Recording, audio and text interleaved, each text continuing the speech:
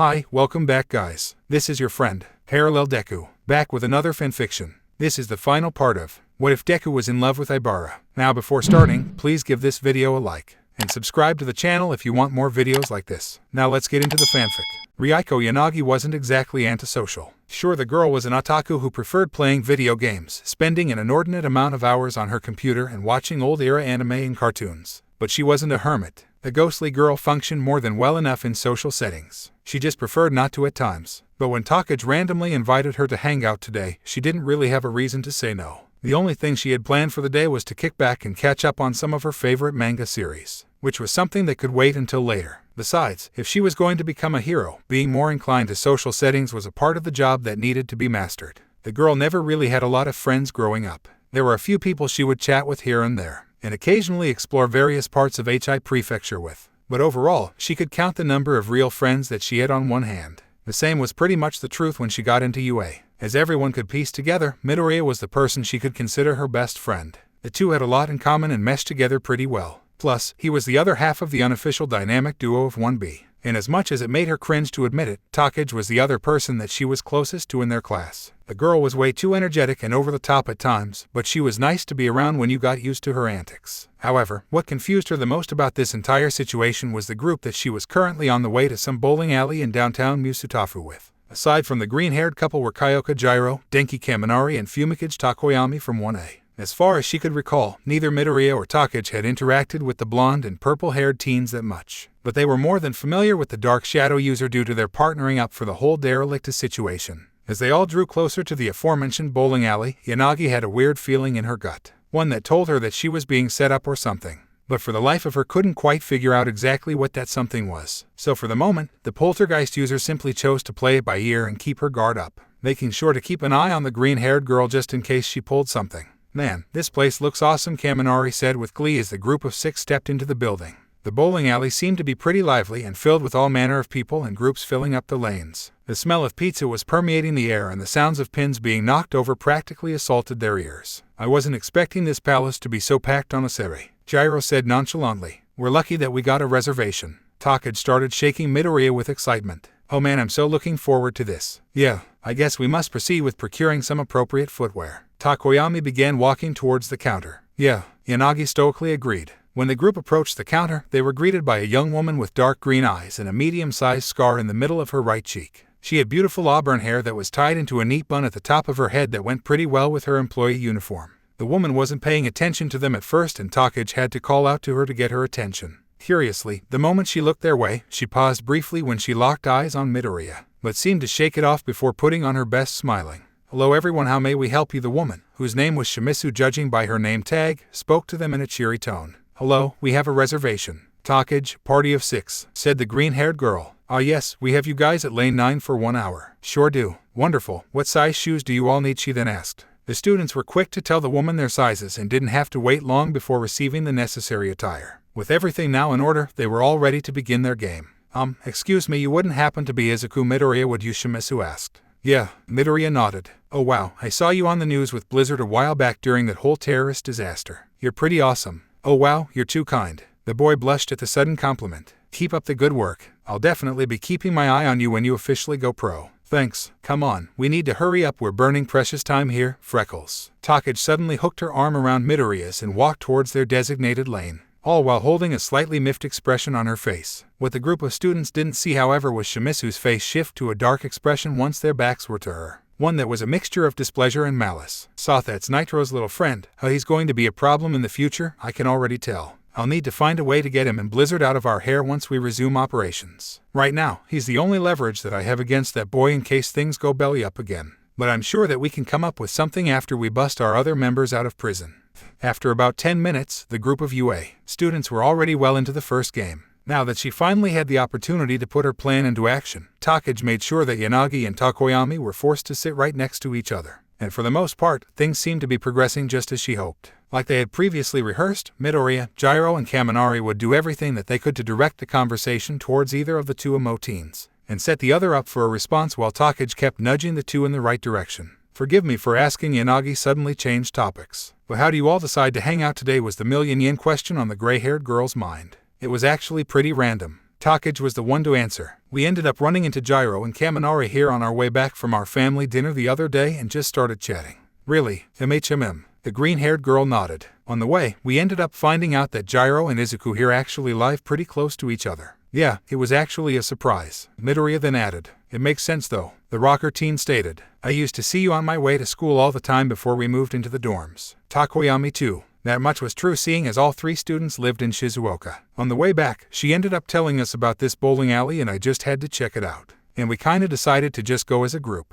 I kinda just asked Takoyami to come with us on a whim and he agreed to it. Kaminari put in his 2 cents. And I am most gracious for your offer. The bird-themed teen bowed his head. Hey, have you had a chance to talk to Kiwaro yet? I think you two would get along really well. You both have that whole darkness vibe going. Takage joked. Actually, him and Ghosty here would make a pretty solid team. I am familiar with him to a degree, but I do agree that a partnership would be advantageous given our quirks. It wouldn't be the worst matchup. Yanagi stoically added. Geez, these two are not making this easy. The lizard tail splitter user groaned. And they were doing so well up until this point. Anyways, how are things in 1B going? I'm still surprised that all you guys managed to pass the provisional license exam. Kaminari asked the trio. Pretty well, Midoriya replied. What about you guys? As good as they could be, I guess. Everyone gets along for the most part. Meaning, he means that everyone not named Bakugo and Todoroki get along. Those two couldn't be bothered to even socialize on a good day. I'm still surprised that Bakugo agreed to be the drummer for our performance. He was still a total pain in the ass though. Gyro slightly huffed. It sucks that you guys didn't get a chance to perform. I was really looking forward to seeing that. Indeed, Takoyami nodded. Weren't you supposed to be the bass player? Yanagi asked the bird boy. Yes, it was difficult, but I was able to learn how to perform at an acceptable level. Too bad, I would have liked to see you play. And we're right back on track, Takage silently cheered. Midoriya then stood up seeing as it was his turn on the lane. The boy picked up the bright red bowling ball off the rack and paused for a moment before proceeding to score his first strike of the game. Never one to miss an opportunity at a little mischief, and since it was now her turn anyways, Takage hopped up from her seat and walked over to the boy. However, Midoriya wasn't paying her any attention. Otherwise he would have been prepared for what happened next. How the sound of the girl's hand impacting with his butt echoed slightly, causing the boy to yelp out loud. Nice job, she smiled. Thanks, he said sarcastically before going back to his seat, hoping that none of the other groups saw that. You know, Midoriya, Kaminari said to the telekinesis user, I'd much rather have you in our class than Bakugo. You're not one of those guys who thinks he's a big shot just because he's got a mega strong quirk. I try not to be. He has a point though, Midoriya-kun. It's pretty widely accepted that you're the strongest amongst the first years. That's pretty obvious at this point. Yanagi backed up Takoyami's claim. You guys really give me too much credit. The boy blushed a bit. Not really, dude. If we had you in 1A, our class would be pretty much unstoppable. Honestly, I wouldn't mind having Kan-sensei over Aizawa-sensei. He seems way more chill, Gyro stated. Now that he thought about it, Midoriya did wonder what the selection process was for assigning each of the Hero Course students to their classes. Obviously there had to be some kind of methodology to avoid an imbalance. Even then, the divide was still pretty obvious. But the more he pondered over it, the more it made sense. Class 1A was composed of students with more destructive and flashy quirks, while Class 1B was primarily made up of those with support and close combat type quirks. But factoring in how Kan was still a new teacher and Aizawa could nullify any quirk at will, it made a lot more sense how it might have been decided. While I wouldn't mind the teachers switching up the classes a bit. Maybe we can give you guys Monoma and we get Takoyami here. Now that would be a fun time, don't you think? Ghosty Takage suddenly interjected once her turn was over. I think Takoyami-kun would fit in pretty well with our class, the gray-haired teen stoically added. For a brief moment, Takage could swear that she saw the fainted ghost of a smile appear on Yanaga's lips. Oh yeah, she totally has the hots for him. The next hour practically flew by before the group had to wrap up their game. Unsurprisingly, Yanagi was the overall victor. The girl had gotten an absolutely insane 15 strikes in a row. Apparently her talent for gaming extended to other areas as well. Takage protested this quite a bit, claiming that the girl used her quirk to cheat somehow. But that was mainly because she was a bit of a sore loser. At the moment, they were all walking along the streets of downtown Musutafu. They still had a good 3 hours before their curfew, but no one was ready to head back to the school just yet, which was exactly what Takage needed to enact part 2 of her master plan. Hey Ghosty, the green-haired girl looked to her friend. What is it? Didn't you say the other day the latest chapter of that horror manga you really like just came out, the one about the guy with the parasite quirk? You mean Leech, the Korean series? Takoyami raised an eyebrow. Yeah, Takage snapped her fingers. That's the one. It did. Well, I'm pretty sure there's a manga shop not too far from here. Since we're nearby, why don't we stop by and see if they have it? I'm fine with that, the poltergeist user said stoically, although on the inside, she had to contain herself from making a beeline right to the shop. This would be a perfect time to procure a copy, the bird boy added. Actually, I just got a text from my mom. Gyro interjected while looking down at her phone. She was hoping that I could stop by my parents' store before heading back. Oh man, I would love to go check the place out. Kaminari smiled at the rocker teen. Honestly, I was hoping that we could get something to eat. I kinda worked up an appetite in the bowling alley, Midoriya then said. It seemed that they were now at an impasse. Kaminari looked really excited about going to the music shop. Yanagi didn't want to waste the opportunity to pick up the latest copy of one of her favorite monthly series. And since Midoriya wanted to go get food, Takagi would more than likely join him. Unbeknownst to the two emo teens, this was all planned. They needed an opportunity to get the two of them alone. And since Tokoyami was also a fan of those horror-type stories, specifically the one that Takagi mentioned, this was the perfect time for the two of them to bond. I'm actually feeling pretty hungry too, the devious brunette then said. How about we just split off from here and call it a day? Fine with me, Gyro shrugged, hoping to get this over with as soon as possible. She didn't even really get a text from her mom, but that was just the best excuse that she could come up with. Without even giving the Tokoyami or Yanagi a chance to respond, Takagi took Midoriya by the hand and started walking in the opposite direction. We'll see you guys later, she said with a friendly wave. Yeah, we'll catch you in the dorms, dude, the electrification user said before he and Gyro also walked away at a brisk pace, leaving the two alone in the middle of the semi-busy street. Well then I suppose we might as well venture over to that store, Tokoyami then said. The boy was still a bit confused at his classmate's sudden odd behavior. Yeah, might as well, Yanagi shrugged. It was only when the emo duo were about halfway down the street did the gray-haired girl receive a text notification from her phone. She quickly pulled it out of her pocket only to see that it was Takagi of all people. T-Rex, have a fun rest of your date. T-Rex, I'll cover for you if you plan on staying out late. I'm rooting for you, Ghosty. In all fairness, Yanagi really should have seen something like this coming. Takagi was liable to do stuff like this at any given moment. Looking back on the last hour and some change, it became very apparent to the girl what was really going on here, especially given the somewhat peculiar behavior that her other classmates had while they were at the bowling alley. However, as much as she wanted to be annoyed at her friend setting her up on what could essentially be called a surprise book date, the girl chose to play it cool for now, primarily because she really did want to pick up a copy of that manga series, and Tokoyami was probably the best company to have for this kind of thing.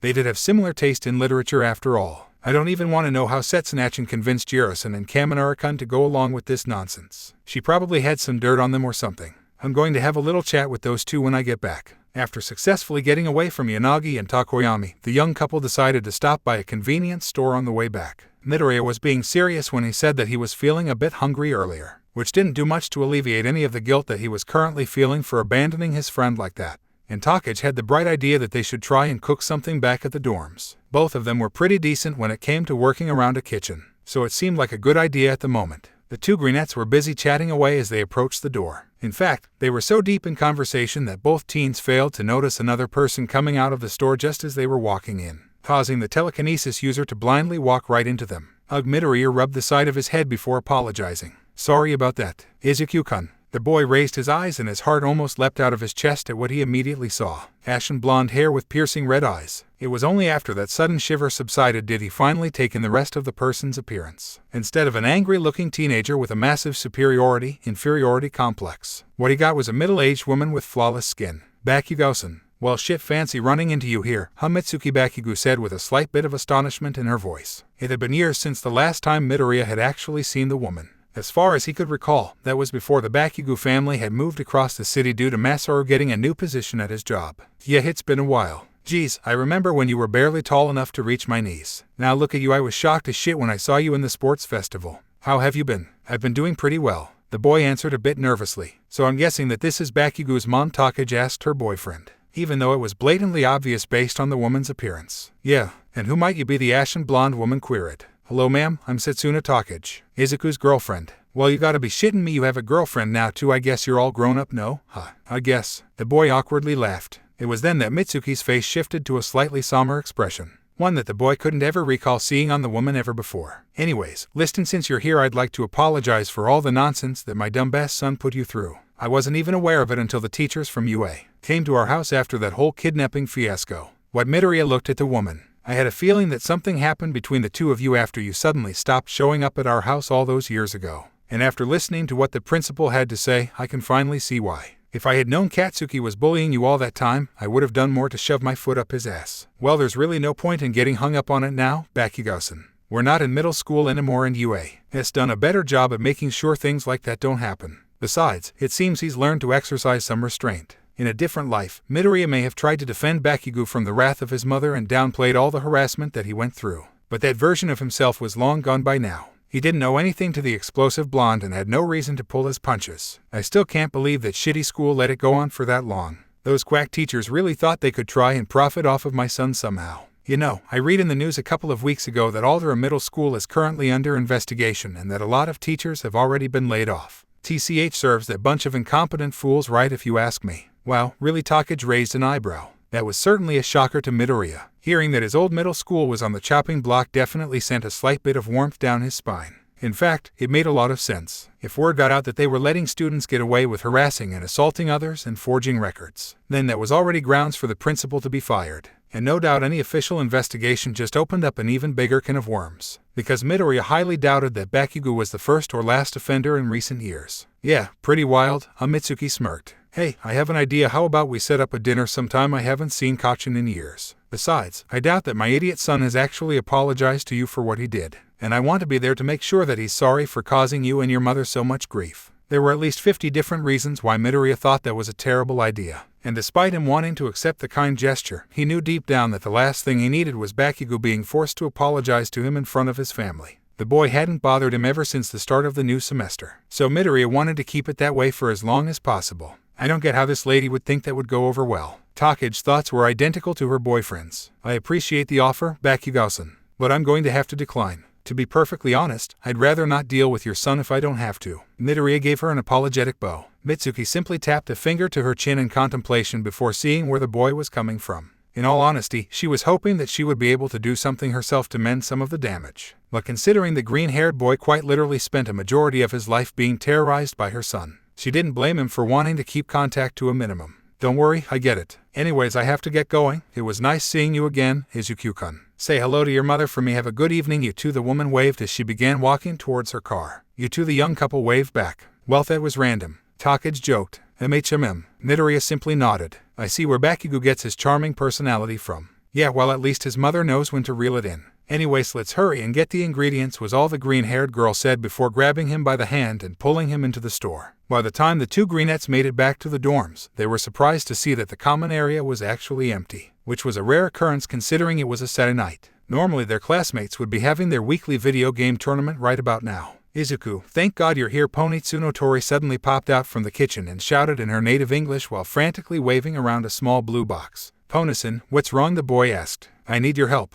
With what, Takage was the next to speak. I was trying to make some takoyaki balls and rice for dinner, but I have no clue what half this stuff even says. Most of it's in kanji, damn it. Why can't you Japanese people just stick to one writing system? The horned teen rubbed her hair in a distressed fashion. Normally, Honuki was the one to give the girl help when it came to her issues regarding understanding Japanese. But apparently the lipless teen was off with a waist and Tetsu doing God knows what. Midoriya and Takage simply glanced at one another before smiling. Don't worry, Pony, we'll give you a hand. Mark my words, we're going to make the best damn takoyaki you've ever had, the lizard tail splitter user announced confidently. You guys are the best. The horned teen nearly cried tears of joy and slight hunger. Class 1A dorms. A little further down the road, Gyro and Kaminari had also just made their return. The secretive couple felt a bit bad for ditching Takoyami and Yanagi like that, but sacrifices had to be made to keep their agreement with Takage. Hayokachin, Kaminari-kun, welcome back. Yaoyorozu greeted them. Pretty much all of the 1A students were in the common area gathered around the television in preparation for their class movie night. Where were you two at all afternoon? Ishido asked.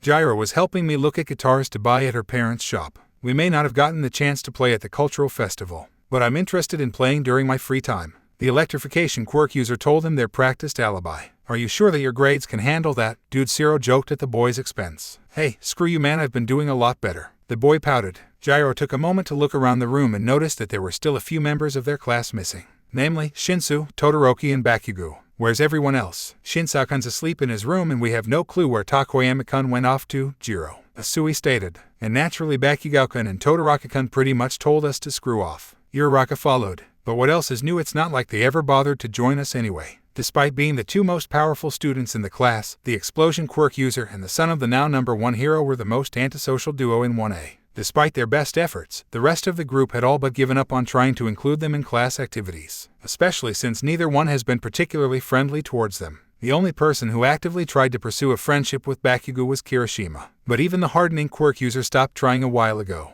And even though he wasn't exactly mean about it, Todoroki was just cold to anyone who attempted to talk to him. Well, if those two don't want to participate, then there's no point in trying to convince them. It would just be wasted effort. Yaoyorozu said in what could be construed as an annoyed tone. although Aizawa had given her the task of making sure that they weren't alienated from the class. The black-haired teen had long since reached her wits' end with those two. Oh well, the rocker teen shrugged. So what are we watching? Some movie that Torichin picked out, Jiro. You guys are gonna love it. It's some old American movie called The Notebook. Why do I have the feeling that this is another one of those cheesy romance flicks the minds of every boy in the class echoed simultaneously. Tokyo University. There were very few times when Sasuke Nohana found himself completely stumped when conducting research on one of his experiments. But this proved to be quite the special occasion for the quirkless genius. Inside one of the labs in the school's chemistry department, he was hard at work trying to figure out the nature of the quirk bullets he bought from the Yakuza a while back. These things are made from human cells, the boy said in bewilderment. This discovery was certainly a surprise to him, especially since he expected these things to be crafted from some sort of drug. But as he continued looking through his microscope, he couldn't help but feel a slight bit of annoyance welling up in his chest. This is going to set my plans back a bit. I'm guessing that these bullets were fashioned using someone's quirk, whoever that poor soul may be. But it looks like I'll have to do a bit of research into replicating living cells in the meantime. Even with this small hiccup, the quirkless boy was confident that he'd be able to find a way to work around this in no time. After all, bullets that temporarily or permanently erase quirks was a very lucrative business opportunity that he'd be foolish to pass up.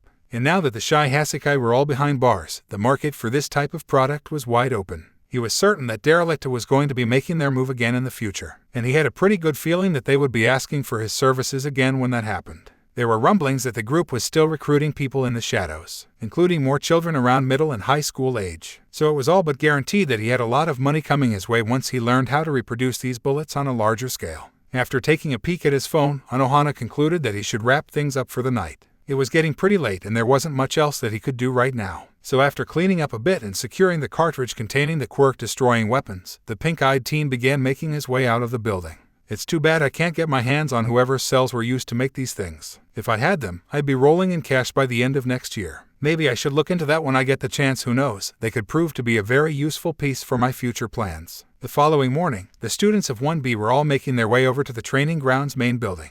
It went without saying, but everyone was more than a bit excited. After all, today was the day of their inter-school training session with Shiksu. But that wasn't all they had to be excited for. Today was also the day that they got to test out the new winter versions of their hero costumes. Overall, there were only a few minor changes that Hero Course hopefuls made to their outfits. Inagi pretty much just added a pair of black leggings to her costume. Kendo was now wearing actual pants. Take's bodysuit had another layer of lining on the inside of it, which was a major help since she absolutely hated the cold. And Midoriya was wearing a thicker shirt under his black vest and jacket. On top of that, the green-haired boy was sporting the previous version of his helmet, since the last one still had a bullet hole in it. Well, if it isn't Class 1A, Nito Manama shouted in a smug tone towards the other end of the sidewalk. The students all turned their attention ahead to see Class 1A along with Aizawa and Present Mike at their side. Half of them were dressed in their hero costumes while the rest were sporting their usual school uniforms. It's a shame that so many of you failed the provisional licensing exam. I was truly looking forward to facing off against you all. But alas, you'll just have to sit on the sidelines and watch the magnificent glory that is our class, the copy quirk user continued before Kendo silenced him with a forceful chop to the back of the neck. Sorry about him, guys. The orange-haired class rep apologized.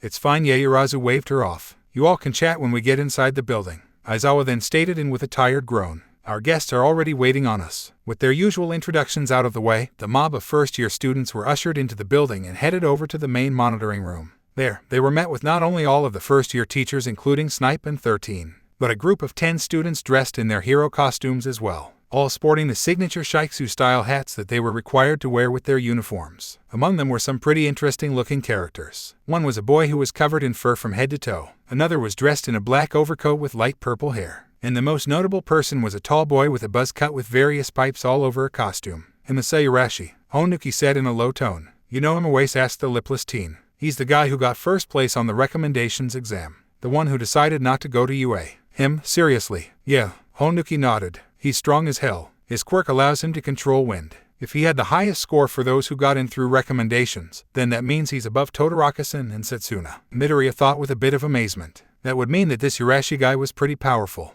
The boy took a moment to examine him for a bit and quickly noticed the odd look that he was giving to Todoroki. "Oh God," Takage and Tetsu said simultaneously, both teens sharing an expression of absolute dread on their faces. "What run?" "Yo Takage." Tetsu, long time no see. I haven't seen you guys in a hot minute." "What's poppin', dudes?" The blonde-haired girl in the leather bodysuit waved to them and smiled. "Do you guys know her?" Yanagi inquired. Unfortunately, the silver-haired teen moaned. "Tami Utsushimi." Takage began to explain. We went to middle school with her. She's your typical annoying free spirit who doesn't know when to stop talking. I honestly hoped I wouldn't have to see her ever again. Obviously there was history there between the three of them, one that certainly piqued the interest of all their friends. But before any of the other 1B students could ask them to elaborate, Nezu popped up from out of nowhere. Greetings students, thank you so much for participating in today's special class. As you all know, we don't get many chances to train with our counterparts from other hero schools. So I hope that you all will take this opportunity to learn from each other and build strong bonds for the future, the unidentified mammal said gleefully. Thank you again for inviting us, Nezu-san. The stressed-out-looking Shiksu teacher bowed politely. So what exactly are we going to be doing today? Sir Yaoyorozu then asked.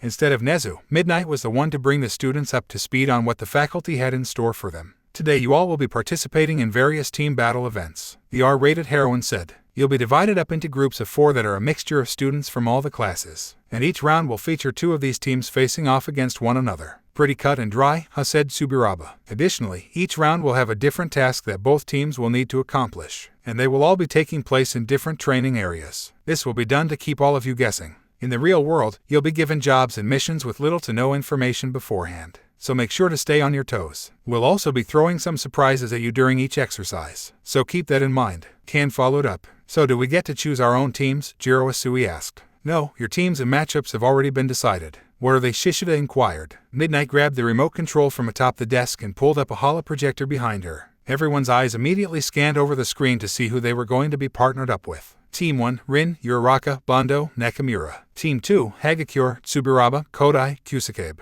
Team 3, Takage, Yanagi, Kamakiri, Nagamasa. Team 4, Honuki, Monoma, Asui, Urashi. Team 5, Mainta, Hawase, Hibana, Shinman. Team 6, Shiozaki, Shishida, Yaoyorozu, Shishikura. Team 7, Shoji, Kendo, Shota, Atsushimi. Team 8, Jiro, Tsunotori, Kaibara, Hinawa. Team 9, Midoriya, Takoyami, Kurwaro, Tetsutetsu. Team 10, Kaminari, Komori, Fukadashi, Kotatsu. The teams were selected based on various factors, so don't pay too much attention to the fact that it's not an even split amongst the classes. There were a mixture of cheers and subtle groans from the students once everyone finished reading the list. This is a pretty solid group, Takage thought to herself. She worked pretty well with Yanagi, and this wouldn't be their first time partnering up together. And Kamakiri was more than capable enough of holding his own in a fight. The only unknown was this Nagamasa person, whom she quickly learned was the fur-covered guy from Shiksu. On Midoriya's end, the boy was having similar thoughts. Luckily, he was teamed up with people that he already knew. Kurwaro and Takoyami were practically a match made in heaven. And Tetsutetsu was a straight tank. His analytical mind was already coming up with possible combinations that they could use to help them win. However, while reading over the other teams, the green-haired boy was a bit perplexed. The teacher said that they organized the teams themselves, but he was having a hard time figuring out the methodology behind their selections. Obviously, they took individual strength into account, that much was clear. But what else was there? One more thing, please allow me to introduce our special guests. Nezu then motioned over to the main door. As if on cue, in walked All Might sporting a tacky-looking yellow suit. But he was not alone. The blonde-haired man was accompanied by a woman with blue hair and matching skin, along with a lanky man with green hair and glasses who was in a wheelchair and missing a leg. Midoriya immediately recognized this person as the notorious Sir Night-Eye, the former sidekick of the now-retired Symbol of Peace. He didn't know much about the guy aside from his quirk, an awesome power that allowed him to see into the future. And if he remembered correctly, the woman was known as Bubble Girl. It had been months since any of the first years had seen their heroics teacher. To their knowledge, the man was working with the third-year students to help them prepare for the licensing exam at the start of the next semester. At least that's what Had told them a few weeks ago, so it was surprising to see him here of all places. Midoriya still harbored some negative feelings towards All Might, and he'd be lying if he said that he was comfortable being in the same room as him. But the boy shoved those feelings down for the time being. Right now, he had to focus on the task at hand. You okay? Takage nudged the boy's arm. Besides Yanagi, she was the only person aware of the less-than-stellar history between the two. I'm fine, he reassured her. Sir Night-Eye and Bubble Girl have dropped by to observe and offer some of their guidance to you all. Please be sure to make them feel welcomed. The white-furred mammal of questionable origins continued. Yes, sir, the students echoed. We're on a bit of a time crunch, so let's get started. Midnight announced. The first group up will be teams 9 and 4. Hell yeah, Tetsutetsu threw his arm over Midoriya's shoulder. Let's go show everyone what we're made of, dude. Yeah, our team is well balanced. I'm certain that victory is within our grasp. Agreed. Kurwaro responded to Takoyami's words. I've been waiting to go up against Izuku-kun all year. I guess now's my chance. Honuki laughed. You may be the class ace, but don't think you'll be able to beat us so easily, Midoriya-kun. Monoma said to the green-haired boy. I look forward to a passionate display. Let's make this one for history books, Urashi shouted with a slight gleam in his eye. Oh man, this is gonna be one hell of a matchup. Did anybody bring popcorn? Takage chuckled. Without any further delays, the two teams made the short journey over to Training Ground Beta. Needless to say, this was a fight that everyone was looking forward to. It only took a few minutes for the teams to get the rundown on what their objectives were. Essentially, this round was more of a hostage escort exercise. Each team would start out at opposite ends of the training area and was given one humanoid training droid. Their mission was to do whatever they could to protect that droid while also finding a way to completely destroy the others. All within a 4 to 5 minute time limit. Even though the conditions were pretty cut and dry, it was obvious to everyone that this wasn't going to be a walk in the park. And considering the fact that they barely had any time to prepare, they were pretty going to have to wing it with as little intel as possible. Team 4. So that's the plan, Jiro Asui asked her group. You're a Shisen, your quirk allows you to manipulate wind, right? That's right, the tall teen said enthusiastically. Then you'll be our main defense against Midoriya-kun. I predict that their team will be using him to defend their droid. But just in case they surprise us, I want you to try and hold him off as much as you can. He has the ability to control your body. Would that be a problem? The copy quirk user said to him. Not at all. I'm looking forward to it. In truth, the whirlwind quirk user was practically jumping for joy at this. As soon as the matchup was announced, he was extra motivated to test his mettle against who he heard was UA's top first-year student. This was the same guy who was interning under Blizzard after all. Me and Asuasan. Call me Tsu. Sorry, Tsuchin and I can handle Tetsu-kun and Kuroro-kun on our own, Honuki stated confidently. But Takoyama-kun's going to be a bit of an issue since he can fly now. That's fine, but I'd prefer it if Tsuchin stayed close to me. I'm not too worried about Kuroro-kun, and Takoyama-san will more than likely back up Midoriya since he's good at offense and defense. What about our droid? Jiro the frog-themed teen then pointed towards the metallic green automaton. You guys can leave that to me. After all, I got a new trick up my sleeve that I've been saving up until now. Monoma smiled before pulling up his left sleeve to reveal 4 specially crafted woven bracelets, pointing to a particular one that appeared to be made up of black fibers. Team 9. Sony ideas on how we're going to do this? Tetsu looked to his teammates. Midoriya-kun, do you have any suggestions? Takoyami looked to the green-haired boy. Yeah, Midoriya nodded. Knowing Monomasan and Juzasan, they'll be expecting me to be the one guarding the droid. Normally, I'd suggest that we leave defending it to me, but I think that throwing them off would be our best option. How so? I'll be the one leading the attack with Tetsu-san and Kuroro-san. Takoyama-san will be in charge of defending the droid. It'll pretty much be a distraction. But they won't be expecting us to split up so early. Seriously, the silver-haired teen raised an eyebrow at that. Usually, Midoriya was more of a defensive fighter. He almost never went straight into a fight unless it was necessary. But ever since the whole derelict incident, the telekinetic boy had become more daring during training. I'll explain things further while we still have some time. But I do plan on surprising them a bit. Whatever you think is best, we'll follow your lead. Takoyami then said. Agreed. Hiruaro echoed. Awesome. Midoriya nodded. Okay, here's what I have planned. Well, I see we decided to skip right to the main event, Kan said to Midnight in a joking tone. It's what the principal wanted, and I'd be lying if I didn't feel the same way. I for one am looking forward to this. The R-rated heroine smiled. While the faculty members were having a few hushed conversations amongst themselves, the students were a bit more vocal about their opinions. I guess now's as good a time as any to start placing bets, Okaminori chuckled. How do you think this one's going to play out? Said Hagakure. I'd say that Midoriya-kun's team is the most likely to win. Shota voiced his thoughts. If his team were smart, he'd be the one protecting the droid while everyone else just played defense. I myself am inclined to agree, Shota-san. However, we must take into account that they're also being graded on overall losses. I doubt that either team would be willing to sacrifice any of their members. Shishida adjusted his glasses. Shishida's right. But let's not forget that Monoma and Juzo are a major problem, especially since they're on the same team. Why do you say that? Surprisingly, Takage was the one to answer. It's because Monoma's a total wild card. We don't know what tricks he has up his sleeve. I encourage you all to take Inasaka into account. Shishikura then spoke up. I've seen footage of this Izuku Midoriya's exploits. I have no doubt that he'd be able to match this telekinesis with equal force. Totally. Inasa's quirk is hella fire. Utsushimi backed up her classmate, much to the green-haired girl's chagrin. While I think Izuku and Tetsu's team have victory within bag, Tsunotori cheered. As the conversations continued, in the back there was one student whose was beginning to boil. Katsuki Bakugo couldn't believe that he had to sit through this bullshit.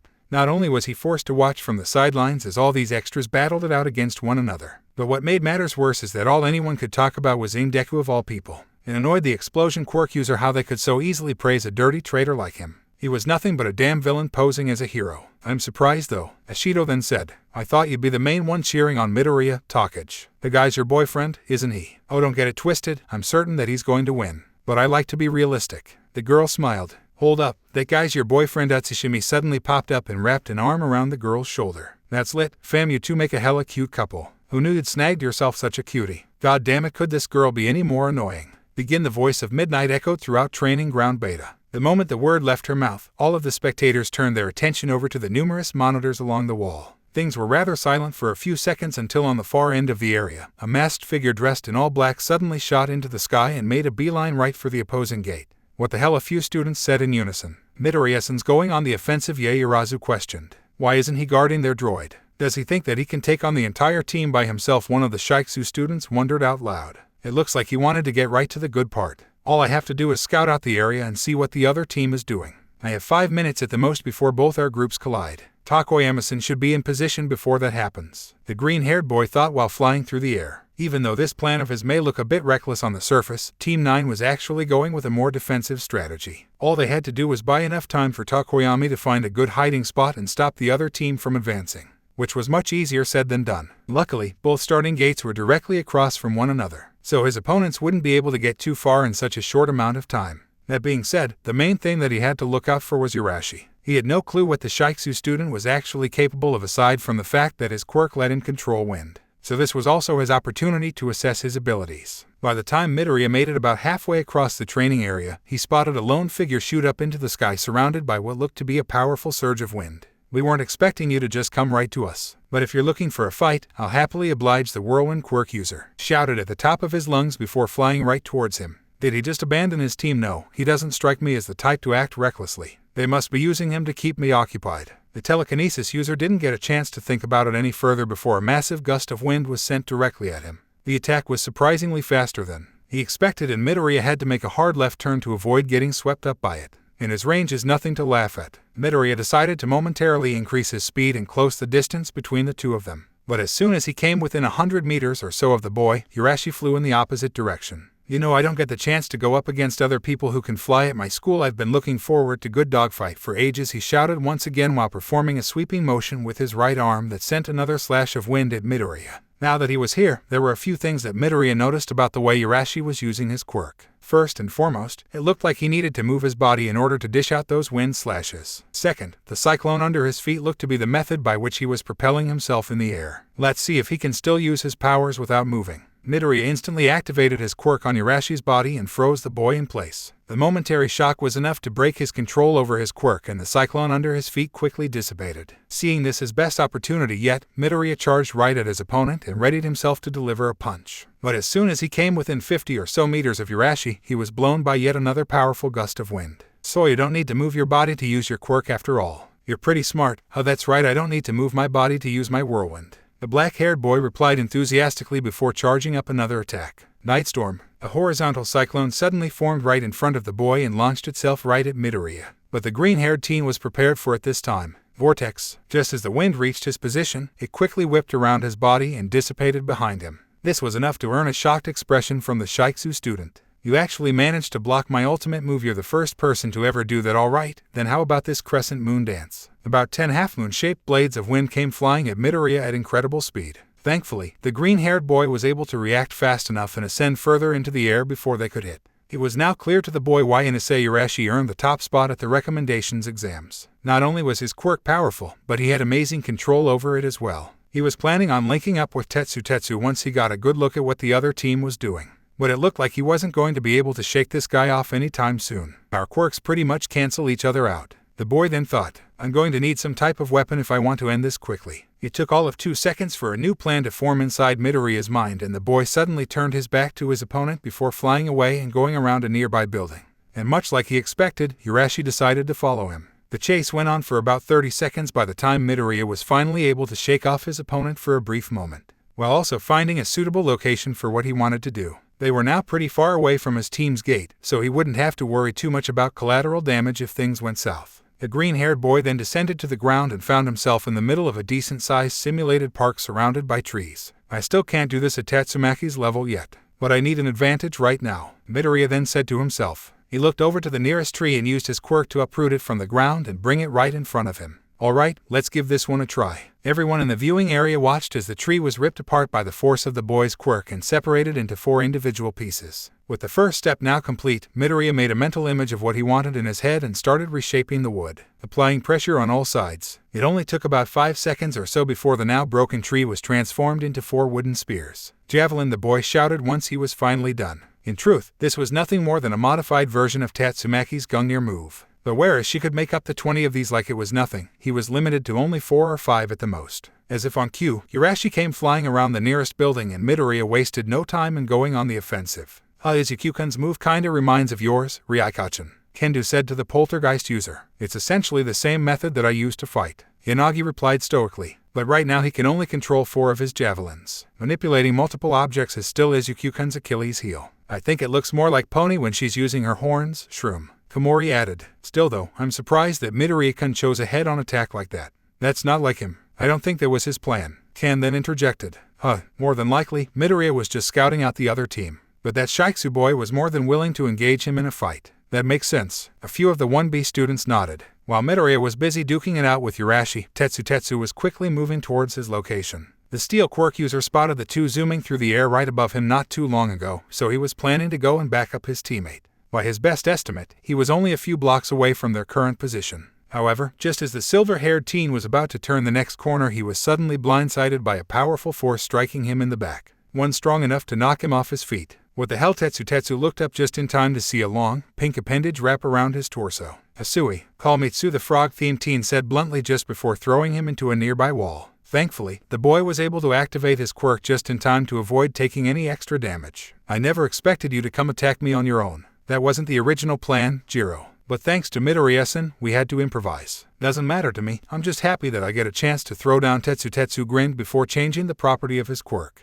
The steel quirk user's body then transformed from its usual steel to a more sleek-looking titanium. I may have to sacrifice a bit of strength, but I can move around a lot easier like this, the boy thought to himself before charging right at her. Back with Midoriya and Urashi, things were already heating up. Thanks to his javelins, the green-haired boy had the advantage in firepower. But the whirlwind user was dodging the attacks easily enough. I'm gonna be in trouble if he makes more of these spear things. I was trying to conserve energy, but I guess I'll have to turn things up a bit, the Shiksu student thought. Immediately after dodging another javelin, Urashi performed a corkscrew maneuver and reoriented himself to face Midoriya. That brief respite was more than enough time for him to summon a large cyclone right underneath his feet. The powerful winds instantly surrounded Midoriya on all sides, and the boy had to break his hold on his javelins and counter this attack. Hellstorm with that, the cyclone dissipated after the telekinesis user applied his move with an opposite rotation to cancel out the attack. Man, you're one tough guy to bring down. Instead of responding, Midoriya once again regained control of his javelins and threw them at his opponent. But right before they could get close, several hexagonal-shaped objects collided with them in midair. What the? I was hoping that you would be guarding your droid, Midoriya-kun. But since you're here, I can only assume that Takoyama-kun is the one taking care of that. Am I wrong? The voice of Nito Monoma said confidently. Damn, I probably should have stayed out of sight. But this fight could go either way and Yoroshisan's going to need the extra support. I'll just have to make sure that Midoriya-kun keeps his focus on him. The copy quirk user was standing on the opposite end of the road with their team's droid right behind him. But that wasn't the only thing that threw the boy off. The droid was surrounded by a protective ball of solid air that was no doubt thanks to Tsubiraba's quirk. But what really surprised the green-haired boy was the fact that Monoma's arms were lined with 2 stone-like shields on either side. Is that, okay, time out away said what everyone else seemed to be thinking. Am I tripping, or is Monoma using Crust's quirk? When the hell did that happen? Would someone care to give us an explanation? Yaoyorozu asked the 1B students. Naturally, Tsubiraba was the one to clarify what was going on. Monoma found a way to upgrade his quirk not too long ago. He pointed back at the screen where sure enough, Monoma had sprouted another shield right in front of him. Those bracelets that he's wearing are made with strands of people's hair. Everyone turned their attention back at the monitor to verify this information, and they could clearly see 4 braided bands around both of his wrists. Everyone knew that all Monoma needed was to touch someone to be able to use their quirk. But they didn't know his ability was so potent that all he needed was a few strands of hair. However, something wasn't right. 2 of those bracelets were accounted for, Tsubiraba's and Crust's, which means that he had 2 more quirks that he hadn't used yet. When did he manage to get Crust's quirk? Midnight whispered to Kan. He's actually had it ever since the work study, but he chose not to use it up until now. The themed clarified. In the back of the group, a certain glasses-wearing man scrunched his face a bit at what he was witnessing. That blonde boy reminds me a bit of you-know-who. Please tell me that there's a limit to that quirk of his. I believe that 4 is his maximum. Yagi replied to Night-Eye. Any more than that and he can't handle the stress on his body. What a relief. Back with the trio of students at the simulated park, Midoriya now found himself in both a negative situation and a golden opportunity. Although their team's droid was right there in front of him, he had 2 strong opponents that would get in his way of destroying it. In his mind, he had 2 options. Try to take out one of them first and deal with the other later. Or retreat and regroup with Tetsu. Under normal circumstances, the boy would have gone with option 2. but something inside his mind was screaming at him to not back away from a challenge like this. It looks like I'm starting to become more like Tatsumaki every day. Tetsu-san, where are you? Midoriya raised his hand up to his earpiece. I'm dealing with Asui right now. I kinda got my hands tied, the silver-haired teen shouted. Takoyama-san, what about you? I'm in position and the droid is under my protection. I have yet to come across any opponents. That means that Juzo-san is still unaccounted for, the boy surmised. Of all people who didn't want running around too freely, the softening quirk user was near the top of the list. It won't be long before he finds Takoyama-san, so I'll have to deal with these two right here. With his mind now resolved, Midoriya sprung into action. The boy launched himself in the air and went straight for Monoma, something that definitely took everyone by surprise. Quite a bold strategy, Midoriya, the copy quirk user, taunted as he summoned one of Kamakiri's blades from his arm. But what the blonde-haired boy wasn't expecting was for Midoriya to zoom right past him instead of trying to attack. What the? Here you go was all that Midoriya said as he suddenly removed his jacket and threw it in Monoma's direction. For a distraction, this was pretty lame. However, no one was expecting what happened next. As Monoma attempted to catch the jacket and throw it off to the side, a dark figure erupted from the piece of clothing and punched him right in the face. I was getting bored resting inside of Midoriya-kun's jacket, but now it appears as though it's time for my appearance, said Shihei Kiwaro in a confident tone. Kiwaro-san, take care of him while I deal with Urashi, Midoriya instructed him before turning his attention to his other opponent. Understood. Wait, so Kiwaro was hiding in Midoriya's clothes this whole time, said an astonished Kaibara. I forgot that he was even in this fight. Gyro added. Damn Izuku, that was pretty smart. Takage smirked, more than impressed by her boyfriend's antics. Well, that boy of yours is pretty damn clever, Halatsushimi chuckled. The girl still far too close in proximity to Takage for her liking. I'll admit that even I wasn't expecting that. Sniped laughed along with 13 and present Mike. A fine strategy indeed. Nezu smiled deviously. At the far end of the training ground near Team 9's gate, Takoyami was quietly standing guard over their team's droid atop one of the buildings. The raven-headed teen knew that he wouldn't be seeing much action due to the defensive nature of his objective, but he was starting to get a bit worried due to the lack of communication between his teammates. All he knew at the moment was that Midoriya and Tetsu were engaged in battle. Yet that was pretty much the extent of his knowledge. Takoyami wasn't one to jump into a fight if it wasn't necessary, and his team was more than capable of handling things on their own. So for now, he simply chose to continue doing what he could to watch over their droid.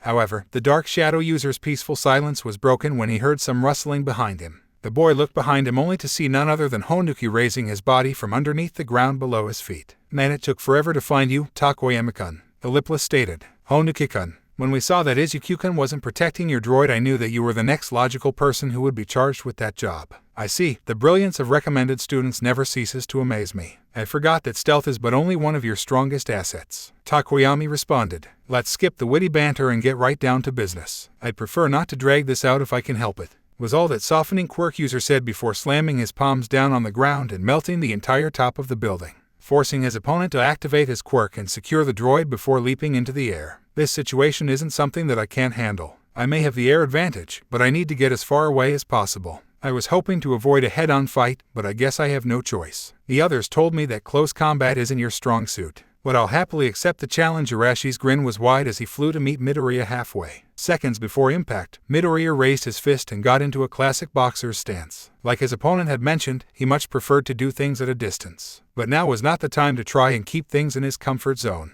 I still don't have this down yet, but with Monomasan distracted, it should be enough to handle this. Heavy and fight, the telekinesis user shouted before throwing a punch. One that was a lot faster than what the whirlwind user was expecting. What the hell, he's quicker than I thought. To put things in simple terms, heavy and fight was a technique by which Midoriya used his powers to increase his speed and strength to a certain degree. It worked based on the same principle by which he used his quirk to fly. But if he focused properly, it gave his physical abilities a decent boost. Chaos quickly ensued as the entire battlefield was now an all-out brawl. Kiwaro was giving Monoma more than a bit of trouble by jumping in and out of his clothes. But due to his preparations, their droid was still well protected. Tetsu and Asui had been going at it ever since they first encountered one another, with no clear winner in sight. And Takoyami was now on the run from Honuki, who was melting more and more of the area as things dragged on. Geez, this is getting intense, said Sado, who like many others had his eyes glued to the screen. At this point, I don't even know how this is going to go. Nagamasa commented. Over by where the teachers were all huddled together, Kan looked to Nezu.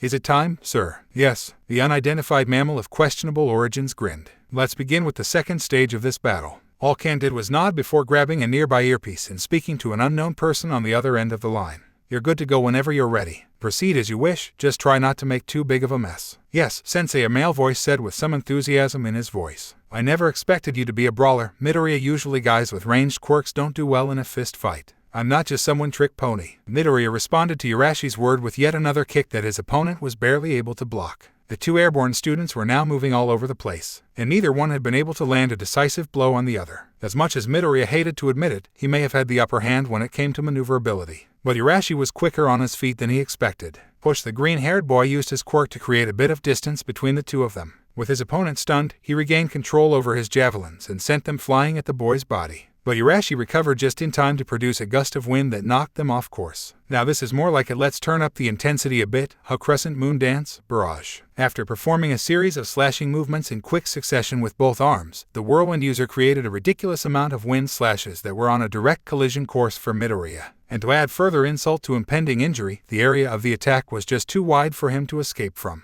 However, Midoriya wasn't going to be taken down so easily. Dance of the Mountain Wind. Most of the spectators in the viewing area were stunned by how gracefully the green-haired boy suddenly moved while somehow managing to avoid getting hit. And with the way that his body moved, it was almost as if he was just riding the wind currents of the attack itself. While that was going on, down below Kiwaro had managed to get the upper hand in Monoma. The black quirk user was keeping the blonde-haired teen immobile by using his clothes as a makeshift straitjacket. Surrender now, Monomechan. You won't be able to move like this. Do you really think I'm going to give up that easily? The copy quirk user replied before finally revealing what the fourth bracelet on his wrist was. The blonde-haired boy's entire torso suddenly began wildly spinning around in a clockwise motion, letting everyone know that he was also in possession of Kaibara's quirk as well. The speed of the rotation was so fast that Kiwaro instantly began to feel nauseous. But he wasn't planning on letting go anytime soon. The battle was getting more intense with each passing second, and there was no end in sight. At least not one that anyone could properly predict. However, things changed when the sound of a massive explosion barely a few blocks away caught their attention. One that was far too big for any of the others to cause on their own. Boom! What the hell was that? The four students said in unison as they all paused. Attention students, the voice of Midnight suddenly said through the speaker system. The objective of your exercise has now changed. A new opponent has appeared in the area. Your mission now is to defeat him while continuing to protect your droids. Use whatever means necessary at your disposal to do so. Good luck, you're going to need it. What's going on? Here Urashi was the first to speak. No idea, Midoriya replied. Did Midnight Sensei just tell us to join forces? Monoma asked. Yes, something sugward about this. A very dizzy Kiwaro added as he fell out from Monoma's jacket. Before either of the boys could further piece together this dramatic turn of events, Tetsu's frantic voice screamed into Midoriya and Kiwaro's earpieces. You guys, we got a big problem over her. Tetsu-san, what's going on? Midoriya said back to the silver-haired teen, only to get no response. Suchin, what's going on over there? Monoma radioed to his teammate, but was also met with silence. All of a sudden, a massive surge of wind came barreling down the street at the four of them, one that was powerful enough to completely destroy the nearby building. Neither student had a chance to react before they were all swept up and thrown across the road. Luckily, they all managed to recover rather quickly and get their bearings in order. But they were certainly not prepared for what happened next, which was Tetsu's body flying through the newly created dust cloud like a ragdoll before landing in the middle of the road. Tetsu, what's going on? Well, it sure seemed like you first years were having quite a bit of fun, an unfamiliar yet menacing voice said. In that moment, Midoriya, Urashi, Kiwaro, and Monoma felt a collective chill go down their spines. They were all curious as to who the hell just showed up in the middle of their match. But it didn't take long for them to get their answer. Do you guys mind if I join in? The dust settled just enough for them to get a glimpse at whoever this new foe was. But as soon as the recognition settled in, all of the first-year students could do was swallow a collective gulp. Standing there in the middle of the newly destroyed building with an unconscious Asui draped over his shoulder was a tall, muscular boy with blonde hair dressed in a blue and white outfit, along with a majestically flowing red cape. He had an honest smile on his face, but the aura emanating from his body was enough to make the air around them go still. There were only two people that the students knew of who could fit a description like that. One was currently in the monitoring area with the rest of the faculty wearing a tacky yellow suit. The second person was none other than the infamous Mirio Tagada. Wait, they have to go up against Golden Boy? Takage looked to her aunt for an explanation, who simply responded with a devious smirk. You can't be serious, Tsunotori said. Seriously, that guy's a young monster, Weiss added on. How the hell is that even fair? The guy's practically a smaller version of All Might. By now the entire country had already seen the notorious battle between UA's top student and the Yakuza boss, Overhaul, and you'd be hard-pressed to find anyone who disagreed with Oasis' statement. Simply put, Mirio Tagada was a force to be reckoned with. Based on what they had seen, the guy could give most pro heroes a run for their money. And to make this scenario even worse, he already took out two of their classmates without even breaking a sweat. This is not going to end well, was the only thought running through Takage's mind.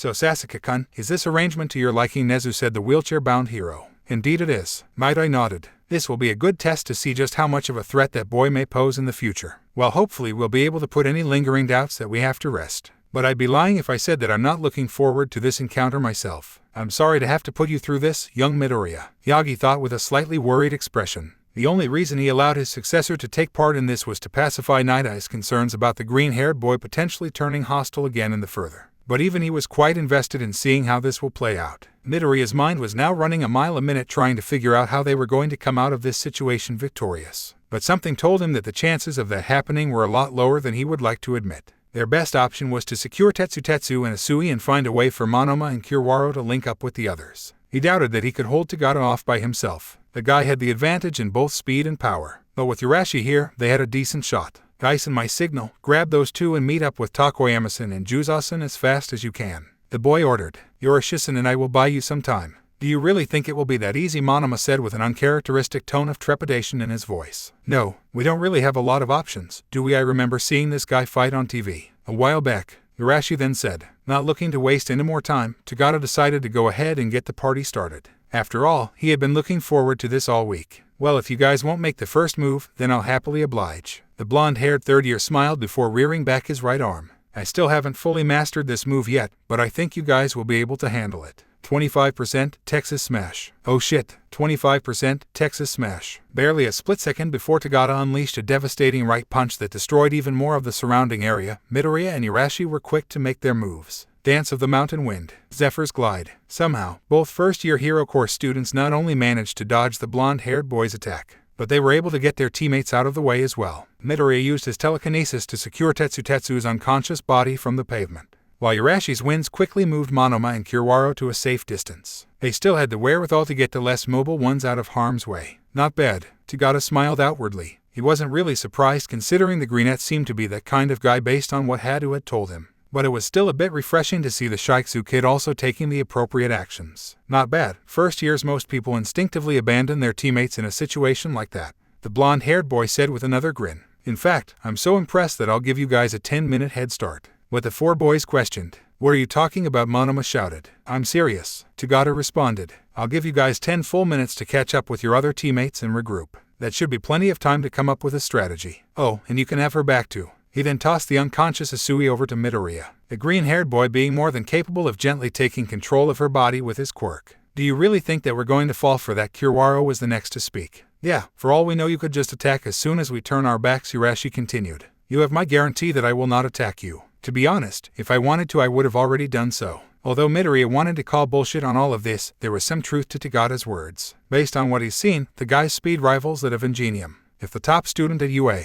was being serious, he would have already knocked them out cold instead of standing around and talking to them like this. So as much as he didn't want to admit it, it wasn't wise to look a gift horse in the mouth. You guys, let's hurry and meet up with the others. We don't have a lot of time, Midoriya ordered rather than suggested. Are you serious? Yeah, the boy nodded. We're at a disadvantage right now and it would be best for us to use every chance that we can get. Besides, I'm worried about Juzo-san and Takoyama-san. Monoma, Kiwaro and Urashi all shared a brief look with one another before nodding and agreeing to the plan. Without a word, all 6 students were lifted into the air and made a beeline right to where their other 2 teammates were supposed to be. And while they made their tactical retreat, Tagada simply dropped down to the ground and began stretching. Nezu-san and Toshinori said that I'm supposed to take it easy on these guys, so this should be more than good enough. Besides, maybe I'll get a chance to actually cut loose for a bit. It looks like Tagada is giving them some time to regroup, Snipe stated casually while twirling his empty pistol on his index finger. Either that or he's giving them a chance to all gather into one spot, Kendo remarked. Either way, it makes sense that they would take the chance. Fumikun and Juzo-kun probably don't even know what's going on yet.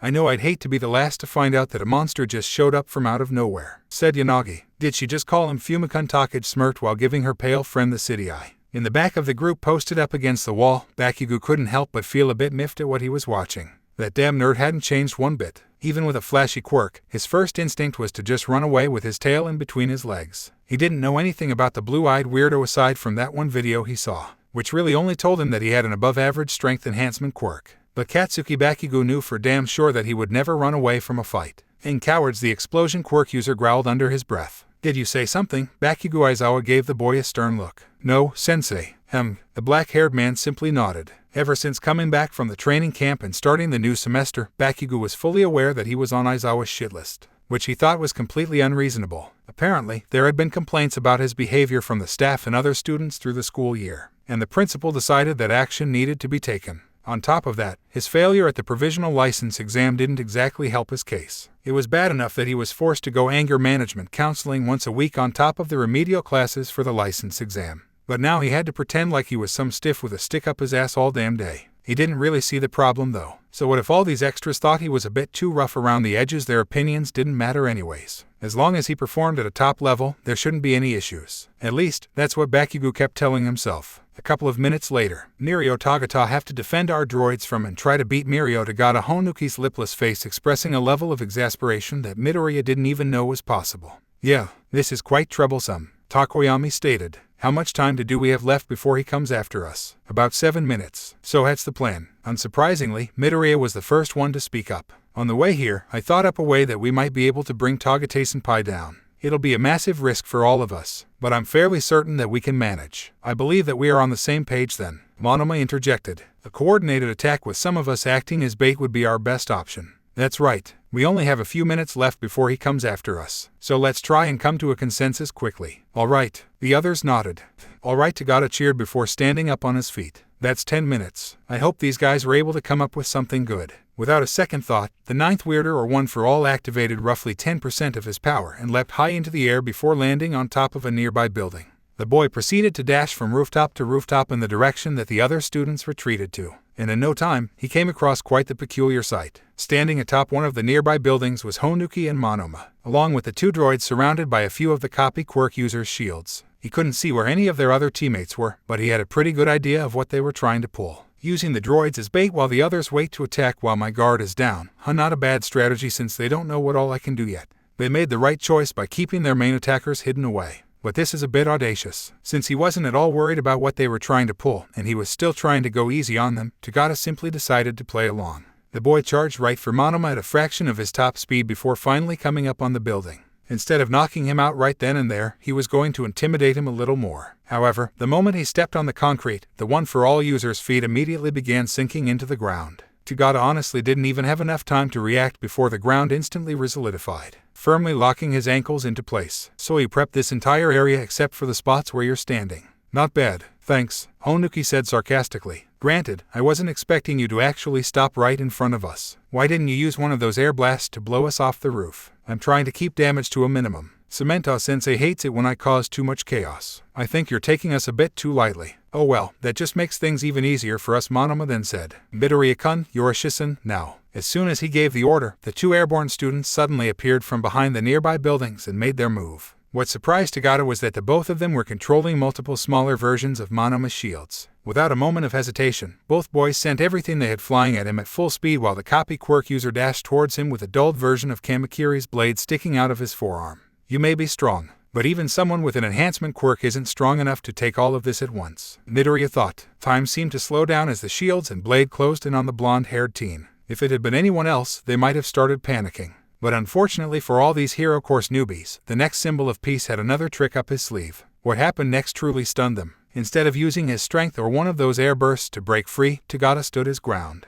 And everyone watched as not only Monoma's blade, but all of the miniature shields quite literally passed through the third-year student's body. What? How the hell? Obviously because he wasn't expecting this, Monoma's momentum and confusion forced him to stumble onto the ground right behind his opponent. Luckily, Midoriya and Hirashi's aim was good enough to where he didn't have to worry about accidentally getting hit. Oh yeah, you guys didn't know I could do that? I'm surprised, Midoriya-kun. I would have thought that Nejair told you about my other quirk. Tagata grinned. His other quirk. Okay, timeout, Kirishima announced while throwing his hands up in a T shape. Am I going crazy, or did all those attacks just pass through Tagata? Hoping to shed some light on the situation, Tsunotori was surprisingly the one to explain what was going on. Mirio-senpai possesses double quirk.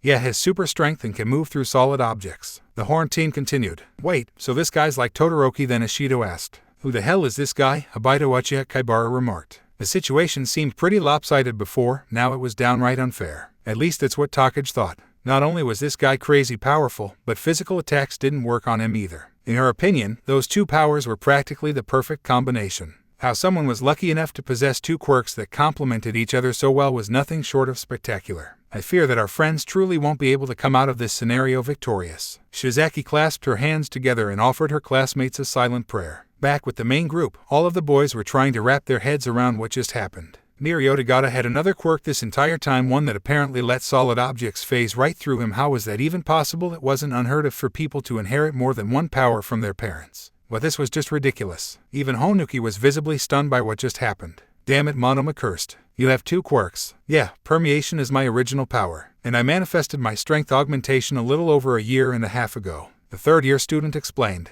Juzo-kun, get the droids out of here. God damn it, the softening quirk user clicked his teeth before turning ground around himself and the two droids into mud. Well, we can't have that now, can we? Before anyone had a chance to blink, Tagata dashed over to where the droids were and grabbed one right before it submerged. And in one swift motion, the boy completely obliterated it with a single punch. Now you guys only have one droid left to defend. Good luck, dude. Thankfully, Tagata decided to simply let Honuki retreat with the other droid instead of destroying the other one right then and there. Tagata has destroyed one of the droids. Only one is left remaining, Midnight's voice said over the loudspeakers. I need to stop him from moving, Midoriya told himself before using his telekinesis to freeze his opponent in place. Now that the boy was standing still, this was the perfect chance to try and take him down. Monomasan, Yorishison, hit him. The copy quirk user didn't need any further invitation before creating yet another one of Crust's projectile shields and launching it at their foe, while the Shiksu student sent a large blast of wind his way. However, all of them were shocked when the muscular blonde simply jumped to avoid their attacks. Wait a second, did he just... Hey, I guess my theory was right. Tagata looked up at Midoriya. What? My quirk lets all things pass through me. It even works at a molecular level. I'm assuming that your telekinesis works by emitting some kind of force or wave, right? Even if you do manage to get me, you can't completely immobilize me with your power. To be completely honest, Midoriya didn't really know what to say at that moment. This was the first time that someone had ever broken free from his quirk aside from Katsuragi. But if what this guy was saying was the truth, even his palace of inertia would be useless against him. And if that was the case, then their best chance at winning just went down the drain. Monomasan, get out of. Too late. Bam. Before the copy quirk user even knew what happened, Tagata closed the distance between the two of them and delivered a devastating gut punch that knocked the boy out cold. Nito Monoma has been incapacitated, Midnight said over the loudspeakers once again. Now then, before I go and hunt down those teammates of yours and destroy the last droid, how about we have some fun, was all that the current wielder of One for All said before firing off yet another Texas smash in the direction of Midoriya and Urashi. Both teens were immediately blown back by the sheer force of the wind pressure that was generated from the blast. Even Urashi had difficulties making a counter-current to negate some of the force. However, that was when all hell broke loose. Tagata followed up by launching himself into the sky right towards Midoriya and gearing up to deliver a punch. The green-haired teen was barely fast enough to react just in time to fly to the right and avoid getting hit.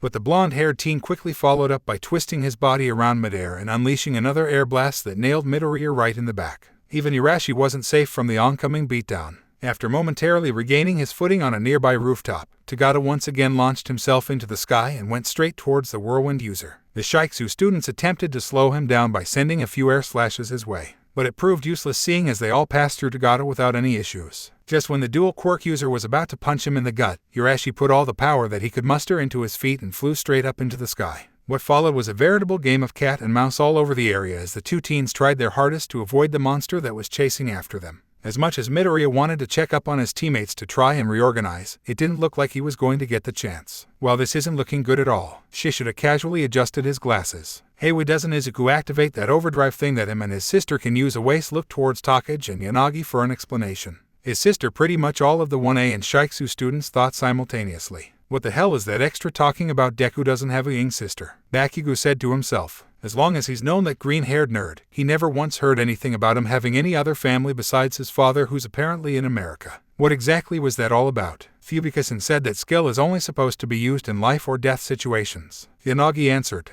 the backlash is pretty serious, and it'd be ridiculous to use it in the middle of a training exercise. Takagi was quick to put in her 2 cents. Yeah, it would definitely help them out right now, but it's not worth it. Either way, I much doubt that these guys would still to win, said Tsunotori. As far as she knew, the horned girl was the only one present who was fully aware of what Tagata could do. Inside the building, Onukisan, what's going on? Takoyami asked the lipless teen. At the moment, the dark shadow user was on the bottom floor of the building watching over Tetsu and Asui. He wanted to be out there helping out his teammates, but someone had to make sure that the other two were taken care of. Tagate-senpai destroyed one of the droids, so I had to get out of there. Monomakon and the others let me escape. What happened besides that? Well, we just lost our ace in the hole. Toga-Senpai apparently has 2 quirks, and I don't think that Izuku-kun's telekinesis would work on him. You can't be serious.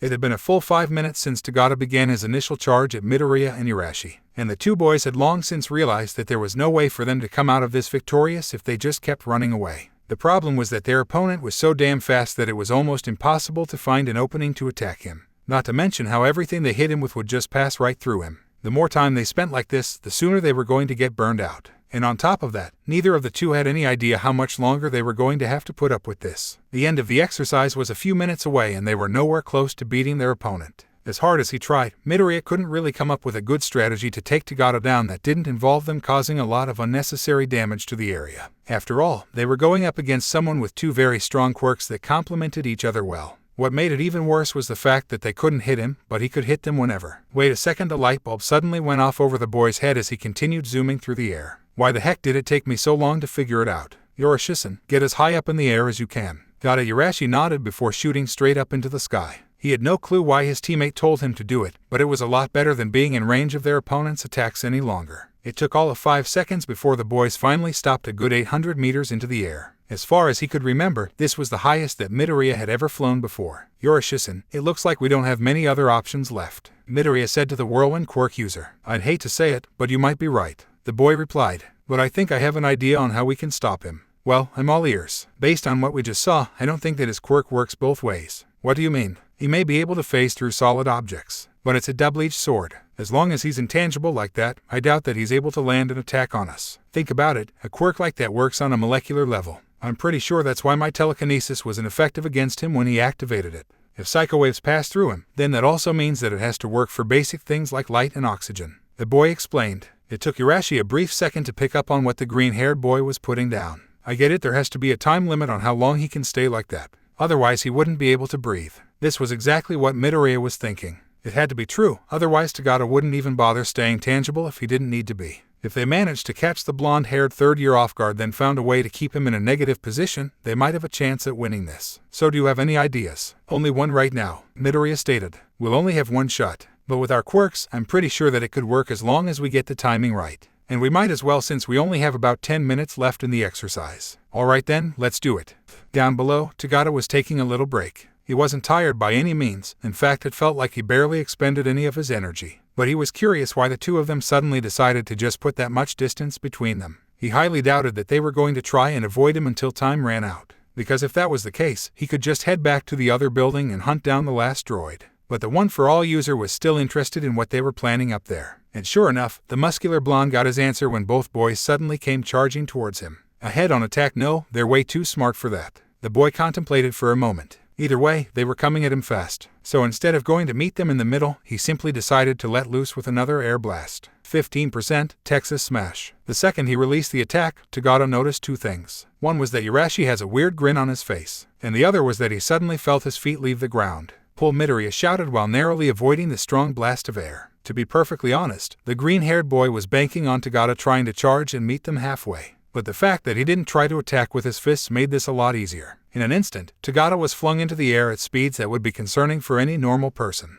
But seeing how this guy could level an entire building with a single blow, Midoriya wasn't too worried about his body being too weak to handle it. Urashi quickly followed up by summoning a rather large gust of wind right under Tagada's body to propel him even further into the sky. In barely a few seconds, the dual quirk user was well over 800 meters off the ground and slightly disoriented. But what he saw when he finally reoriented himself definitely threw him for a loop. Some way, somehow, Urashi was right in front of him, and the whirlwind quirk user didn't look like he was up for some polite conversation. Sorry about this, Twister. Ugh, Tagada grunted as he was pushed a bit further into the air while his body began spinning around fast enough to make him dizzy. Midoriya, let's do it, Hellstorm. Raging Cyclone. What followed was truly a sight to behold. It may have been something that was thought up on the spot by Midoriya pretty much as a last-ditch effort. But by using Urashi's Raging Cyclone as base while Midoriya's Hellstorm augmented the winds, the 2 boys were able to create a massive tornado in the middle of the training ground right underneath Tagada. In a matter of seconds, the combination move had already taken over everything within a 250-meter radius, and the twister itself was well above the buildings. The purpose of this move was simple: make it as big and long-lasting as possible. Even if their opponent could simply pass through the winds and psycho waves surrounding him, Urashi had enough control over his quirk to where he could supply a constant updraft. So unless the third-year student had a way to completely nullify the maximized rotation of both quirks at once, he would be stuck like this for a while.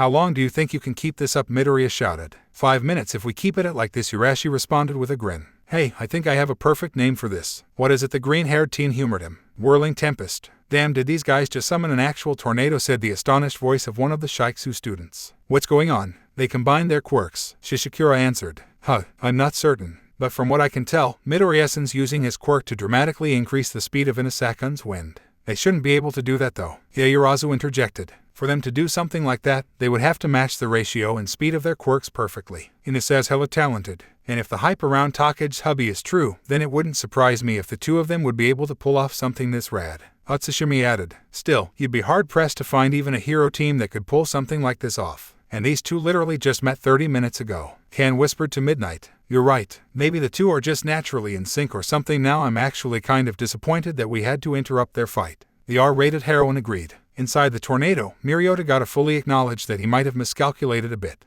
He'll be first to admit that he wasn't expecting the two to be able to combine their quirks too efficiently. Yet that wasn't the only thing. He was actually having a difficult time escaping from inside the twister. Realistically, he could only use his permeation for as long as he could hold his breath, which was only for about a minute, and there seemed to be some kind of updraft that kept propelling him upwards every time he deactivated his power. So with the situation what it was, he had two options. The first being to just tough it out and wait for them to deactivate this move. Or option 2, increase the amount of power that he could summon from one for all. He was holding back quite a bit up until this point, but now it seemed as though he didn't really have a choice. I guess I'll just have to do this the way that night I wanted. Sorry you guys, but I'll try to make this as quick as possible. With his mind officially made up, the blonde-haired boy closed his blue eyes and began focusing his power and spreading throughout his entire body. One for all, zero cloak 40%.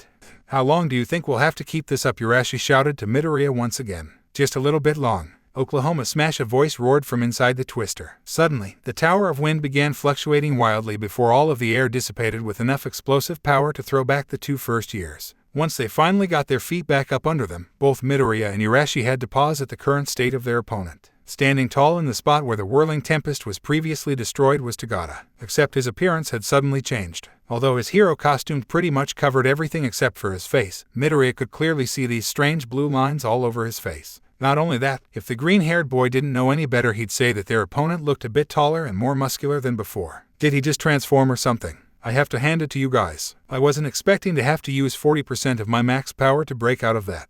You first years have some real talent, Togata shouted up at them with an ominous smile on his face. Even though he had no clue what this guy just did, the fact that the hairs on the back of his neck were now standing on end let Midoriya know that something bad was about to happen. Yoroshisan. What? We have to get out of. Too late. In the blink of an eye, Togata was right in front of Urashi, seemingly floating in the air. He was so fast, in fact, that neither of the two even saw him move. What the? How? Unfortunately for the whirlwind quirk user, he wasn't able to finish the thought before receiving a gut punch so powerful that it instantly knocked him out. Inase Urashi is unable to continue the match, Midnight's voice said over the loudspeaker. Before Midoriya even had a chance to react, Togata suddenly disappeared. His eyes quickly darted around only to notice that the boy was now on top of one of the nearby buildings, gently placing the now unconscious teen on the ground. Now then, the blonde-haired teen smirked menacingly. Let's go ahead and wrap this up, shall we? The next thing that Midoriya saw was the entire world go black. He couldn't tell what, but something was now covering his body. And that something just so happened to be Togata's red cape now wrapped around his torso, completely covering his head. Nejire told me that you can't use your quirk on things that you can't see. How'd he get behind me so fast? I have to.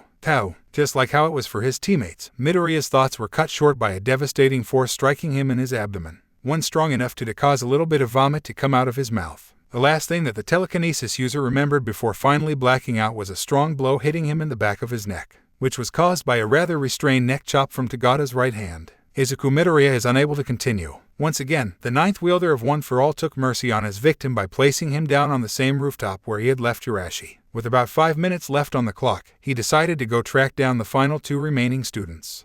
Inside the building, what the hell is going on out there? Honuki wondered. Monoma was taken out a few minutes ago and now both Midoriya and Urashi were down for the count. He knew that their new opponent was strong. But to subdue those two back-to-back like that was just crazy. Juzo-kun, we need to get moving. Kiwara suddenly appeared from one of the dark corners of the room. The black quirk user had been pulling recon this entire time on the outside of the building just in case something went wrong. Kiwara-kun, what happened out there? Tokoyami questioned. That bastard is on his way over here. If we don't get going then. Boom, the front door to the bottom floor practically blew open. Instantly all three boys went on their guards and readied themselves to attack. Oh good, my hunch was right. You guys decided to stay here and watch over your friends. An all too familiar voice stated calmly. Attack, Honuki shouted. Usually the lipless teen would have tried to come up with a better plan than that, but there weren't really any other available options for him at the moment. What followed was pretty much what everyone watching expected. Bam, bam, bam. Not even half a second after Honuki gave the command, Tagata dashed forward and delivered yet another 3 power gut punches that put all of the remaining first years out of commission.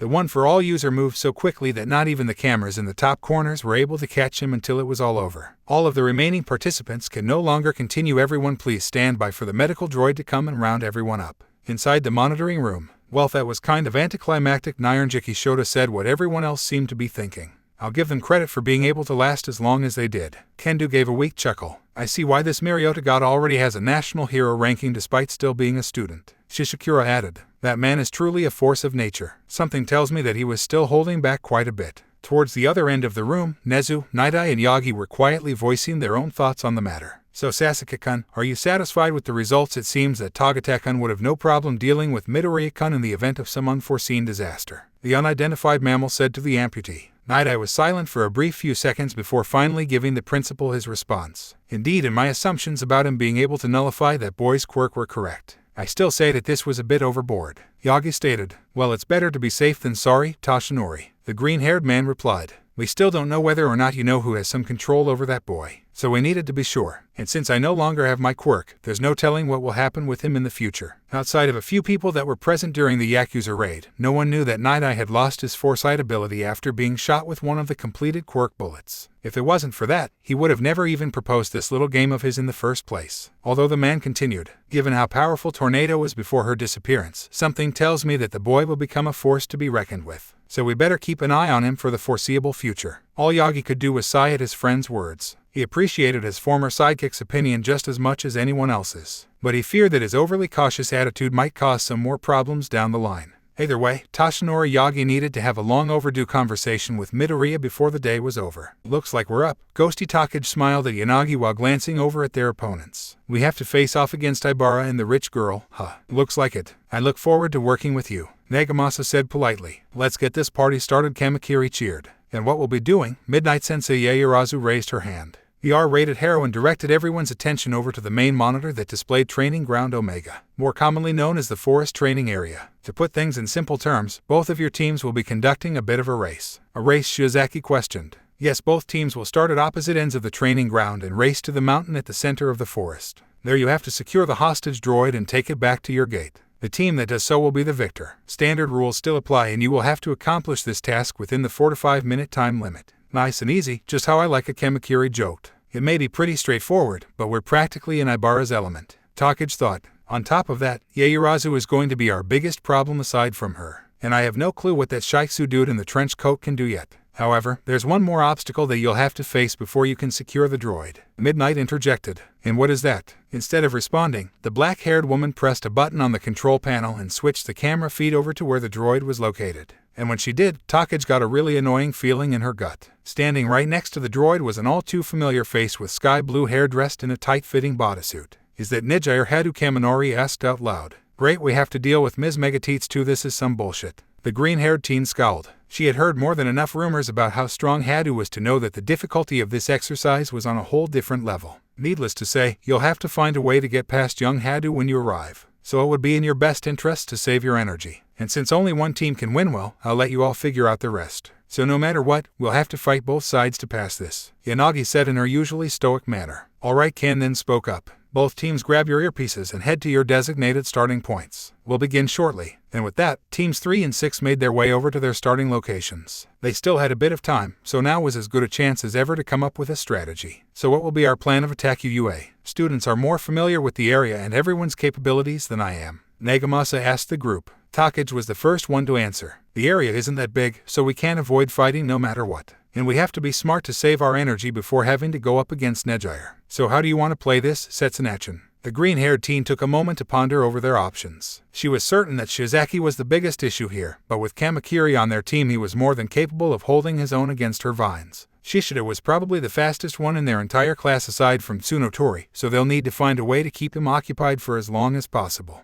And that Shishikura guy was still an unknown for the moment. I have a few plans, but they mainly depend on how we match up against the others. Ghosty, you're going to be our trump card against Nejire, so I want to stay out of the fighting as much as possible. If you say so. The poltergeist user nodded. What about the others? Kamakiri asked. Hard to say until we actually get out there. But one thing's for certain, you can leave Yaoyorozu to me. Are you sure? Takagi then turned towards the razor-sharp quirk user with a devious smile. One that definitely sent a bit of a chill down his spine. It was the same smile that everyone in 1B knew that indicated she had something nasty up her sleeve. Oh yeah, when I'm through with her, little Miss Princess will be begging for me to stop. Besides, it's been a while since I've cut loose and played a little dirty. Why do I have the feeling that I'm not going to like how this all plays out? Yanagi deadpanned. Whatever her friend had cooked up in that head of hers, she had the sneaking suspicion that it was going to be bad. We still have some time before we reach the gate, so we can hammer out the details until then. Alright team, let's get out there and show those assholes who's boss.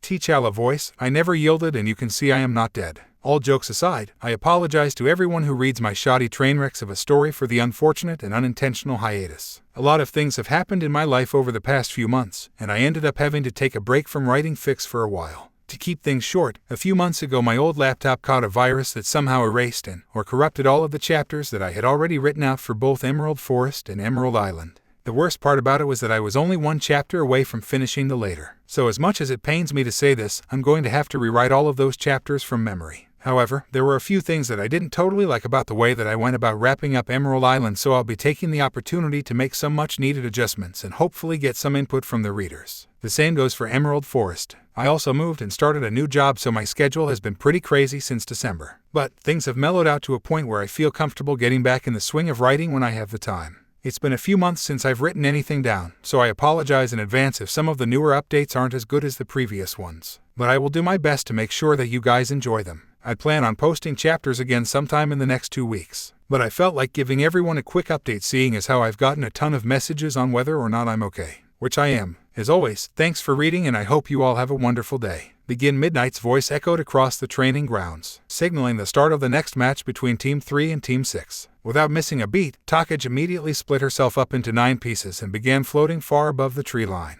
Her job was to be the eyes and brain of the team for as long as possible. And thanks to her quirk, reconnaissance was one of her biggest strengths. While Yanagi and the others advanced through the forest at a brisk pace, the green-haired teen was keeping an eye out for any sort of movement. Thankfully, it didn't take long for her to locate their enemy's position, especially since all of the nearby birds were giving away their positions. Ghosty, I found them, Takagi spoke into her earpiece. What's going on? The gray-haired teen replied. Shishida and that Shiksu dude are moving straight through the center and will reach you all in a few minutes. Ibara is pushing through the east near the cliff, and the rich girl is trailing her, but she's at least 30 meters behind her. She explained the situation. You and Nagamasa keep pushing forward. Have Kamakiri split off. Got it. With the first phase of their plan now in motion, Takagi descended back down to where she wouldn't be completely out in the open and waited for Kamakiri to get close enough to her. Once the razor-sharp user was within range, she sent a small chunk of her left thigh to where he was passing by. It only took a second for the green-skinned boy to notice it, and the floating piece of flesh was used as a beacon to lead him towards his destination. Thank God I was grouped up with Takagi for this. We don't even have to worry about finding these jerks with her on our side.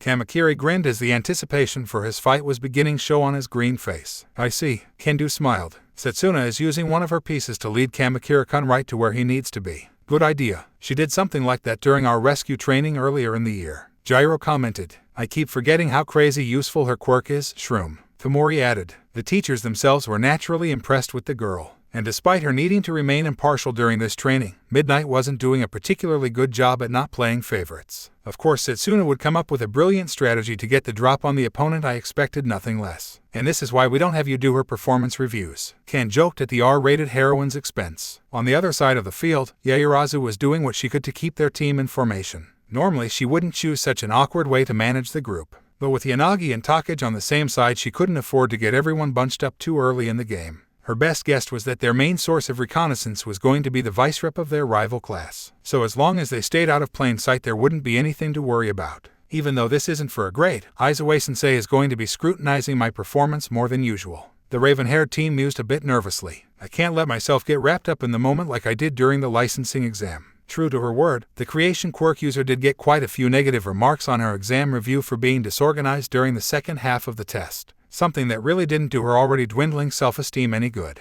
But right now she had a chance to prove herself in the eyes of her teacher. Her plan was simple, but sure to be effective. Since Shishikura was the least mobile out of the group, pairing him up with Shishida from 1B was the best option. They covered each other's weaknesses pretty well based on how the Shiksu boy described his quirk to her. So their job was to draw the most attention and potentially capture at least one of the other team's members as soon as possible. While the boys were handling that, the other two would circle around the far side of the training ground to hopefully divert some of the attention. And by spreading themselves out a bit, the added space would allow either herself or Shiozaki to provide backup without getting caught in an attack. The vine-haired girl was the linchpin for their overall plan, but Yaoyorozu was the one calling the shot, so all of the responsibility was on her to make sure that everything went well and didn't waste too much energy before encountering Hiatus later on. Yaoyorozu-san, I think that I see movement up ahead. Shiozaki's voice spoke into her ear. Do you know who it is? She asked. They're moving quickly in between the trees. I would have to say that it's more than likely Kamakura-kun. Alright, you draw him in and I'll back you up with Wah. Before the raven-haired teen could finish her sentence, she felt something grab her by both shoulders and immediately begin pulling her in the exact opposite direction.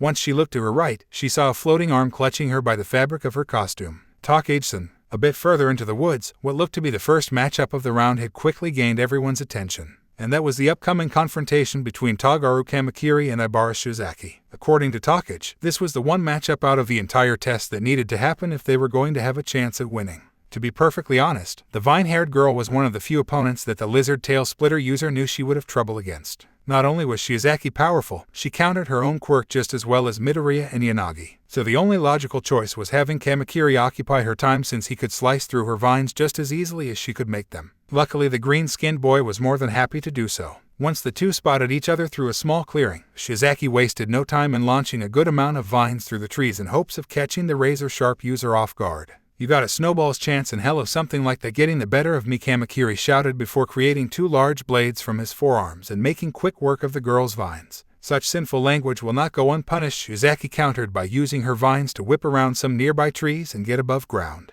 Outside the boy's reach, I was hoping to get the chance to take on Tetsu, or maybe even that asset Bakugo from 1A. But how could I say no to going toe-to-toe with someone who can give me endless slashing material? Well, I assure you that this will be no easy battle for you, Kamakura-kun. The girl replied after planting herself in a tree branch a good 5 meters above the ground. For Shiozaki, Kamakiri was the one person in this group that she was the most wary of confronting. His quirk was a great counter to hers, and whereas she had a limited number of vines that she could produce and manipulate, he could keep making blades of varying sizes as long as he had the stamina. Yanagi or Takagi would have been a much better opponent for her, but that kind of thinking wasn't going to help her now. At least she had Yaoyorozu coming to back her up. Yaoyorozu-san, I might need some assistance in a few minutes if you would be so kind. She then spoke into her piece, only receiving silence in response. Yaoyorozu-san, the rich girl is preoccupied at the moment, so the only thing you'll have to worry about is me apex slash from down below. Kamakiri smirked before getting into an awkward fighting stance. What happened next was the green-skinned boy lunging towards the tree and start slashing through the dense wood like a hot knife through butter. Kamakura-kun against Shiozaki-chan, oh that's a fun one to think about. Nyanjiki Shota rubbed his chin and thought, Togaru's got this in the bag. He definitely has the advantage here. Tsubiraba pumped his fist in the air while cheering on his buddy. Kaibara was the next to speak up. Yeah, but we all know how crazy strong Shiozaki is. This won't be easy for him, but that definitely won't stop him from enjoying cutting up everything in the area. Is Shiozaki really all that strong? Kirishima asked, presumably speaking for a few of the other 1A students. The vine-haired girl wasn't as well known by the other classes compared to some of the other guys in 1B. In her words, one must not speak on their own according when it comes to strength. Pride is a sin after all, Oase joked as he clasped his hand together to imitate his classmate. Honestly, if it wasn't for Izuku-kun, it'd be a pretty safe bet to say that Ibara-chan was the strongest one in class. She's good at pretty much everything except hand-to-hand fighting, but her defense is rock solid. TCH Bakugo internally scoffed. The preacher girl from Deku's class isn't all that. I blast through her stupid vines before she even knew what hit her. About 50 meters from where she first wrangled Yaoyorozu, Takagi decided that there was finally a comfortable amount of distance between her and Kamakiri's fight. She was a bit hesitant about leaving the boy to face off against Shiozaki alone, but his insistence on taking her on by himself erased any remaining doubt in her mind. Besides, she had her own issues to worry about. It didn't take a genius to figure out that Yaoyorozu was going to be leading the pack. And as they say, your first option should always be taking out the brain before the rest of the body. It's not like she was worried though. Takagi was more than confident that she could handle the princess from 1A on her own. She had seen and heard more than enough to know exactly what kind of tactic to use against her. Ready to put her plan into motion, Takagi dropped Yaoyorozu down on the ground in the middle of a clearing before piecing herself back together up in a nearby tree, taking the chance to pose casually by laying on her side with her head propped up against her hand. The creation quirk user was quick to get up her feet and forge a metal bow staff out of thin air before facing her opponent. I had a feeling that you would come after me, Takagi-san, she said with a stern voice. Naturally, the girl smiled nonchalantly. Even though she was confident, Takagi certainly wasn't an idiot. She knew better than to just go charging in against someone who could quite literally pull anything out of her ass at the drop of a hat. and Yaoyorozu was smart enough to have some sort of plan for taking her on specifically. After all, the last thing the girl wanted was to be on the opposite end of a flash grenade or some other weird sort of weapon that would disorient her long enough to get knocked out. Thank you, Aunt Nemu, for not being able to keep quiet about your students during family dinner. The girl smirked once again. Thanks to Midnight's bad habit of gossiping about her students every now and then, Takage had gained more than enough information on quite a few people to use against them when the need arises. Not that she would ever admit that out loud, of course, but information was just as much of a weapon as anything else. Now time for a little bit of psychological warfare. Thank God the surveillance cameras don't have microphones. The two girls sized each other up for a good 10 seconds, and Yaoyorozu was busy formulating a strategy on how exactly she was going to take down the girl who could attack her from multiple places at once. That is until Takage opened her mouth. Hey Yaoyorozu, did you bribe your way into UA? The green-haired girl asked casually. The creation quirk user quirked an eyebrow. I'm just curious, you know. I've heard quite a few rumors floating around and I just wanted to see if they were true. What are you talking about? Oh, come on, girl. You don't have to play dumb with me. The wealthy daughter of one of the most powerful families in Japan getting into the top hero school of the country on recommendations. It honestly makes a lot of sense. Takage continued in a more antagonistic tone of voice with a slight shrug. What? From what I've heard, your skills outside of the classroom are pretty lacking. So it's not hard to see why people would think that. There's also the fact that your quirk lets you make pretty much anything that you want. Okay, that certainly threw the class rep of 1A off a bit. What was this girl even talking about? What rumors? No one would ever think that way about her. Sure, her practical skills weren't exactly fantastic, but it wasn't like she was incompetent. So how'd you do it? Did you make a bunch of gold bars and diamonds and then hand them off to the school board, or did your parents sell off stocks in one of their companies at a super low price? Choosing to ignore the girl's taunts, Yaoyorozu quickly created a flashbang and tossed it in Takage's direction. But somehow, the green-haired girl was able to move out of the way in time. Thankfully for Takage, she was fast enough to put some distance between her and the device so that the sudden exposure of light didn't affect her all that much. Oh, I got it. You used that body of yours to persuade your way into the school, didn't you? I wouldn't be surprised. You rich girls always turn out to be the most raunchy when no one is looking. And just like that, the lizard tail splitter user had passed the point of no return. A prim and proper lady like Yaoyorozu would never do something so outrageous. But that didn't stop the green-haired girl from trying to get a rise out of her, which is apparently what it did. How dare you? The raven-haired girl's expression seemed to flip almost instantly. Oh boy, I definitely pushed the wrong button there. Sorry, did I strike a nerve? You can't really blame though. I mean, you do run around half naked all the time, so it's not that hard to imagine. And with that body, I bet you can get anything that you want. I always thought that you were an exhibitionist, but I could never confirm it up until now. Unknowingly, Takage's words were hitting quite the sore spot for the class rep of 1A. These were all things that she had thought about before. Ashido had made a passing comment about her hero costume at the start of the year that rubbed her the wrong way, and it had been on Yaoyorozu's mind a lot in recent months. But never did she imagine that someone would be rude enough to claim that she was some sort of harlot because of her choice of attire. Especially right to her face. This girl, admit it, you like it when people ogle at you, don't you? Why else would you be comfortable wearing that of all things? I mean, Midnight Sensei is the R-rated heroine, and even she doesn't show that much skin. You must really enjoy the attention.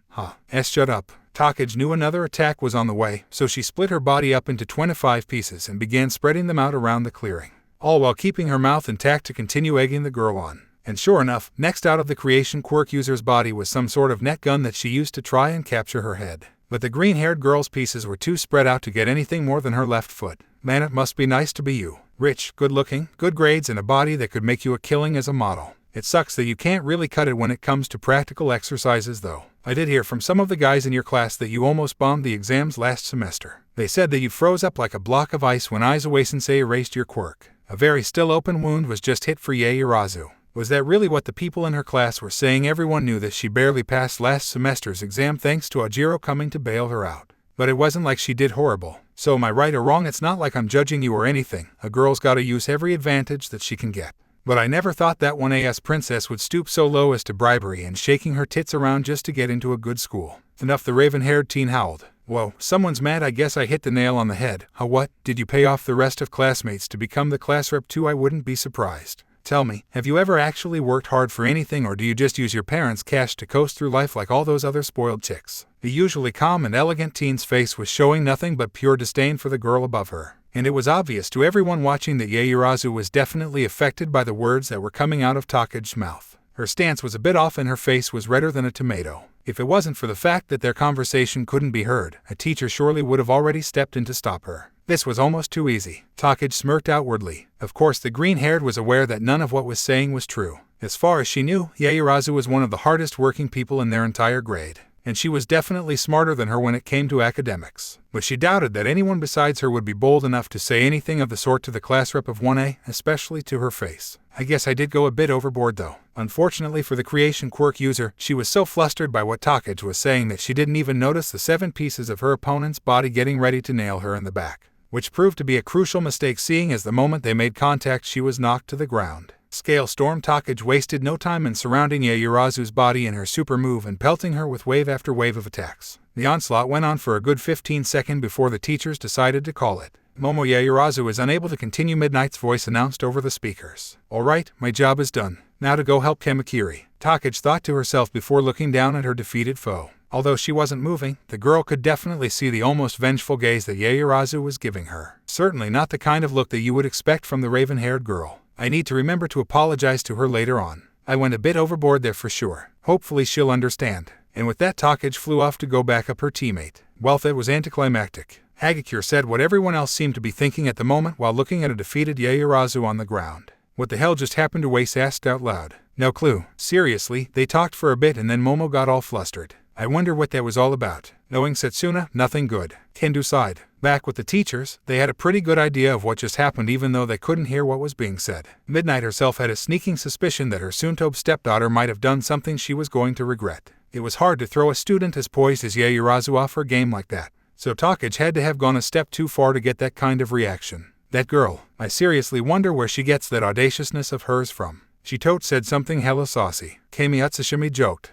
That girl's definitely got a mouth on her, you dig. Back with Kamakiri and Shiozaki, the 2 green-haired students from 1B had been exchanging blows with one another practically non-stop since their fight began. As predicted, the vine-haired girl was doing her best to overwhelm her opponent, but the razor-sharp user was living up to the name of his quirk quite well. Kamakiri himself was having a blast slashing up the girl's vines judging by the demonic grin on his face, but even he would admit that he was starting to get winded due to the rate at which these attacks were coming. It seemed like every time he made a bit of headway in breaking his opponent's defense, she would just as easily fill the gaps. There was even the issue of her sending some of her vines underground and attacking him from the rear. "Come on, I can do this all day," he shouted an attempted taunt at her. "No matter what, I too shall not waver in the face of this trial." The girl steeled her resolve, even though she herself was starting to run out of ammo. Due to the fact that her foe was only chopping away at the ends of her vines, she was able to keep reproducing them at a steady rate. The downside to Shiozaki's quirk was that if there wasn't enough water and sunlight to photosynthesize her hair properly, then she would run out of juice before needing to recharge, so to speak. Yaoyorozu must have been taken out by either Setsuna or Ryuko. It's only a matter of time before they come here to render aid to Kamakiri-kun. I must end this quickly. With her resolve now solidified, the young woman decided to take a leap of faith and go for the capture. Things continued as they had been for another 20 seconds or so before her moment came. For a brief second, Kamakiri had leapt away from her presumably to catch his breath, which was the perfect moment to strike. Crucifixion, she declared while clasping her hands together. Since Kamakiri was still in the air, he wasn't able to avoid getting completely blanketed by a wave of vines, all of which proceeded to wrap his limbs together before covering him in an entire ball of the girl's thorned hair. Unfortunately for him, the razor-sharp user was caught before he even had a chance to move. Finally, the girl breathed a sigh of relief. All she had to do now was wait for the teachers to proclaim her victory and she would get a moment to rest before regrouping with her remaining 2 teammates. Lunatic slash. Suddenly, all of the vines surrounding Kamakiri exploded before the tall teen emerged from the rubble with a dramatically different appearance than what she was used to seeing from him. One that made even her pause with confusion. Toguro Kamakiri was a very intimidating person by nature. He was tall, had what some would call a rough appearance, and he did have a habit of getting irritated quite easily, although not nearly to the same extent as certain blonde from 1A. But right now, he looked like something straight out of a pre-quirk era horror film. His entire body was quite literally covered in blades down from the top of his head to the base of his feet. Both arms had several large swords protruding from them. His torso was adorned with about 7 decently sized machetes. There was one massive blade on each thigh, each calf, and each foot. And to top it all off, he even had 2 Tanta-style knives sticking out from his forehead like horns. Since she was a good person and a devout follower of the Lord, Shiozaki would never intentionally compare one of her beloved classmates to anything as unholy as a demon. But that is exactly the first thing that came to mind while looking at the boy in front of her. "This is my first time whipping this out in front of you guys." Kamakiri spoke with a wicked grin and labored breaths. "How do you like it? I call it Jack the Ripper." Oh my goodness. Knowing that he could only hold this form for a few minutes at the most, Kamakiri threw all caution to the wind and dashed towards his opponent with intent of ending this fight once and for all. Lunatic slash Death Scythe. Tsuburabakuni, you mind giving us an explanation? Shota asked the million-yen question. With no problem clarifying things for the class, the solid air user spoke up. You guys remember how Toguro could only produce 2 blades at a single time when we first started school? Most of the 1B students nodded. Well, ever since he started working out with Tetsu-kun and Bondo-kun, he's been training like crazy to make more blades. Something about him getting tired of being outshined by Midoriya-kun and Juzo and wanting to catch up to the front of the pack. The problem's that this new move is a double-edged sword, no pun intended. Ibara then added his input. He can only do that for a good 2 minutes, so he's definitely about to burn himself out, especially since he's going up against Shiozaki. Back with the teachers, Ken was shaking his head. I keep telling that boy to pace himself, but it just goes in one ear and right out the other. He's lucky that he has a lot of stamina, otherwise he would have already overexerted himself. The themed hero side. You gotta admit, he does look pretty wicked present, Mike chuckled casually. Such a wild and passionate display of youthful vigor, Midnight cooed with a questionable expression on her face. It took Takage all of 2 minutes to circle back around to where her teammate was located.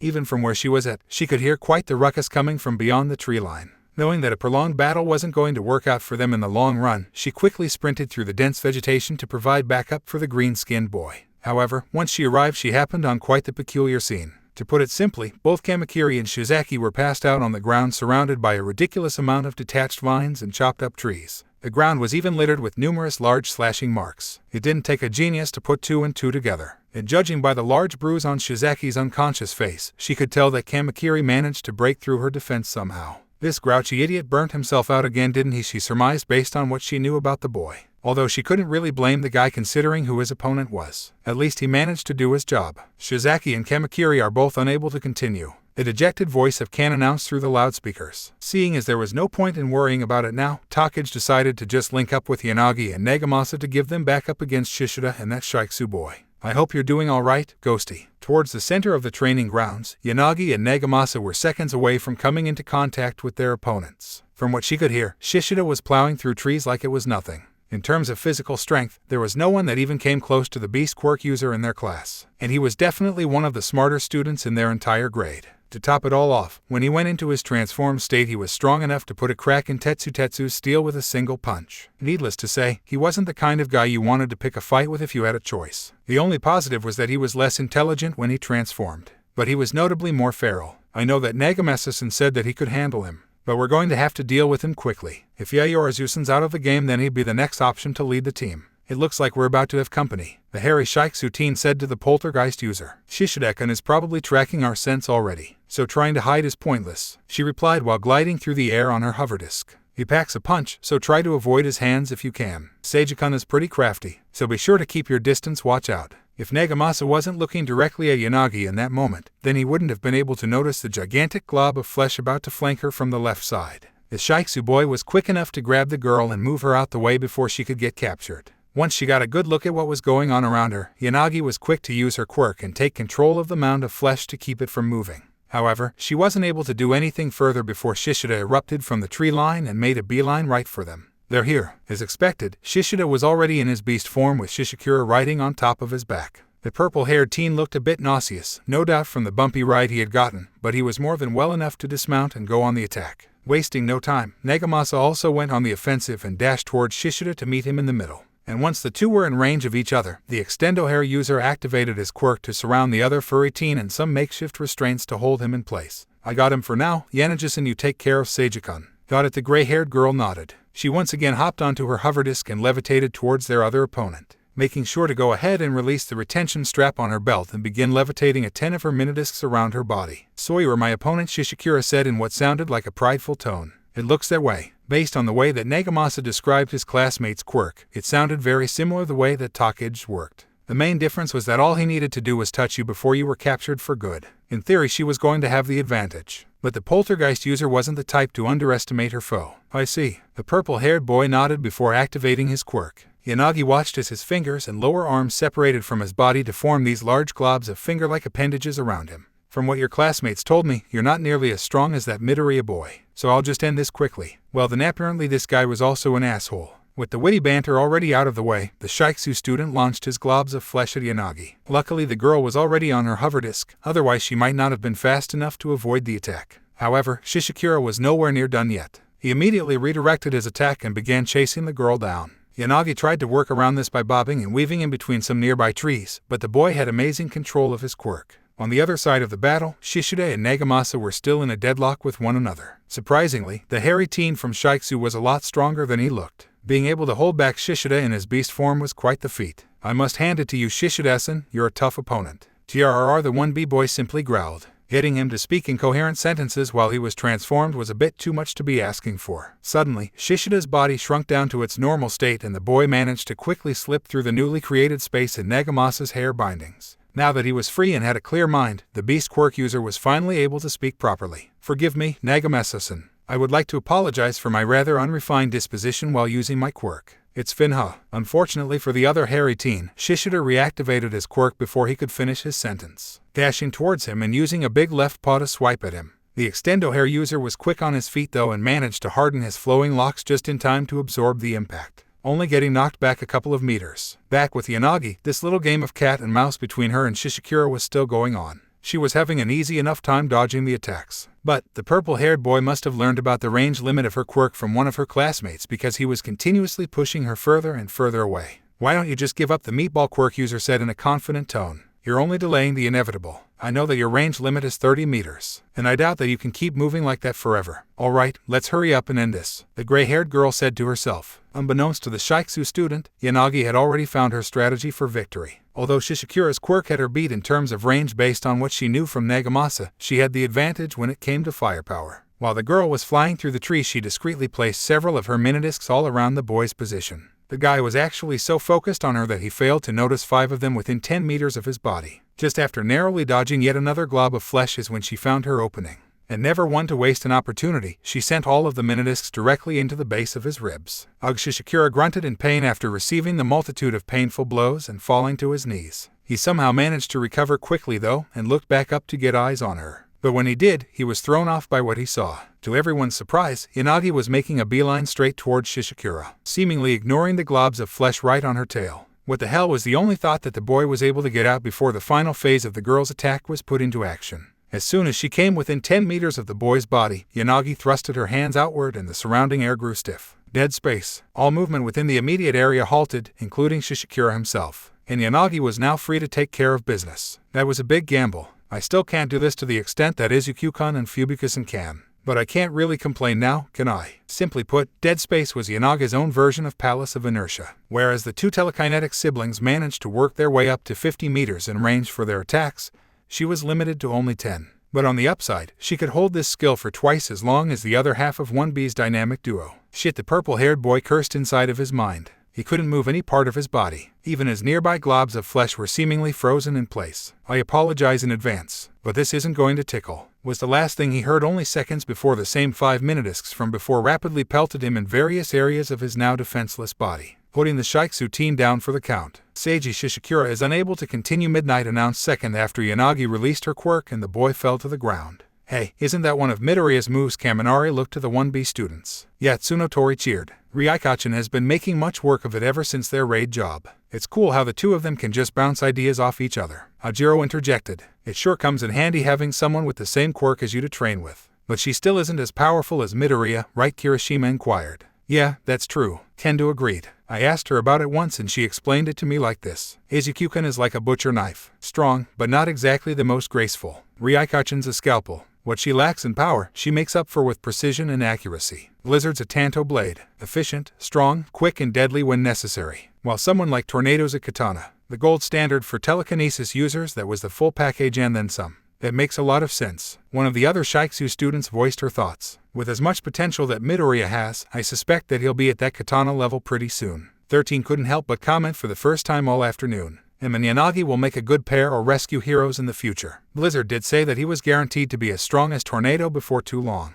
And she has high hopes for Yanagi. She said that the girl had the most natural talent out of anyone she's seen in a long time. Midnight threw in her 2 cents about her future son-in-law and his best friend. I'm looking forward to it myself. Nezu smiled while sipping on a hot cup of tea that seemingly came from out of nowhere. I can't believe that they're still talking about that loser like he isn't a damn villain. What the hell is wrong with these teachers? Bakugo silently fumed in the corner. Now that her fight was over, Yanagi turned her attention back to her teammate and the final remaining member of Team 6. Nagamasa had once again managed to grab a hold of Shishida's body, but from the looks of it, he was beginning to run out of juice. Seeing no point delaying this any further, she flew right over to where their fight was happening and primed more of her minidiscs to attack. Nagamasa-san, try and keep him still. Easier said than done. But all right, the hair-covered teen shouted in response. Go, will-o-wisps, scattershot. Much to the surprise of the two members of Team 3, 12 pieces of Takage's left leg came raining down on Shishida's body the exact same moment that Yanaga's minidiscs made contact. And the impact was more than enough to devastate the goggles-wearing teen.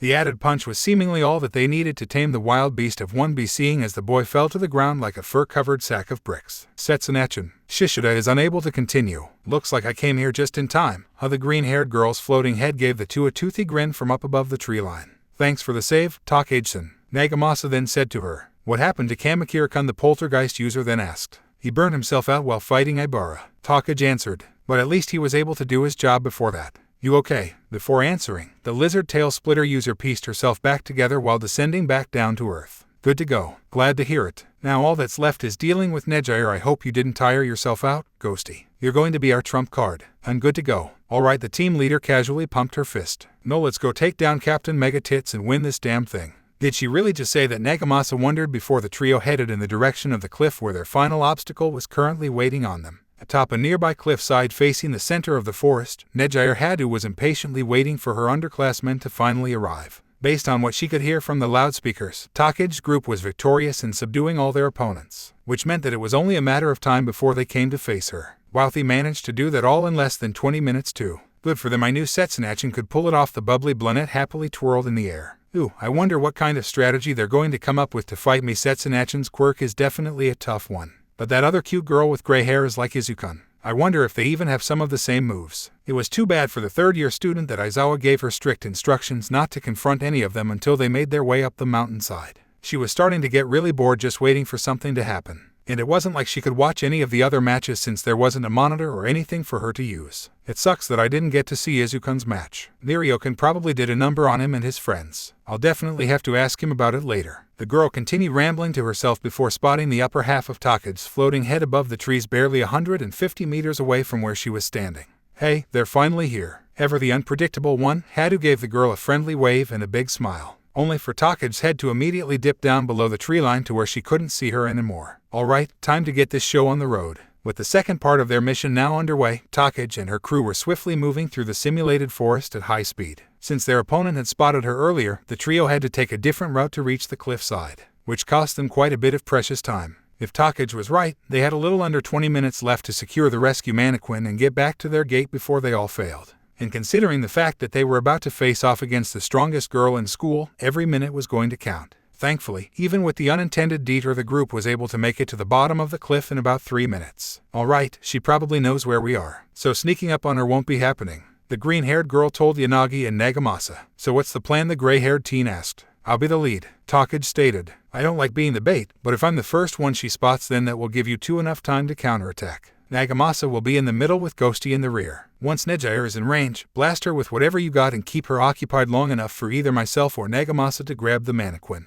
Remember that we have to get the mannequin back to our gate, so we have to be quick, Nagamasa added. I should be able to fly over there within 5 minutes, so as long as we get the mannequin, we'll be good, the poltergeist user reassured him. After another couple of seconds of deliberation, the trio was ready to go. Based on prior classes that they had here, the UA, students knew that there were only 3 paths to get to their destination. The north path, the south path, and the east path, the one they were currently on. They would have preferred the south path since they gave them the least chances of being ambushed. But thanks to Hadu already spotting them, they had to go east. And no one felt like running around to the opposite end of the cliff since that would have cost even more time. With Takage taking point, they were able to make it halfway up the path without any issues. Yanagi was doing her best to keep a lookout both above and behind just to make sure that their foe wouldn't ambush them from the sky. Hiatus is strong, right? I know that she's considered one of your school's big 3. The Shiksu teen inquired. Yeah, she's tough, and her quirk is good for fighting at all ranges. Since this is a training class, she won't go all out, but she's still skilled enough to give us trouble. Luckily for us, she's not as fast as Ghosty or Izuku when she's flying.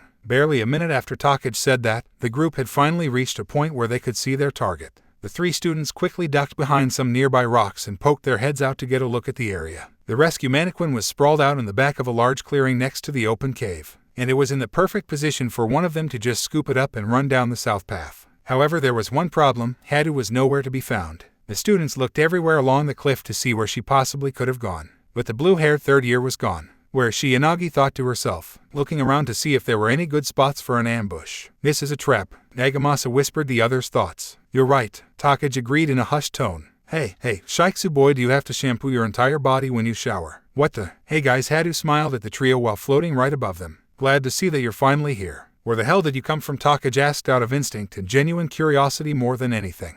Oh, I was hiding between some of the big rocks a few meters down the path. You guys walked right past me and didn't even notice. You know, situational awareness is an essential skill for a hero. With their opponent now right in front of them, Takage saw no better opportunity than now to strike. Ghosty, Yanagi seemed to be thinking the same thing and quickly complied by activating her quirk to use on Hadu. But when she tried, all the blue-haired girl felt was a slight pull on her body that was akin to someone tugging on her outfit. Damn, she weighs too much. Your weight limit is a lot less than Izukan's, right? Hadu then asked the gray-haired teen. I guess I'm just too heavy for you. TCH, probably because all the weight you're carrying around in your tits. Takage grimaced. Just before Nagamasa was about to try and capture her, the 3 first-year students were blown away by a flash of yellow light that thrusted them into the clearing in front of the cave. With a quick glance to ascertain her surroundings, Takage saw that the rescue mannequin was only about 8 or so meters away from her. Yanagi was on her left, and Nagamasa was right in front of her. Seeing as this would pretty much be their only chance to grab the mannequin and run, it was now or never. Nagamasa, head for the mannequin. Me and Ghosty got this, she ordered. Got it. The hairy teen nodded before dashing towards their objective. At the same time, Takage and Yanagi rushed forward to begin their attack. The green-haired girl immediately separated her legs and arms from the rest of her torso and sent them flying right at Hadu. While at the same time, Yanagi attacked with 8 of her minidiscs. Seemingly unbothered by this, the still airborne Hadu effortlessly dodged the oncoming attack by flying around. The Blunette began performing various aerial maneuvers to slip in between the assortment of limbs and miniaturized weapons, even doing a couple of mid-air splits and corkscrews for good measure, all while keeping her signature grin. Oh wow, you guys are good. Most people would definitely have trouble with something like this. This continued on for about 10 seconds. Each time either one of the girls got close enough to the 3rd year, she would respond by swiftly changing directions. In terms of flying ability, Hadu seemed to be way more skilled than they had originally thought. And to make matters worse, the girl was at the edge of Yanaga's effective range. With the much-needed distraction from his teammates, Nagamasa had secured the rescue mannequin and began running towards the southern path of the cliffside, leaving his 2 teammates to handle the rest. But right when he was about to leave the area, a strong blast of yellow energy halted his advance. Hadu wagged her finger. You can't leave when the fun is just getting started. Alright, I've had enough of this. Yanagi clicked her teeth before hopping onto her hoverdisk and making a beeline right for their opponent. The moment Hadu noticed this, she began backing off. Apparently their earlier hunch was right. The girl was intentionally keeping herself away from the poltergeist user, something that Takage was going to take full advantage of. Ghosty, keep charging at her, the green-haired teen yelled. There was something about this fight that didn't make sense to her though. As far as Takage knew, although Hadu lacked speed when it came to her quirk, the girl should be able to fire off those energy blasts of hers nonstop. The girl did have crazy levels of stamina after all. But the only thing she had used them for so far has been to keep Nagamasa in place. There were more than enough opportunities for the Blunette to get a couple of shots off at either herself or Yanagi in the 2 minutes or so that they had been going at it. So why hasn't she done it? It was only after another few seconds when the green-haired girl had finally put the pieces together. You're stalling for time, aren't you? Alwa, did you figure it out already? Hadu pouted. Dang, I was hoping to waste some more time before you caught on. Good job, Setsunachin. Unfortunately for Hadu, the time it took to respond to that question gave Yanagi enough time to cut the distance between the two of them, giving the poltergeist user the chance to use her quirk to take hold of Blunette's spiral-like gauntlets. The gray-haired teen then used her power to force Hadu's arms behind her back, which definitely caught the girl off guard for a moment. Now that they had the upper hand, Nagamasa used this opportunity to flee down the path in hope of reaching their gate, while at the same time Takage launched her arms and legs at their opponent. With Hadu's arms stuck, she was unable to stop the green-haired girl's arms from wrapping themselves around her hands and torso, or her legs being locked in place by Takage's own lower limbs. Snake binding, the girl said proudly. Uo, is this what you do to capture people? That makes a lot of sense, the curious Hadu asked, seemingly unfazed by the predicament that she was currently in. Don't worry, we're not done yet. As soon as Takage said that, Yanagi lowered herself onto the nearby ground and released her remaining minidiscs, sending all 20 of them, along with her hoverdisk, towards the blue-haired girl. The students and teachers looked on in awe as the small weapons created a sphere around the wave motion quirk user's body, with the hoverdisk placed at the top of the formation, Spectre's Star of Execution. With this move, the two girls had effectively created a cage around their opponent, one that would give anyone a bit trouble trying to break out of. Takage and Yanagi had tried something like this before when they were practicing combinations in preparation for the Derelictor raid a while back, but they never really got a chance to use it until today, and luckily for them, it looked to be just as effective as they hoped. We still got 14 minutes left before the end of the exercise. As long as we can keep her here, then we're good. Takagi thought to herself. She's pretty much trapped. She won't be able to fire off any of her energy blasts when she's like this, especially since her hands are bound to her back. Yanagi surmised at the same time. Any normal person would have started feeling a bit nervous after being caught up in a trap like this. However, Neji Hadu was far from a normal girl. Instead of struggling to try and break free, the brunette instead began gawking at her two adorable kuhai's handiwork. The look on her face seemed relatively calm, but everyone watching could see that something wasn't right. Wow, you guys really are amazing. If this was anybody else, they would definitely be done for. Well, maybe except for Mirio-kun and Tamaki-kun. Or Ryukyu. Izu-kun would probably be able to break out of this too.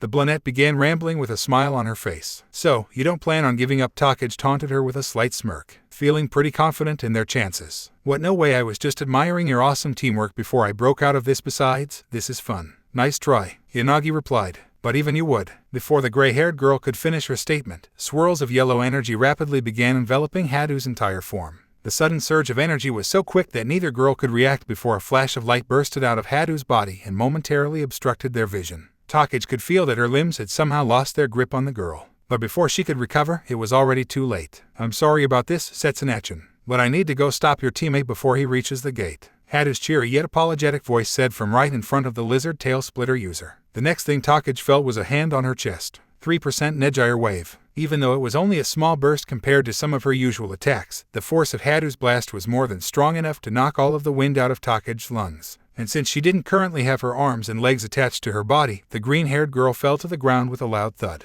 The power from the wave motion user's attack along with the hard landing seemed to be enough to do her in. And judging by the delirious look on her face, Takagi wasn't getting up anytime soon. Not even 15 meters away from her, Yanagi had just enough time to shake herself off and get back onto her feet. And the gray-haired teen instantly began looking for her hover disc. Luckily, the thing was only about 20 or so meters away from her on the ground. Not looking to waste any time, the girl activated her quirk and pulled the object towards her. But just when the hover disc was about halfway there, a blue blur appeared and grabbed the silver object right out of the air. Oh no, we can't have you getting this back now. Can we? Hadu looked down on her while hovering in the air. Shit, Yanagi cursed. Much like what just happened with her teammate, Yanagi was just too slow on the draw to stop Hadu from doing as she pleased. In a split second, the gray-haired girl's legs were surrounded by a growing mass of swirling yellow energy, the force of which was strong enough to even lift her feet off the ground. All the girl could do was look up and see her opponent's hands already glowing with a scary amount of energy. 8% Neji Twister. The last thing Yanagi saw before blacking out was a bright flash of spiraling yellow light, followed by the feeling of her bones shaking before hitting the ground. Setsuna Takagi and Ryuko Yanagi are both unable to continue. The voice of Kan announced over the loudspeaker. All too bad. I wanted to have more fun with these two,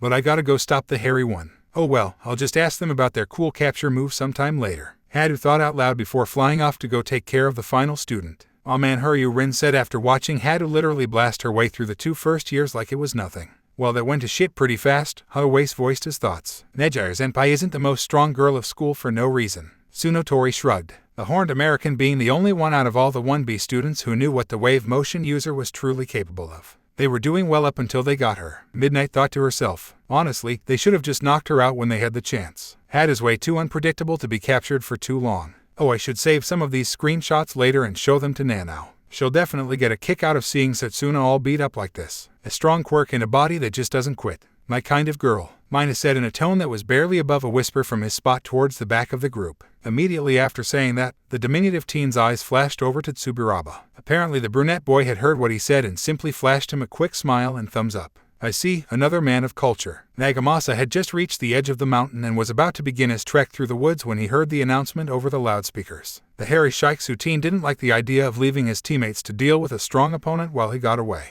But finishing this task was crucial, and since the two of them had just been taken down, he didn't really have the time to worry about anything other than getting the rescue mannequin to the gate as soon as possible. Man, if only I was as fast as Yoroshikan. The class rep of the Shiksu students huffed out as he fell into a full-on sprint. Speed wasn't exactly his forte. Capture and detention were what he was best at. And in his mind, a task like this was something Yanagi should have been doing instead of him. The boy only made it about 50 meters into the simulated forest before a rustling above the trees drew his attention. Hey, there you are, you're not very fast, are you? Then again, I'm not really fast either, aren't I? Just like what happened to Yanagi, the last thing Nagamasa could see was a flash of spiraling yellow light before blacking out. Nagamasa is unable to continue. The exercise is over. Please stand by for the medical droids to come pick you up if you're unable to move on your own. Midnight's voice echoed across the training area, signaling the end of this group's training. Well, it seems that Hadouken is as lively and carefree as ever, Bubble Girl said from her spot behind Night-Eye. Indeed, the wheelchair-bound man adjusted his glasses. Hadouken is very hard to get a hold of, Nezu interjected,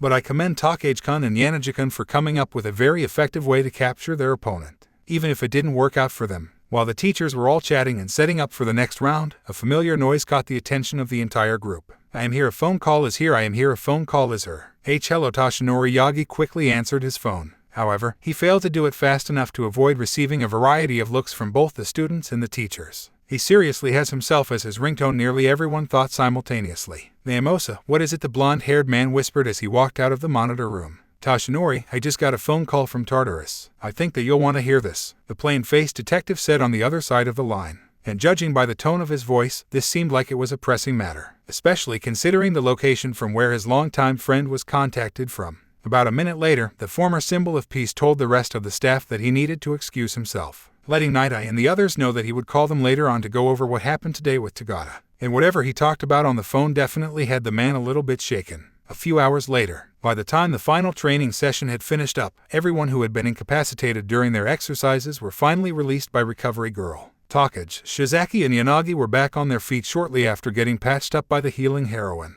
so they were able to make it back just in time to watch Tamaki Yamajuki utterly decimate teams 2 and 5 before the class came to an end. As for Midoriya and the rest of the first group, it took them a little while longer to recover. Evidently, Mirio Tagata had really done a number on them. But they were released shortly after all the students were told to go to the buses, and they wasted no time heading to the front of the main building to rejoin their classmates. They all looked to be in good shape as far as anyone could tell. Even Tetsu seemed to be perfectly fine, which was pretty crazy considering he was the one who ended up getting thrown through a building. Well, Takage smirked with a hand on her hip. Loku finally decided to wake up. Hey, Satsuna, Midoriya lazily groaned out. Have a nice nap. Yeah, I actually feel pretty refreshed. Considering how your match went, I guess we can call that a win. The green-haired girl gave him a toothy grin. So how'd your match go? The boy then asked, curious about what her group had to do since he had no idea what happened after he was knocked unconscious. We lost. The girl shrugged. I can see why Nejire's the strongest girl in school. She's just too damn good. Seriously, it's not even fair. How can someone be both powerful and gorgeous? That kind of thing should be illegal. Well, I'm glad you're okay. Sorry I didn't get to see it. The boy smiled at her. I'll tell you all about later. Once everyone was rounded up, the teachers spent a good 20 minutes giving a general overview of how the training went. All in all, it was a good learning experience for the students, and teaming up with people that they didn't know was good practice for when they eventually become pros. There was mention of doing something like this again in the future, but to be honest, very few of them really cared since they were all ready to just get back to their rooms and clean themselves off. In the midst of everyone walking over to their assigned buses, Takage took a moment to see if she could find Yaoyorozu.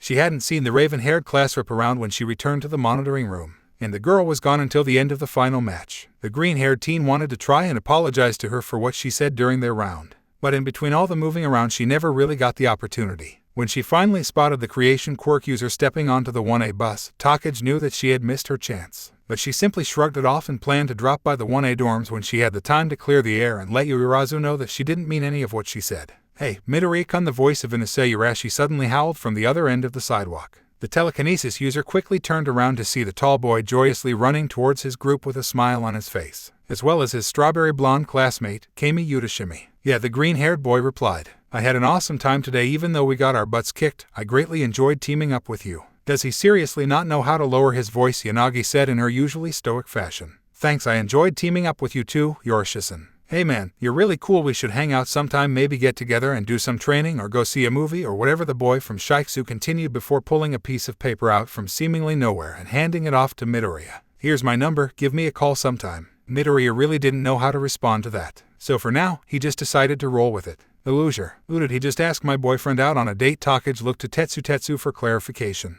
only to receive a confused shrug from the silver-haired boy. Suddenly, Utsushimi wrapped her arms around the pair of best friends and gave them a warm smile. That's like a totally lit idea, yo. We should all get together sometime and kick it. We def need to catch up on the times, don't y'all think? Oh my god, get this girl away from me. Both Takage and Tetsu thought at the exact same moment, while also immediately rejecting the idea of spending any more time around this blonde-haired basket case than necessary. Thankfully, the teacher from Shiksu had called them over to hurry and get on their bus, saving the two from having to deal with her any longer. Catch you on the flip side, amigos. Once the Shiksu students were finally out of earshot, Yanagi took it upon herself to ask the question that everyone else had on their minds. So what exactly is the deal with you three anyway? I thought you all went to the same school. We did, Takage answered. But Utsushimi was one of those popular girls who likes to gossip and spread rumors about people. Plus, she's just super annoying. There was this one time where she convinced a classmate of ours to ask out Metalhead just so he'd stop spending so much time with me. Seriously, Kendo quirked an eyebrow at the steel quirk user. But there was something in the way that the orange-haired class rep looked at him that definitely caught Takage's attention.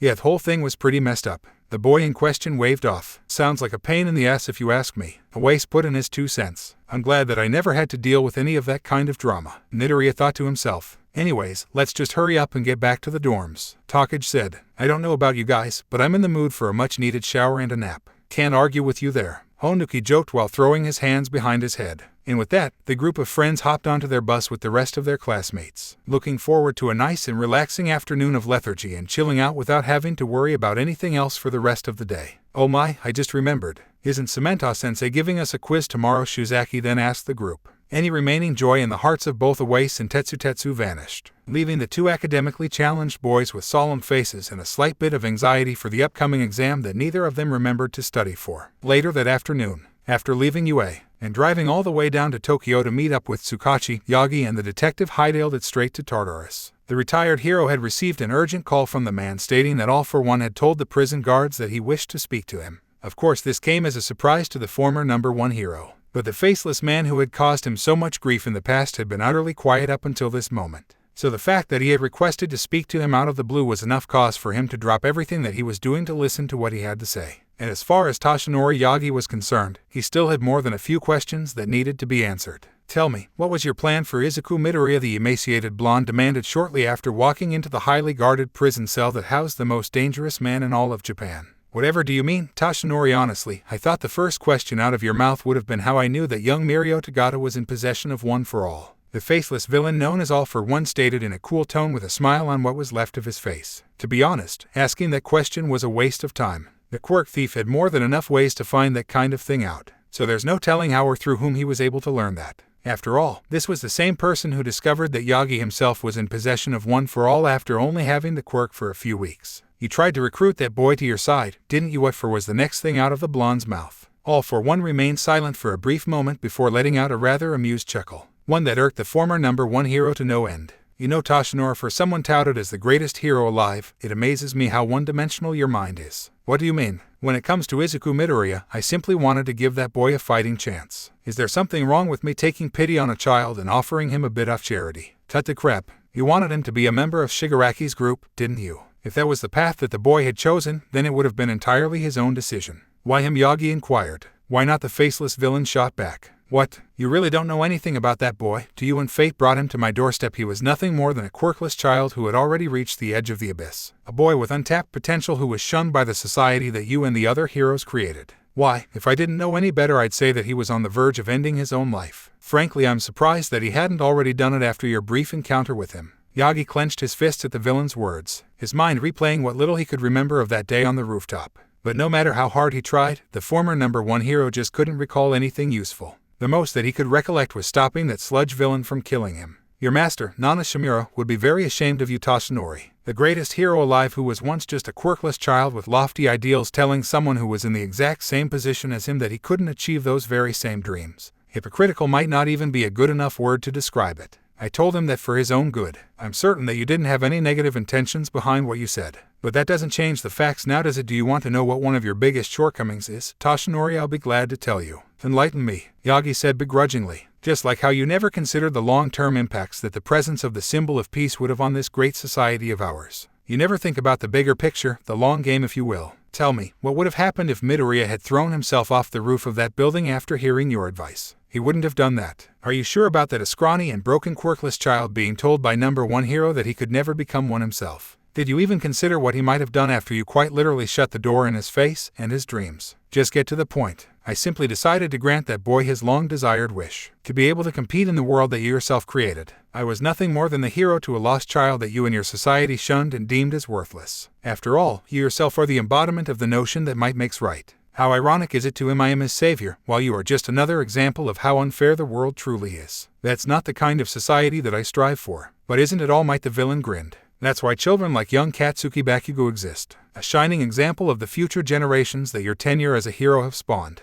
They look to you as an example of how everything is meaningless in the face of raw power. And for someone who is powerless, you're nothing but the confirmation of their worst fears. None of this has anything to do with young Midoriya. The hero interjected. Oh, but it does, Toshinori. All for one countered. That boy was likely to go down any number of paths after I gave him Tornado's quirk. You should be grateful that he decided to stick to the path of aspiring to be a hero. The way I see it, he could have just as easily walked the road of what you and your colleagues consider villainy. Actually, now that I think about it, Izuku Midoriya would have been a perfect candidate for the organization derelicted to recruit. Imagine what kind of a valuable asset he could have been to them. As the public learn the details about them, yet I would imagine that the government is trying to keep things under wraps to avoid quirkless people being targeted and chastised more than what they already are. And it very likely would have happened too. Midoriya himself still has yet to realize just how closely connected he truly is to that organization. But I'll just keep that little detail to myself for now. All for one told himself. He had been keeping tabs on Derelict long before he had been put behind bars, and the fact that one of his pawns was so closely tied to them was just too good to be ignored. You're not going to give me a straight answer, are you? Yagi leaned forward in his chair. I'll just say this, the villain replied. Izuku Midoriya is now a very valuable piece that many people would love to have on their side. He has the intellect and the power to be very influential, and depending on how he grows, he could be either your greatest ally or your worst enemy. It's why I'm hoping that Tamura will eventually come to good terms with him. If I were you, I would do everything in my power not to antagonize him more than what you already have. Let's just hope that Blizzard can keep a tight leash on him. For all our sake. He knows more than what he's letting on, like usual. Yagi grimaced, and he still won't tell me about how much of young Midoriya's memories have been altered. All might, sir. Time is up, the security officer said over the speaker. All the former number 1 hero could do was sigh before standing up and making his way towards the door. Oh, and one more thing, Toshinori. All for one suddenly spoke in an eerily calm tone, causing the hero to pause. You should learn to stop being so much of a hypocrite. Those were the final words that the villain spoke before the cell doors shut, leaving the former number 1 hero to ponder what his next move would be. Although there were still quite a few matters that needed his attention concerning his enemy and his schemes, there was one thing that the man felt that he needed to do no matter what,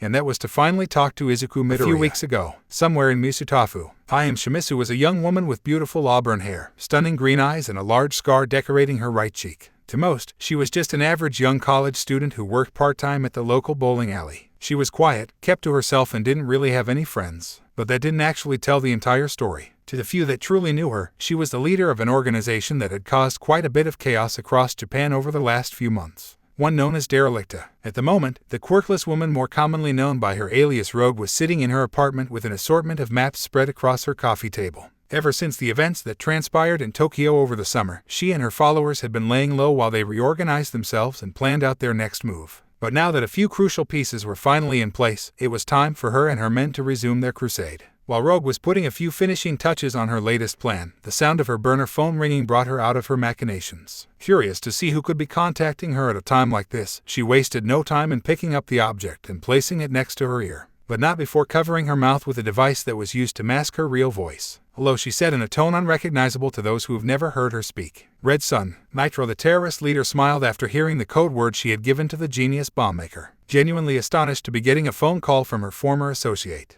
And here I thought that you wanted nothing to do with us anymore. To what do I owe the pleasure of this unexpected surprise? I hear that you and some of your friends are planning on taking a small vacation up to Hokkaido pretty soon. And how exactly did you hear about that? The brunette woman asked. I have my sources. Of course you do. So, what do you want? Let's just say that I'm willing to help you and your friends with your luggage. But in exchange, I'll need you to pick me up a couple of souvenirs on the way back. Now that certainly got the quirkless woman's attention. Nitro rarely asked her for any favors. Most of their dealings had been strictly transnational, with a few exceptions here and there. But considering all that the boy had done for her and her organization, she was more than willing to listen to what he had to say. We'll get you anything that you need as long as you help us out. But if you don't mind me asking, what are you looking for? It must be something pretty valuable if you're willing to contact me of all people. And more specifically, why? Let's just say that if everything goes well, you and your buddies will have a lot of shiny new toys to play with. Oh, how exciting. Tell me more. The woman smirked.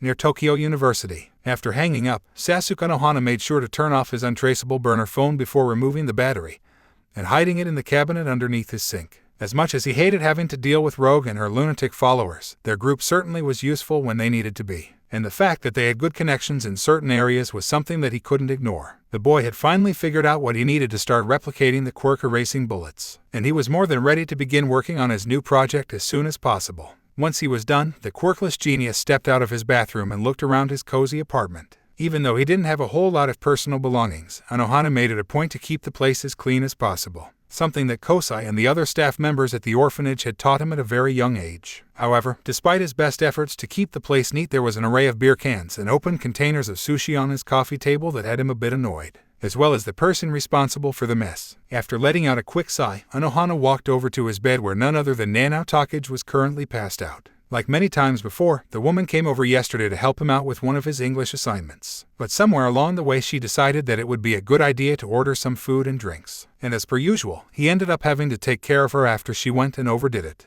Nanae-san, time to wake up. The boy gently shook her sleeping form a couple of times before receiving an annoyed groan. Ugh was the very first thing out of the elder Takage sibling's mouth. What the hell happened? You got drunk and passed out on my bed again. Nana took a brief moment to rub the sleep out of her eyes before finally regaining the ability to think properly. Oh, well hello there handsome. I would ask if you got me drunk just so you could sleep in the same bed as me. But we both know that you're too much of a good at washoes for that. Not that I would mind though. Flirting first thing in the morning, I didn't even think something like that was possible. Anohana awkwardly laughed. What time is it? A bit past 1 o'clock. I see. The woman nodded as she pulled the blankets off her body. You got any water? Luckily, the quirkless teen was already prepared. He quickly pointed over to his nightstand where a bottle of water was waiting for her, and without even a second thought, the green-haired woman chugged its contents like her life depended on it. After getting herself in order, Nana then sat up and gave the boy a curious look. What is it? He asked. Did I ever tell you that you have pretty eyes? Naturally, Anohana couldn't help but blush at Nana's words. You would think after all the time the two had spent together that he'd be used to this kind of thing by now.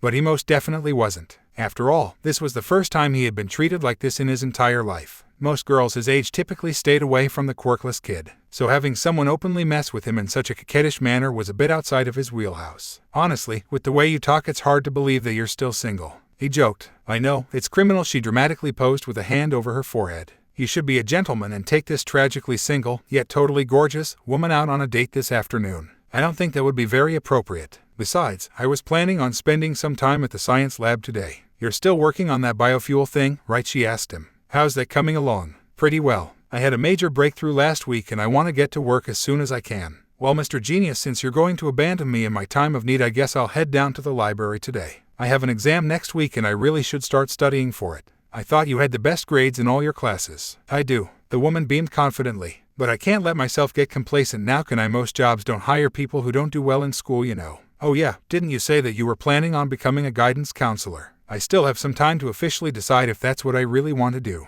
But for now I'm just worried about getting through all my classes. Well, I hope you do well on your test. Wanna give me a for good luck, she said, wiggling her eyebrows in a very suggestive manner. With a red face, the quirkless teen began waving his hands in front of him. I don't think that I should. HMPH, I swear, one of these days I'll get you to fall for my womanly charms. Let's just hurry up and get ready. We don't want to be late now, do we? Anohana immediately deflected. Fine. Nana huffed out in disappointment before the two college students cleaned up and headed out for the day. Present day. The weekend couldn't come soon enough for the students of Class 1B. After all the training and a few grueling exams, it was finally time for everyone to go out and enjoy some of what early autumn Japan had to offer. While most of the Hero Course hopefuls were out and about doing whatever their hearts desired, two of them elected to spend their time off in the dorms. Whack! The sound of a rolled-up piece of paper hitting Tetsu across the check echoed inside his bedroom. Wrong, Takage yelled with a disapproving look on her face. Dude, come on, the silver-haired teen groaned. We've been at this for 2 hours straight. My brain can't take it anymore. Stop complaining, the girl shot back. I already told you that neither of us are leaving this room until you get every question on the worksheet correct. At the moment, Takage and Tetsu were sitting on the floor of the young man's room surrounded by various textbooks, notebooks, and home worksheets. Much to the boys' chagrin, the two were spending their Saturday morning studying everything they had learned during class this week. After his utterly abysmal score on their recent modern literature quiz, the lizard tail splitter user took it upon herself to make sure that he knew all the material like the back of his hand. Back in middle school, the duo would do something like this all the time. But ever since coming to UA, both of them had been so wrapped up in their own personal lives that they never really got the chance to sit down for a good old-fashioned cram session. And after Takage had gotten a text from Tetsu's mother to see if she could help do something about his grades, she saw no better opportunity than today to whip the academically challenged boy back into shape. Can we please take a quick break? I'm dying over here. The steel quirk user pleaded with puppy dog eyes. Fine, the girl relented, taking a moment to stand up and stretch her limbs out after being in the same position for the better part of half an hour. But after this we're jumping right into math. With that, the two of them simply took the time to relax and let their brains wander off to whatever came to their minds that didn't involve anything with a worksheet attached to it. So whereas everybody today, I didn't see Juzo, Izuku, or Ryako at breakfast this morning. Tetsu inquired as he took a bite out of a ball of aluminum foil he had been saving as a snack. Izuku's hanging out with Blizzard. Apparently the two of them are doing some sort of sibling bonding thing today. As for Ghosty, she told me that she was locking herself in her room until Monday. That new game, Elder Scrolls 18, dropped last night and she's trying to get in as much gaming time as possible before the weekend is over. And I'm pretty sure that Juzo went back home to visit his parents. The girl explained. Oh okay. The silver-haired teen simply nodded. What about Awais? Honestly, I should have dragged him in here too since his grades are just as bad as yours. He went to go see a movie with Shota and Bondo. The two friends chatted for another couple of minutes before Takage eventually decided that it was time to get back to work. Tetsu tried to negotiate for some more time, but that was the last thing the girl wanted to hear out of his mouth right now. Look here, Chromedome, either you open up that workbook, or I'm gonna shove this piece of rusted metal I found by the dumpster down your throat, the girl threatened him as she waved a round fist-sized piece of iron that appeared from out of nowhere. Why do you even have that? Why not? Knowing that Takage was more than willing to make good on her declaration, all Tetsu could do was sigh and comply with her orders. And with that, the duo spent the rest of their afternoon nose-deep in their textbooks. While Takage and Tetsu were busy hitting the books, Midoriya was currently walking the streets of Saitama Prefecture's shopping district with Katsuragi. It had been a while since the two of them got together for anything that didn't involve hero work. And the number 9 heroine thought that it would be a good idea to have a little bit of bonding time with her younger brother. Luckily for Katsuragi, she was able to take the day off. And although she genuinely wanted to spend time with Midoriya, she also needed some help carrying her bags of newly acquired clothes. Usually Lily would be the one accompanying her on these excursions. But the black and blue-haired woman was working, so the green-haired teenager was the next best option.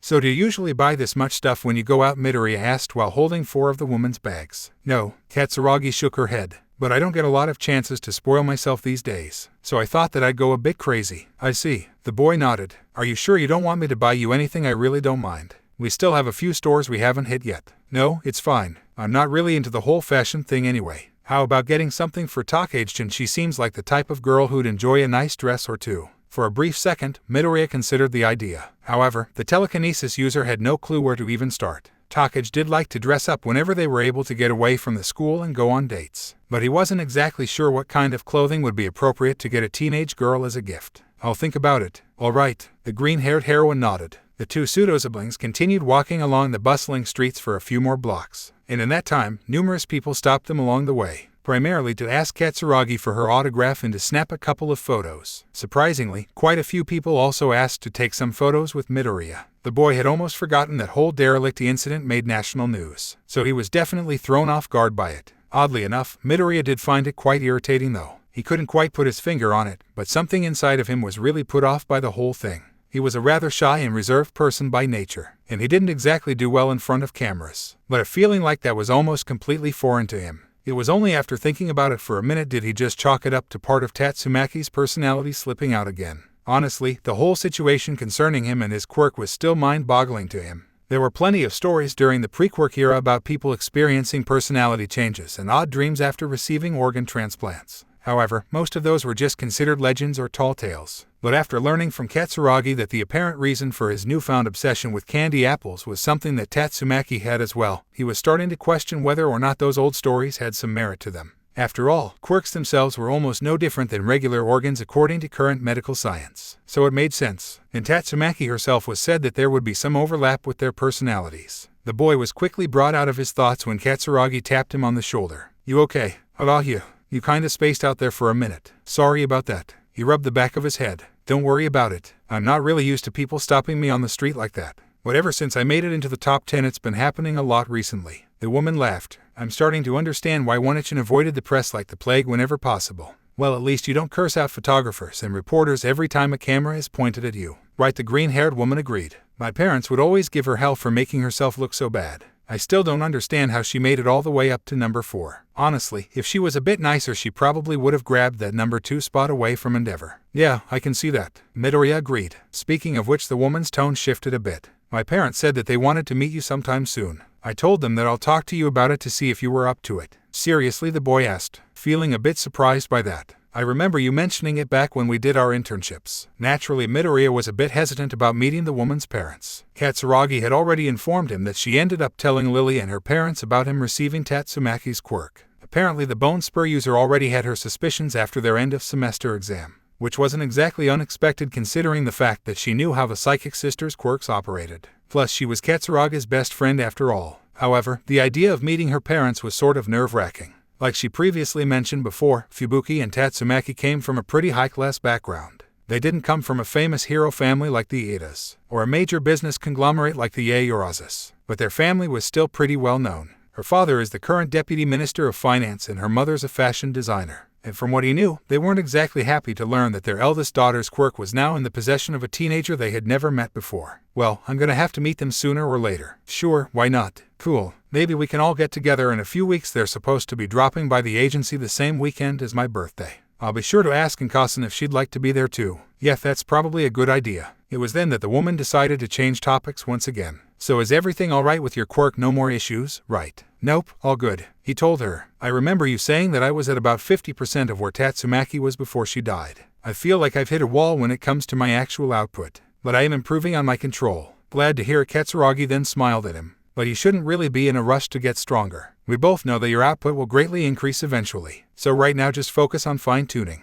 Don't take this the wrong way, but you're still a bit sloppy in certain areas. Yeah, I know. Eventually, the green-haired duo finally made it to the next destination of their journey, which was yet another clothing store. But unlike the previous 5 they stopped at, this one was apparently having a sale on shoes. And there was no way that Fubuki Katsuragi was going to let this opportunity slip by her if she had anything to say about it.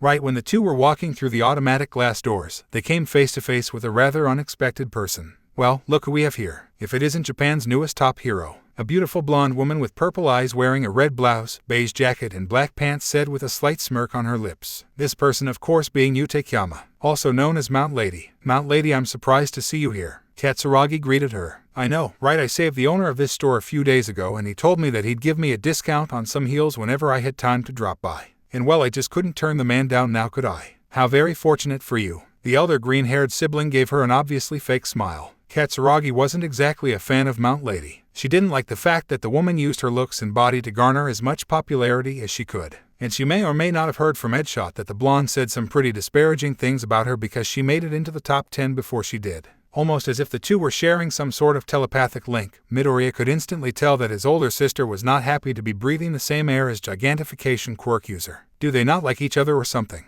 Oh, and who do we have here? Mount Lady then diverted her attention over to him. I haven't seen you in a while. It was then that Midoriya finally remembered the last time he had ever encountered Mount Lady in person. And that was when All for One had taken over his mind and forced him to attack the group of heroes that came to rescue him. He could only recall bits and pieces from that night outside of his fight with his sister. But he definitely remembers seeing the gigantic heroine sprawled on top of a collapsed building after getting hit by his hellstorm. I'm so sorry for what happened. The boy instantly bowed to her, hoping that she wasn't too upset over the whole affair. Thankfully there wasn't anyone else around or he might have gotten a bit embarrassed. Hey kid, don't worry about it. The blonde waved off and then shrugged. Not gonna lie, I was pretty pissed about the whole thing when I woke up. But after the cops explained the situation I let it go. I see. Well, thank you for your understanding. Then, much to their surprise, the blonde-haired woman stepped forward, taking a moment to get up close to the boy as she placed a hand on his cheek. I do need some kind of compensation for my trouble though, Mount Lady said. You know that I get a good look at you. You're actually not that bad looking. Kinda plain, but definitely on the cute side. And you're pretty popular for a school kid. How about you come intern with me the next time around? I think that the two of us working together would get quite a few headlines. Cuff. Mount Lady stopped when she noticed the almost paralyzing aura coming from the green-haired woman standing right beside them. Oh, that's right. Apparently the kid was Blizzard's younger brother. Or at least that's what she heard from Endeavor when they were all getting ready for the raid on the League of Villains hideout. Now that she thought about it, she may have read an article saying the same thing not too long ago. As much as the 23rd ranked heroine would love to scoop up some more fans by taking on one of the most popular hero students in Japan, she definitely wasn't in the mood to try and poach her colleague's brother, especially while she was standing right in front of her. And she definitely looks like the overprotective type, Mount Lady thought. Now, Mount Lady, I don't think that Kamui Woods would like that idea very much, Katsuragi said in a slick tone, making sure that the blonde was aware that she knew all about her alleged relationship with number 7 hero. Anyways, I should really get going. I hope you two have a wonderful day. Toodles, Mount Lady said nervously before quickly retreating out of the store, leaving the two green-haired siblings to go about their business. I didn't think she acted like that when there weren't any cameras around, Midoriya said, still feeling very awkward about what just happened. Never underestimate that woman's desire to gather as much fame as she can. I suggest you start getting used to that whenever you officially go pro. Girls love throwing themselves at male heroes to make a few headlines. I don't think that Setsuna would like that very much. The boy laughed. True. Katsuragi also chuckled. Anyway, let's get in there. These shoes aren't going to try themselves on, and with any luck we might be able to find something that your girlfriend would like while we're all at. I guess you're right. Oh yeah, I was going over that book you gave me with all those notes about moves One-Ichin was working on before she died. I got a chance to practice some of them and I think I might have some ideas that you'd be interested in. Like what the boy's eyes practically lit up after hearing that. Anything his sister had come up with definitely deserved his full attention. Well, I created a new ultimate move after working out the kinks with Psycho Zone. And it's pretty awesome if I do say so myself. The woman smiled confidently, secretly enjoying the look of anticipation that the boy was giving her. What is it? I call it Gravity Well. While the students were all out goofing off and having fun, Nimiri Kayama was capitalizing on her time off by spending the weekend at the Takage residence. This was one of the few times that Yuri had a 3-day weekend, and the R-rated heroine was sure as hell about to get as much bonding time as she could with the man before having to go back to work and dealing with her students. Geez, I can't remember the last time we had the place to ourselves like this. The black-haired woman smiled, laying across the sofa with her head in the blue-haired man's lap. Since the chances of either Nana or Setsuna dropping in on them were effectively zero, the woman made sure to wear something a bit spicy for her man to look at. There being a pair of red shorts showing practically every last inch of skin on her long legs, and a stringy tank top that she was one wrong move away from bursting out of. Although Kayama usually preferred to wear sweatpants and sweaters when she wasn't on the job, today was definitely a special occasion. I know, it feels like forever. With me working and the girls at school, it's practically a ghost town in here. How is everything going? By the way, those Detnerite people haven't been giving you a hard time, have they? Not at all. The man shook his head. Some of them are a bit odd, but they at least know how to get the job done. Good, the last thing we need is you getting stressed out. I don't want to see any wrinkles on that handsome face of yours, mister. Kayama laughed while pinching the man's left cheek. So, and do you think we should tell the girls the news? Yuri then asked. There's no need to rush. It's not like they don't already know anyway. Kayama shrugged nonchalantly. Good point. Anyways, I think this has been long enough of a break. You in the mood for round 9? Geez, I'm not a machine, Nimiri. Could have fooled me. The woman gave him a playful wink. In her mind, she was trying to make up for all the years that she spent chasing after the blue-haired man in as little time as possible. How about after we have breakfast or lunch, since it's already 3 in the afternoon? Fine by me. Yuri leaned down and gave the woman a quick peck on the lips before flipping the television over to the JNN. Luckily he did, or else the two adults would have missed the urgent news bulletin that came up on the screen at that exact same moment. This just in wide-scale panic after chaos erupted at Ajiri medium security prison, and Hokkaido details are still coming in, but we have confirmation that many of the inmates being detained at this location have escaped. The police have also confirmed the use of heavy weapons and explosives. Several guards and inmates have been found dead, but the official numbers are still coming in. Numerous inmates are now unaccounted for, including all those who participated in the terrorist bombings that occurred in Tokyo over the summer, along with several known drug traffickers and weapons smugglers. The news reporter spoke. This was more than enough to get Kayama to sit up and begin reading every little detail that she could on the screen. Aren't those the guys that you all had to deal with? Yuri looked at her, only receiving silence in return. While the woman's mind was going a mile a minute thinking about what this new development could mean, there was only one thing that she could say. Oh shit, what about this one? Midori asked while holding up an illustrated flashcard towards his girlfriend. Spinosaurus, from the late Cretaceous period, the lizard tail splitter user said without even the slightest hesitation. And this, Dilophosaurus, early Jurassic. How about this one? Kentrosaurus, late Jurassic. Wow, Midoriya said with a grin. You really are an expert on this stuff. Of course I am, Takage said with a smug grin. I've been studying dinosaurs ever since I was a kid. You'd have a hard time finding anybody who can outclass me when it comes to good old data knowledge. As per the usual routine, the green-haired couple were hanging out inside of Midoriya's room, casually passing the time with some mild entertainment before it was time for them to go to bed. It was Sunday night, and after a nice and relaxing weekend, the duo thought that it would best to spend their remaining free time with one another, engaging in a bit of tasteful fun in between their 30-minute-long makeout sessions, not unlike their usual routine throughout the week. So, did you have fun being Fubuki's packed mule yesterday? The girl then asked after taking a sip of her tea. I did actually, Midoriya replied with a smile. We mostly just went shopping around the city and took some pictures with a few fans. After that we stopped by a dessert shop before it was time for me to come back. It was nice just being able to spend some time together. Glad to hear it. There's no way I'd be able to spend the entire day with Nichin without wanting to pull my hair out. It must be nice having an older sibling that you actually get along with, the girl said jokingly. How's Nanayasan doing anyway? Same old, same old.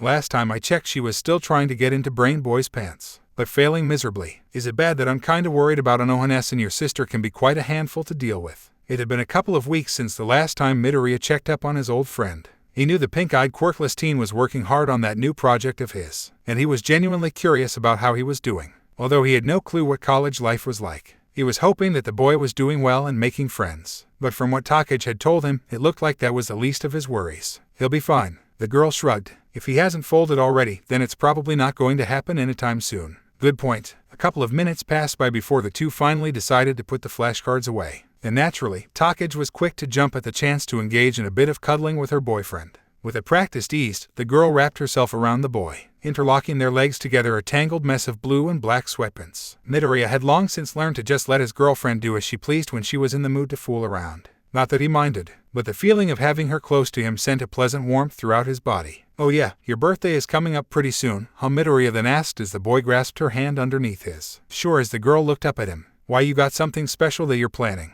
No comment. The telekinesis user gave her a slight smirk, one that told Takagi that he definitely had something up his sleeve. "I'm still kinda mad that you didn't tell me that your birthday was in July. We could have gone out on a date or something to celebrate. I didn't really think it was that big of a deal. I've never really celebrated my birthday before, so it was just another day to me." "Seriously?" "Yeah," he nodded. No point in throwing a party or anything when no one was going to show up. Takagi couldn't help but feel a bit sad after hearing that. Of course, she was already well aware of how rough Midoriya had it growing up, and the fact that he had gone over a decade without doing something as normal as throwing a birthday party did leave a sour taste in her mouth. From what he's told her before, the closest he ever got was the people at the orphanage making him a cake last year when he went over to volunteer that day. As his girlfriend, she felt like it was her duty to make sure he had at least one awesome birthday celebration. But it looked like she was going to have to wait at least until next summer to make that happen. "Well, that's all in the past now." "Yeah, I guess it is. What's wrong?" "Nothing, it's just the green-haired boy paused for a moment before continuing. "I guess I'm still having a hard time adjusting is all. Not too long ago I was just a quirkless kid who no one wanted to have anything to do with. Now I actually have friends who want to spend time with me. Don't take this wrong way, but I'm pretty sure that if I never got my quirk, I wouldn't." "Nope, I don't want to hear it." She cut him off by placing a floating finger over his lips. "Huh,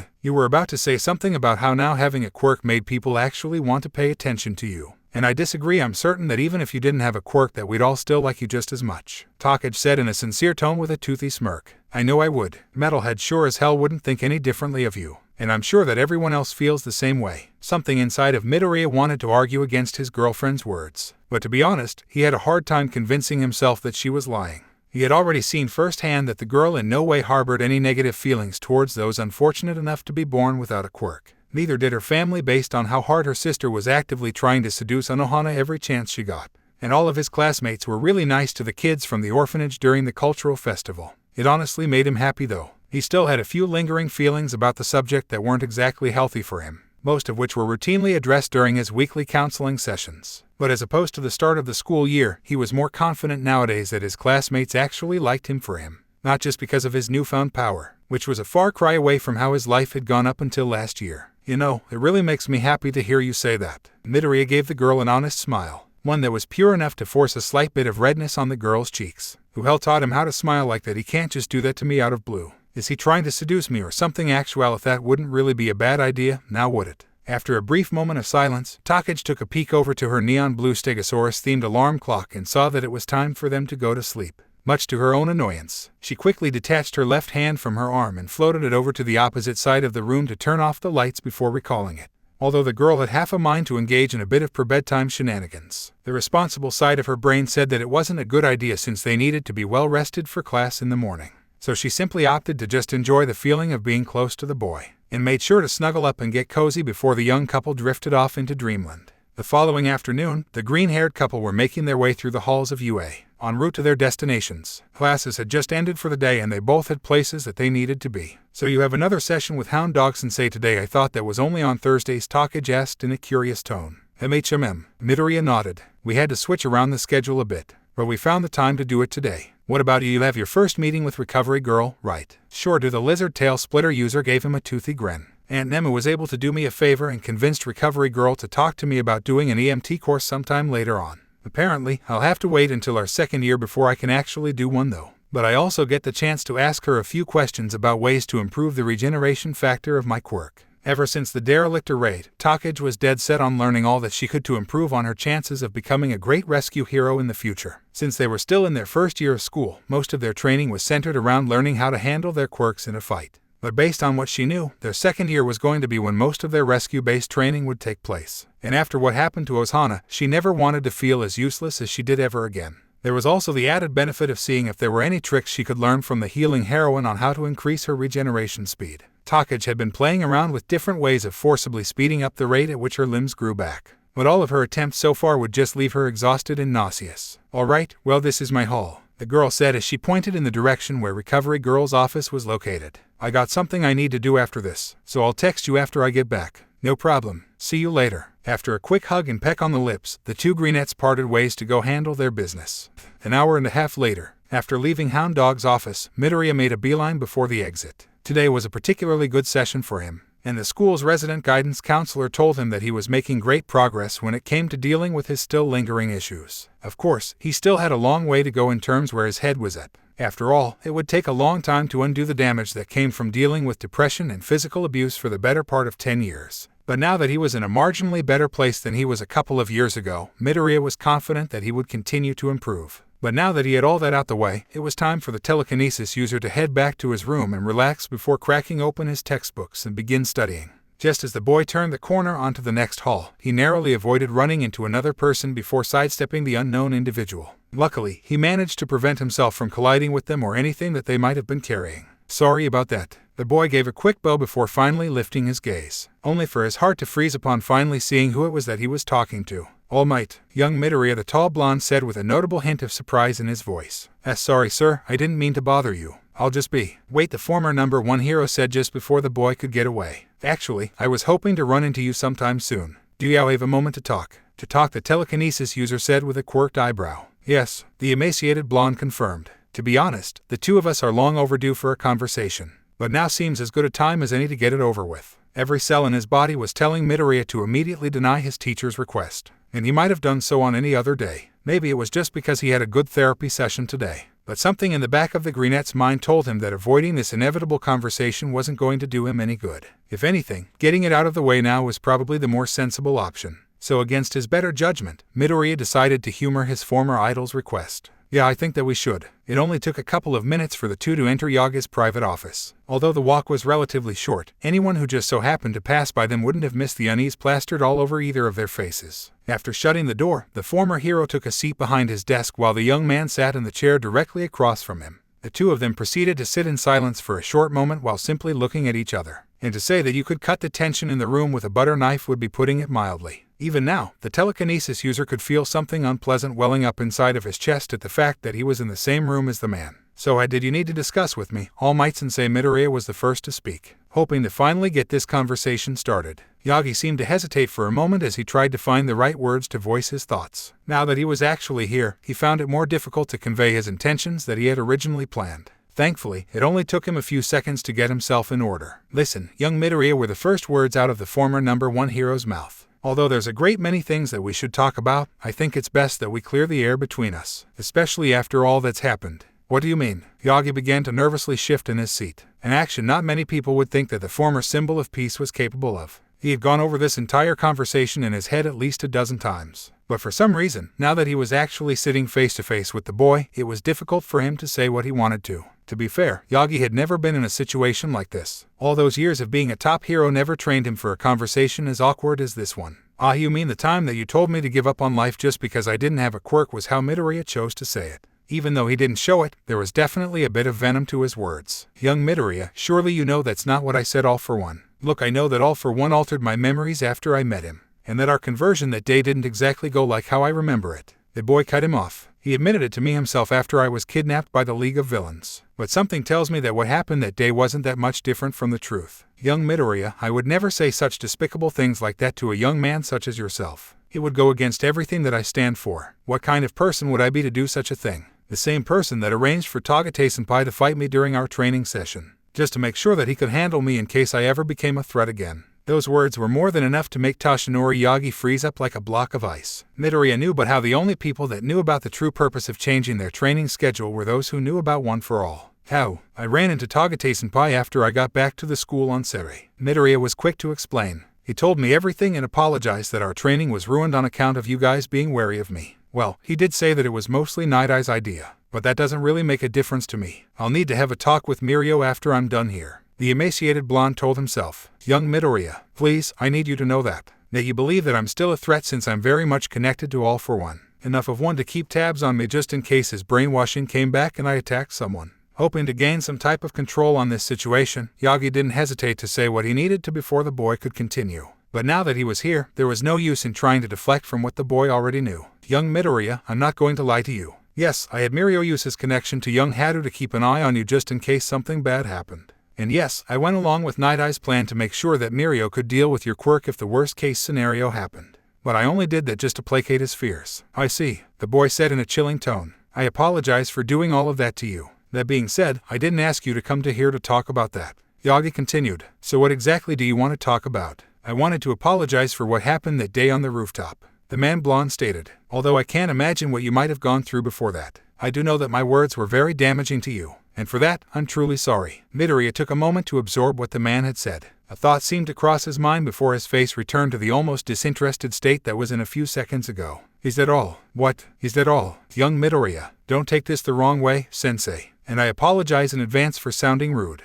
But I don't need your apology. What do you mean? Before he chose to respond, Midoriya let out a heavy sigh. I don't need your apology because I know that it isn't sincere. Okay, that was something that Yagi wasn't expecting to hear. And why do you think it's not? The atmosphere of the room shifted once again, growing more and more intense as the seconds went by. Tell me something. Do you honestly think that you were trying to help me by telling me what you did? Yes, I did. The man answered with no hesitation. I believe that what I told you about not being able to become a hero without a quirk was true. In this day and age, it's too dangerous for someone without a quirk to do battle against villains. I only said what I did because encouraging you to become a hero wouldn't have been irresponsible on my part. Or so I thought at the time. Then what about Sir Night Eye? The boy then questioned. His quirk allows him to see into a person's future once a day, right? It's hardly a power that can be used in battle unless you know exactly who you're going to be fighting.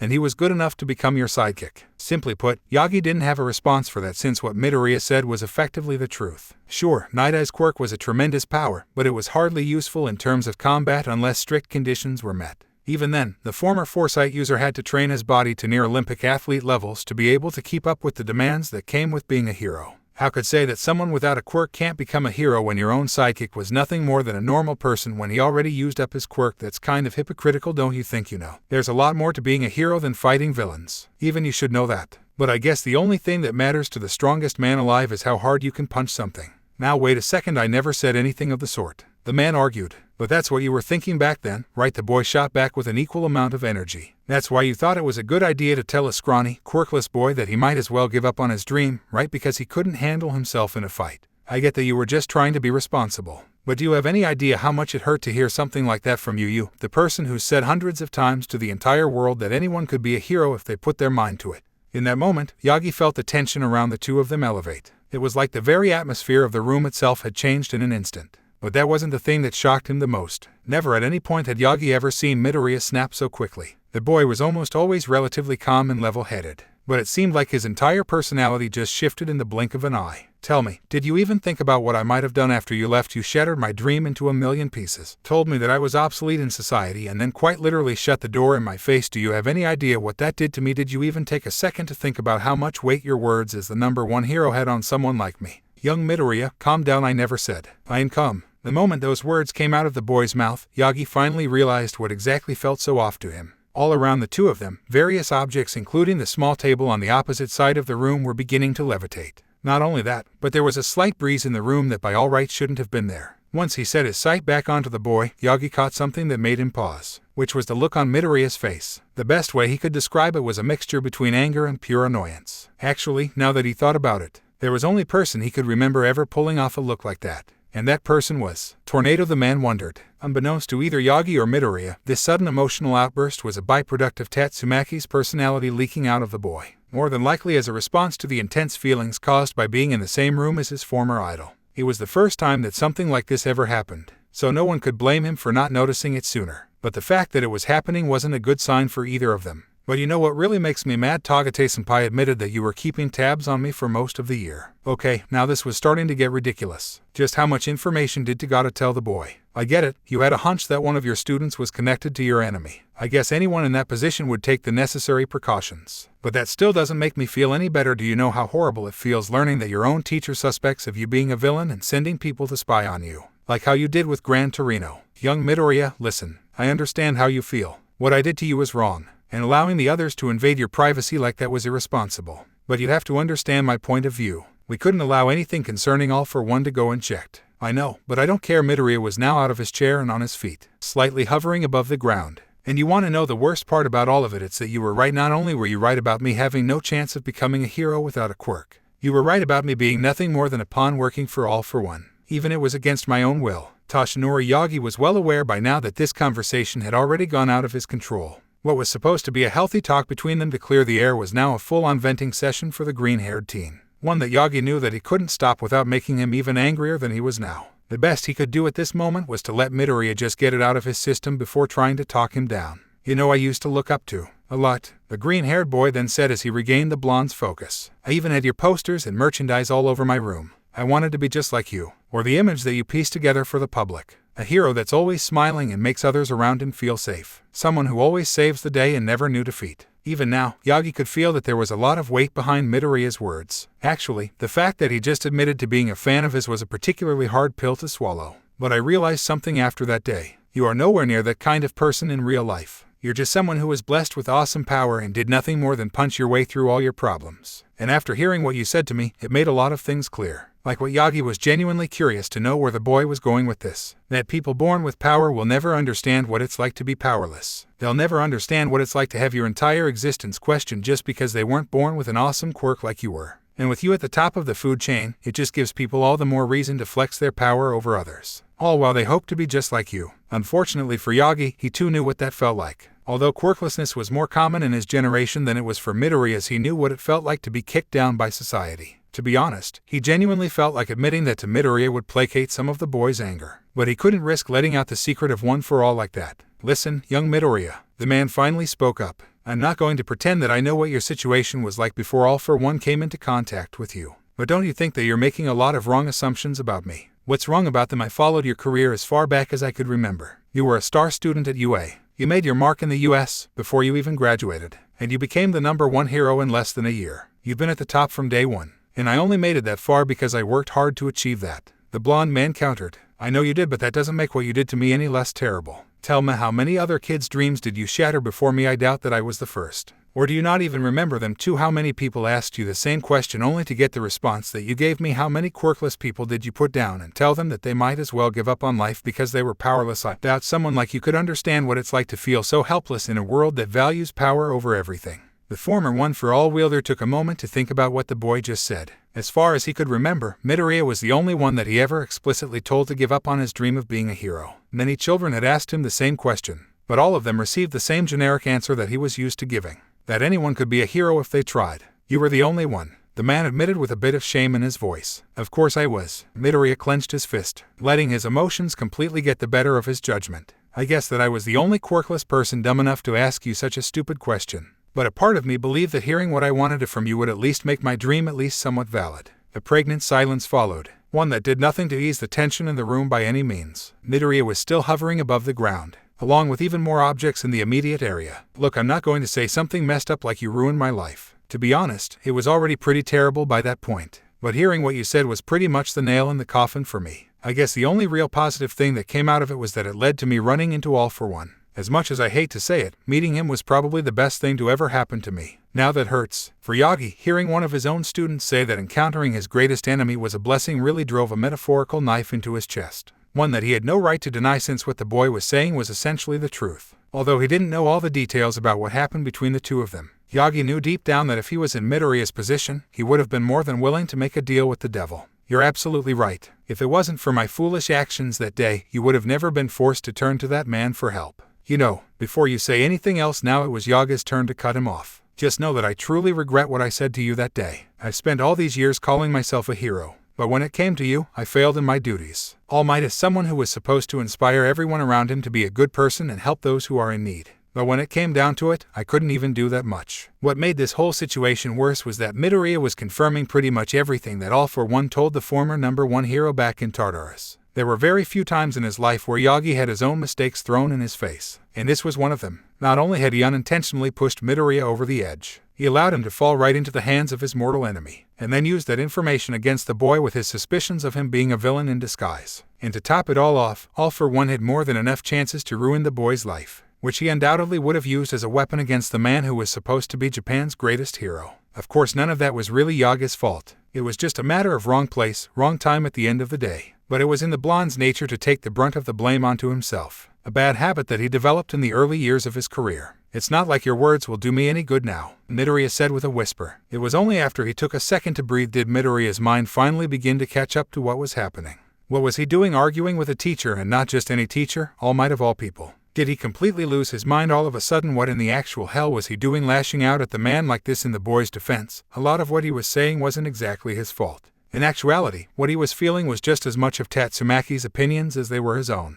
It was no secret that the former number 4 heroine didn't exactly have a high opinion of All Might. The green-haired woman often told her younger sister how, despite him doing a lot of good for the people of Japan, All Might blasting his way through one crisis after another just emboldened people to be the same way. And that once he did finally hang up his cape, everything would get crazy for the rest of the heroes who were left to pick up the pieces, which some would say was hypocritical on her part. But there was a reason why she never voiced those thoughts publicly, and it wasn't just to avoid the hassle with the media. Suddenly, Midoriya deactivated his quirk and allowed himself to return back to the earth. And aside from a few pieces of furniture that fell from their original positions, everything in the room went back to normal. Now that he had actually managed to calm himself down a bit, Midoriya was beginning to feel sick. Not just mentally, but physically as well. The room was spinning and it felt like there was a hole in his stomach that was growing at a rapid pace. In his mind, he was liable to vomit at any moment. The boy knew very well that if he didn't leave right now, then he would probably get into even more trouble than what he already was. To apologize, sensei. Midoriya then bowed his head.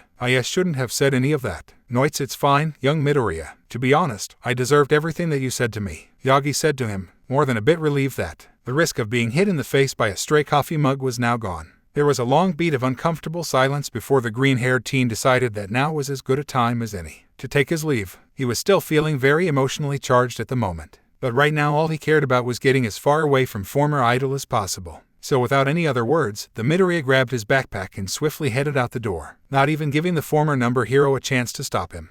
A few minutes had passed after Midoriya decided to leave, and Yagi was left alone to think about what all just happened. To say that things could have gone a lot better would have been a gross understatement. Not only did the boy lash out at him out of nowhere, he didn't even have the chance to truly defend himself. In truth, the situation had gone off the rails before he could even try and stop it. Yagi took a moment to clean up around the office before dropping down into his seat and letting the worry wash away from his body. What exactly was he supposed to do now? Trying to talk to the boy again after their little meeting would surely invite even more trouble. Just as he was beginning to let his mind wander on what his next course of action should be, the blonde-haired man felt his phone vibrating in his pocket.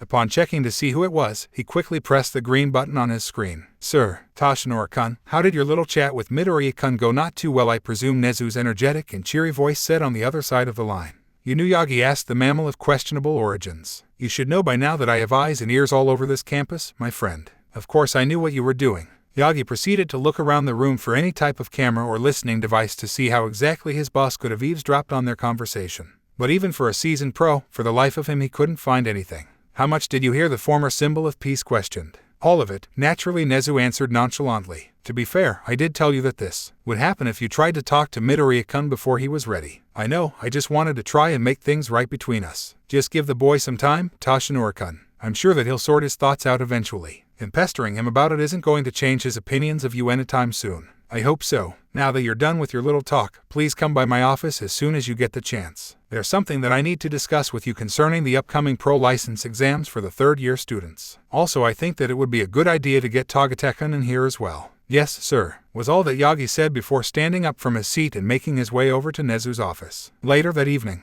once she was done with her talk with Recovery Girl, Takage was on her way over to the Class 1A dorms. She was in a pretty good mood, especially since her meeting with the healing heroine went a lot better than she had hoped. Not only did the elderly woman give her a ton of advice on how she could improve her regeneration abilities, she even agreed to consider co-signing her admittance into an EMT course during their second year, so long as she met a few prerequisites, of course, like taking an official CPR class. Needless to say, Takage was feeling pretty damn good about herself. As for why the girl was making the journey over to the 1A dorms, the answer was simple. She still hadn't gotten the chance to apologize to Yaoyorozu for what she said to her during their joint training session with Shiksu last week, and she was determined to finally get that handled. Takage had already made several attempts to talk to the girl over the weekend, but every time she tried, the creation quirk user was either gone or unavailable. But since today was Monday and none of the students were allowed to leave the campus, now would surely be her best chance to finally get this out of the way. And after she was done, all there was left to do was study and enjoy some alone time with her boyfriend. It didn't take long before the green-haired girl was at the door of the 1A building, and with no time to waste, she walked right through the door. Takage, and a voice coming from her right immediately caught the girl's attention. Of course, she recognized who it was and turned her head to see none other than Fumikage Takoyami standing in the kitchen. The dark shadow user was only one in the lobby and was holding a bottle of soda in his hand. Birdman, what's up? The girl greeted him with a friendly wave. Nothing in particular. If you don't mind me asking, what are you doing in our dorm? I'm looking for Yaoyorozu, she answered. You know which floor she's on? I believe that she's on the 5th floor. Cool, thanks for the help. No problem. Suddenly and without warning, the green-haired girl detached her head and floated it over to the bird-headed teen. So how have things between you and Ghosty been going? Y'all doing alright? Gone out on any dates lately? In an uncharacteristic moment of embarrassment, Takoyami's cheeks reddened enough to a point where you could see his blush seeping through his feathers. I'm sorry. Hey, don't worry about it. Forget that I even asked. The girl backtracked before reattaching her head and walking towards the elevator. Anyways, catch you later. Barely a minute later, Takage was standing in front of Yaoyorozu's room. She could hear a bit of noise coming from beyond the door, which meant that the raven-haired teen was definitely inside. So with no reason to delay the inevitable, the green-haired girl knocked on the door. Just a second, a prim and proper voice said only moments before the class rep of 1A opened her door. And the moment she did, the creation quirk user's eyes briefly widened before her face scrunched up into what could only be described as a disapproving look. What do you want? What do you want? Were the first words out of Momo Yaoyorozu's mouth as she locked eyes with Takage. The moment the raven-haired teen spoke, it would have been impossible for anyone to miss the tone of displeasure that laced her voice. It had been well over a few days since the joint training session with the students from Shiksu, and neither one of the girls had really seen each other since then. Sure, they passed by one another here and there throughout the day, but Takage had a feeling that the creation quirk user was avoiding her. Scratch that, she was absolutely certain that the girl was deliberately making an effort not to cross her path. Hey, Yaoyorozu, how are you doing today? Takage greeted the raven-haired teen, albeit with a slight hint of nervousness in her voice. Is there something that I can do for you? Yes, actually, the green-haired teen then scratched her cheek. I came over here to apologize. Yaoyorozu instantly arched an eyebrow upon hearing that. I'm sorry. Look, I'm sorry for all of those things that I said to you during our training session the other day. It was uncalled for and I went way out of line. So for that, I apologize. I planned on talking to you right after our match, but I didn't really get the chance to do that until now. An almost uncomfortable silence immediately followed. For a good 10 seconds, Yaoyorozu did nothing but look at Takage with a blank expression, one that didn't give the green-haired girl even the slightest bit of inclination as to what she could have been thinking. It was the kind of look that made whoever was on the receiving end of it want to squirm away and forget that it ever happened. Man, this was awkward. Anyone who knew Takage would know that she had never been in this kind of situation before. Never before did she legitimately have to apologize for getting under someone's skin. The whole idea was pretty foreign to her, mainly because the majority of people that she ever insulted almost always deserved it in some way, shape, or form. But this time, that wasn't the case. Is that the raven-haired teen finally broke the silence, folding her arms across her chest and leaning up against the door frame. Takage blinked. Did you really expect me to care about your half-assed apology? Okay, that was certainly something she didn't expect. As far as she was aware, Yaoyorozu hardly ever cursed. People like her who grew up with what was no doubt one of the best educations on social etiquette that money could buy made it a point to never use vulgar language. So to hear her say something like that threw Takage for quite a loop.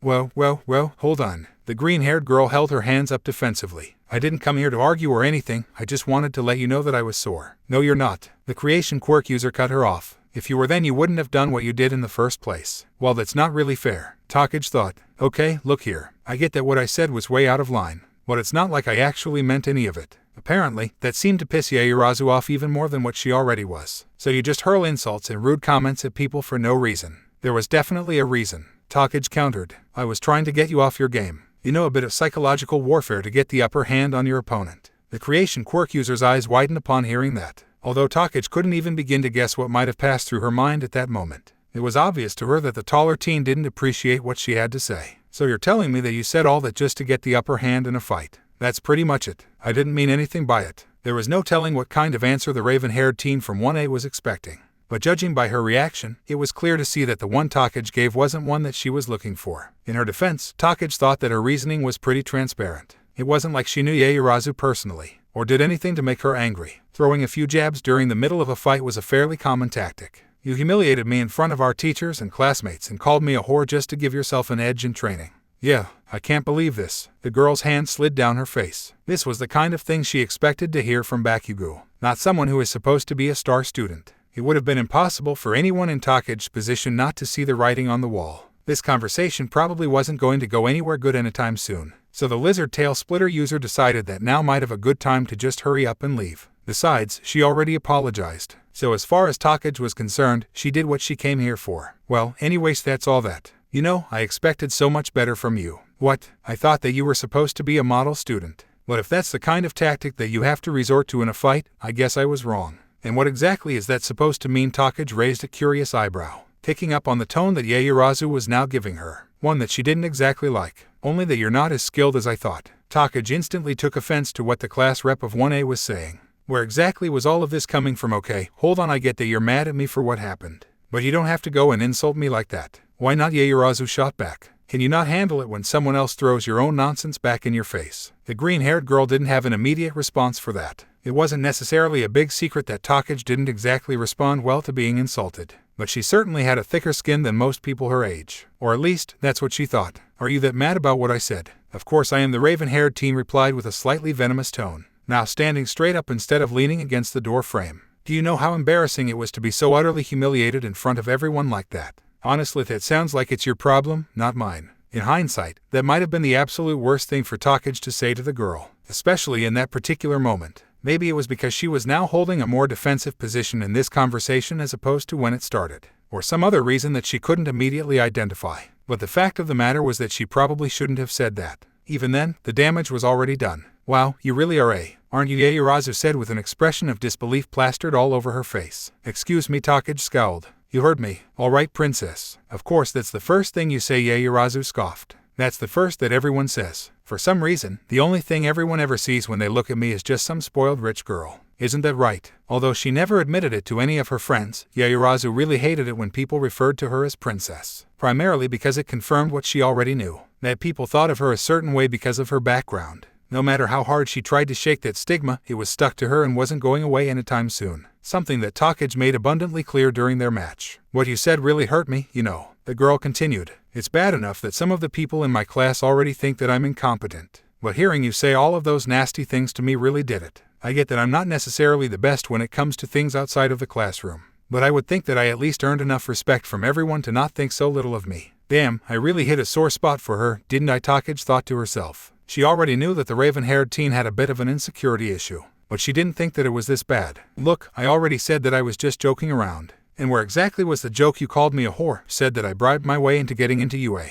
and then had the nerve to call me a failure right to face. I don't know what kind of twisted upbringing you had. But most people don't think that way. The only ones that do are ingrates, are bullies. Once again, Takagi was back to being on the defensive. Hey, I am not a bully. Really, that's not what your classmates say. Huh, from what I've heard, you love having fun at the expense of others. The creation quirk user explained. You can't even go a day without poking fun at someone else just to get a few laughs. So I like to mess around a bit. Takagi shrugged. It's a big deal. All in good fun. Silence followed the green-haired girl's statement. Whatever response Yaoyorozu was about to give appeared to get caught in her throat, and all she could do was glare at Takagi with a look of pure discontent. Honestly, I don't understand how such a nice guy like Midoriya-san ended up with a girl like you, the raven-haired teen said in a low tone, but not low enough to be misheard by the girl standing right in front of her. You could almost hear the record scratch in Takagi's head upon hearing those words. Did this chick really just... What? I just think that he deserves better is all. He'd be better off with someone like Yaoyorozu-san. From what I've seen, the two of them would be a much better fit. Okay, Setsuna Takagi was a pretty level-headed person. One would say that she rarely ever lost her temper. But hearing something like that from the princess of 1A definitely flipped a switch inside her brain.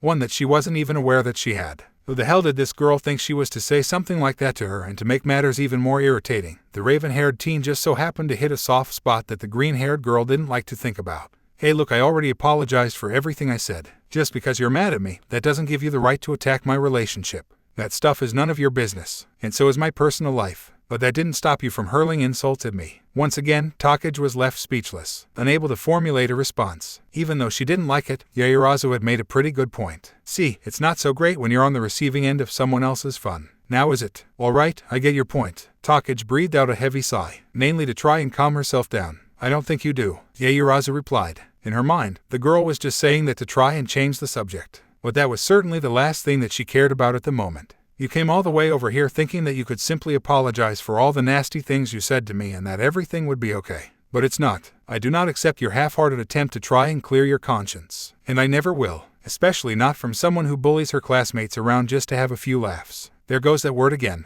The word that really made Setsuna Takagi want to lash out at the girl standing before her. Is that really what her classmates thought of her, that she was just a bully? No, it couldn't be. The people in her class liked her, and they were all well aware of how she operated by now. Sure, she couldn't help herself from pointing a few things out that she found humorous at times, but that didn't make her a bully, or anything even remotely close to it. Besides, she hated bullies. She had to deal with them all the time in middle school. There's no way she should be compared to people like that. Those were the kinds of people who found satisfaction in other people's misery. It was at that moment that the gears started turning in her head, and a realization suddenly hit Takage like a ton of bricks. Wait a second, that was exactly the kind of thing that she did. Sure, it was never meant in a malicious manner, or on the scale that she had seen in the past, but it was effectively the same thing. As much as she didn't want to admit it, she absolutely found pleasure in other people's misery, even if it was just a small amount. Wait, what? The green-haired girl tried to wrap her head around the thoughts she was currently having. What the hell was going on here? She just came here to say that she was sorry for what she did the other day. So why the hell was she thinking about this right now? Before Takage's mind could begin cycling through her other thoughts even further, the sound of a door opening up at the other end of the hallway snapped her out of it. The two teens redirected their gazes to see Tsuyu Asui poking her head out of the doorway. Is everything all right out here? Jiro, the prom-themed teen with the scars on her face, asked in a neutral tone. Everything's fine, Tsuchin, Yaoyorozu answered in a miffed tone. Takage-san here was actually about to leave. The frog girl's eyes then turned towards the other green-haired girl, and Takage somehow managed to recompose herself just in time to respond. Yeah, I was just leaving. Oh, all right then, Asui said, albeit a bit skeptically, as she retreated back into her room. Yaoyorozu didn't even bother to say anything else to the lizard tail splitter user before walking back into her own chambers, but made sure to give her one last sour look before shutting the door in her face. Well, that just blew up in my face, didn't it? Seeing that there was no chance of getting to talk to the creation quirk again anytime soon, Takage simply decided to just head back to the 1B dorms to think about what just happened. However, on the way she couldn't help but allow her mind to wander back to her thoughts from earlier. She was just overthinking things. Yaoyorozu was pissed off at her and wanted to say anything that would make her angry. That's all it was. Just an angry person blowing off steam towards the object of her discontent. But even as Takage tried to rational all of that inside her brain, one thought kept popping up in the back of her mind. Was she really that bad of a person, the kind that could be compared to a bully? Is that what her classmates thought about her behind her back? Is that what her friends thought about her? Is that what Midoriya thought about her? There was no way that was the case, right? She was the class vice-rep of her class, which was objective proof that people thought she was at the very least a cool person. It wasn't like she went around terrorizing people for the fun of it. Aside from a few small pranks here and there, Setsuna Takage would be the first to admit that she had a habit of overstepping her boundaries at times. But she never did so on purpose. If anything, it was usually just an accident. It wasn't like she was intentionally trying to hurt anyone's feelings. She just saw an opportunity to have a good bit of fun and ran with it. That's really all it was. Her mind then went back to how much of an annoyance she had been to Yanagi and Tetsutetsu recently. More specifically, the gray-haired girl, and how much effort she had put into setting her up with Takoyami. But it wasn't like she was doing it just for the sake of having fun. There were other reasons too. Unbeknownst to anyone, the real reason she was doing all of that was just to get people to stop making comments about how awesome the dynamic duo of 1B were. She was aware of how her classmates used to make passing remarks about how Midoriya and Yanagi seemed like a good match, and it was something that still rubbed her the wrong way. It wasn't like she was actively trying to make the gray-haired teen's life harder. But is that what it seemed like she was doing? Then there was Tetsutetsu. The two of them had been friends ever since elementary school. Sure, she didn't go out of her way to force him into situations with Kendo like how she did with Yanagi. But the steel quirk user knew that she only egged him on with good intentions. If she was really bothering him, he would have said something about it by now. Right, she then thought back to Yaoyorozu. Up until this moment, Takage hadn't really considered just how damaging her words could have been to the 1A girl. The creation quirk user was right. She humiliated her in front of everyone for a rather dumb reason. Just to win in a training match. And she said some things that more than likely would have gotten her in trouble if there had been microphones in the training area the day of their fight. Although she had the opinion that everyone needed to have thick skin if they wanted to cut it as a hero. Something that Kayama had said numerous times to her when they were training Takage to get into UA. But in reality, not everyone was wired that way. She certainly was. Or rather, she thought she was up until a few minutes ago. But even the most poised of individuals had a limit to how provocation they could take. And the majority of people wouldn't appreciate being called such nasty things right to their face. By the time she made it back to her room, Takage was feeling really guilty for what she had done. It was an emotion that she never actually experienced before, and she absolutely hated the feeling. It was the kind of feeling that made you want to crawl into a hole and disappear. The only time she felt anything even remotely close to this was back when Ozhana got injured back during the Derelictor raid on account of her making a dumb decision. Originally, the girl had planned to just spend the night in Midoriya's room like she usually did most days of the week. But right now, she just wanted to be left alone with her thoughts. In all honesty, she didn't think it was a good idea to be around the boy with what was going on inside her head right now. The last thing she wanted was to do something stupid like ask him if he thought that she was a bully. Mainly because it just felt wrong to ask someone who had seen some of the worst kind of bullying in their life to judge her in that way. But also because she felt like she wouldn't like the answer that he would give her. So without even bothering to change out of her uniform, Takage simply crawled into bed and forced herself into falling asleep, hoping that she would feel better about herself when she opened her eyes the next morning. The next day, Ryoko Yanagi was having a pretty odd day, which was saying something considering the crazy year that she was experiencing. After an entire weekend of intense gaming, the gray-haired otaku was expecting to come back to the same usual shenanigans that her friends always found a way to drag her into. However, that wasn't the case. She had no clue what happened during her 3 days of self-imposed isolation. But for some reason, there seemed to be this weird atmosphere surrounding her class. More specifically, her group of friends. Actually, she knew exactly what the cause or causes of this weird tension was, both of which had green hair, green eyes, and a metaphorical cloud hanging over their heads for the entire day. To say that Midoriya and Takagi were acting strange would be putting it mildly. Throughout the day, neither of the two brunettes had been in a particularly cheery mood, which definitely warranted at least some concern from the poltergeist user, along with the rest of her classmates. When it came to the other half of the dynamic duo of 1B, this kind of thing wasn't exactly out of the ordinary for her fellow telekinesis user. Midoriya was never the most outgoing or cheery person on Earth, especially at the start of the school year. But seeing the boy so downtrodden was unusual to say the least. Never before did he appear so lifeless. Oddly enough, whatever was bothering him seemed to have hit him the hardest during their heroics class earlier that afternoon.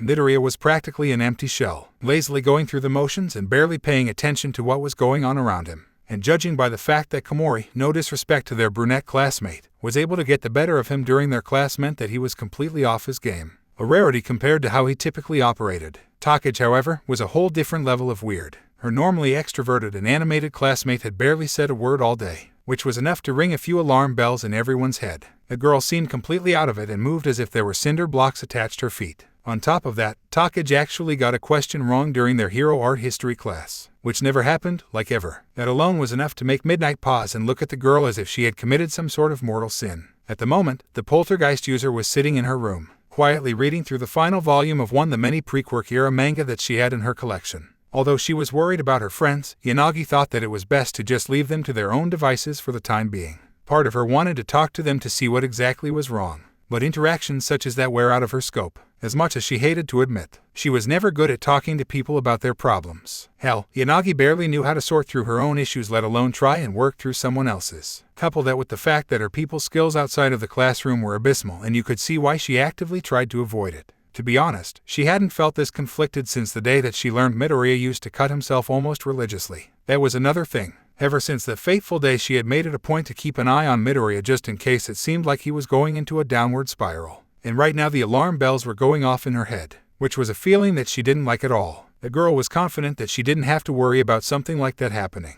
But the gray-haired teen had the nagging feeling in her gut that she was wrong. But much to Yanagi's chagrin, she knew that pressing the issue wasn't a good idea. Sure, everyone had their off days, but this was something more peculiar. The two of them seemed way too sad. For now, the gray-haired teen decided that it was best to just leave them alone and let them work through it themselves. If either of them wanted to talk, then she would be there for them. But unless they came to her, she wasn't going to try and open a can of worms that no one wanted to deal with. Or at least, that's what she convinced herself to think to avoid throwing herself into a painfully awkward situation. So for the time being, Yanagi simply went back to immersing herself into the small book that she was currently holding in her hands, flipping through its pages with slight anticipation at how things were going to come to an end. She always enjoyed reading pre-quirk era stories like this. Their take on how quirks or superpowers worked was always interesting, and getting a look into what kind things society consumed back in those days was rather enlightening when you thought about it. Once she finished the final page, the gray-haired otaku let out what appeared to be a semi-conflicted sigh. Just like that, her literary adventure was over, and all she could do now was set the small book down on her bed and think about how she felt about the series. Honestly, Naruto should have ended up with the ramen guy's daughter, and not as pretty much a stalker who fell upwards into success. The girl couldn't even have a proper conversation with him until the end of the series. Hell, even Ino would have been a better match, she thought to herself as she continued to reflect on the manga that she spent the better part of 2 weeks powering through. All thought has did give me some ideas for some new moves that I could work on.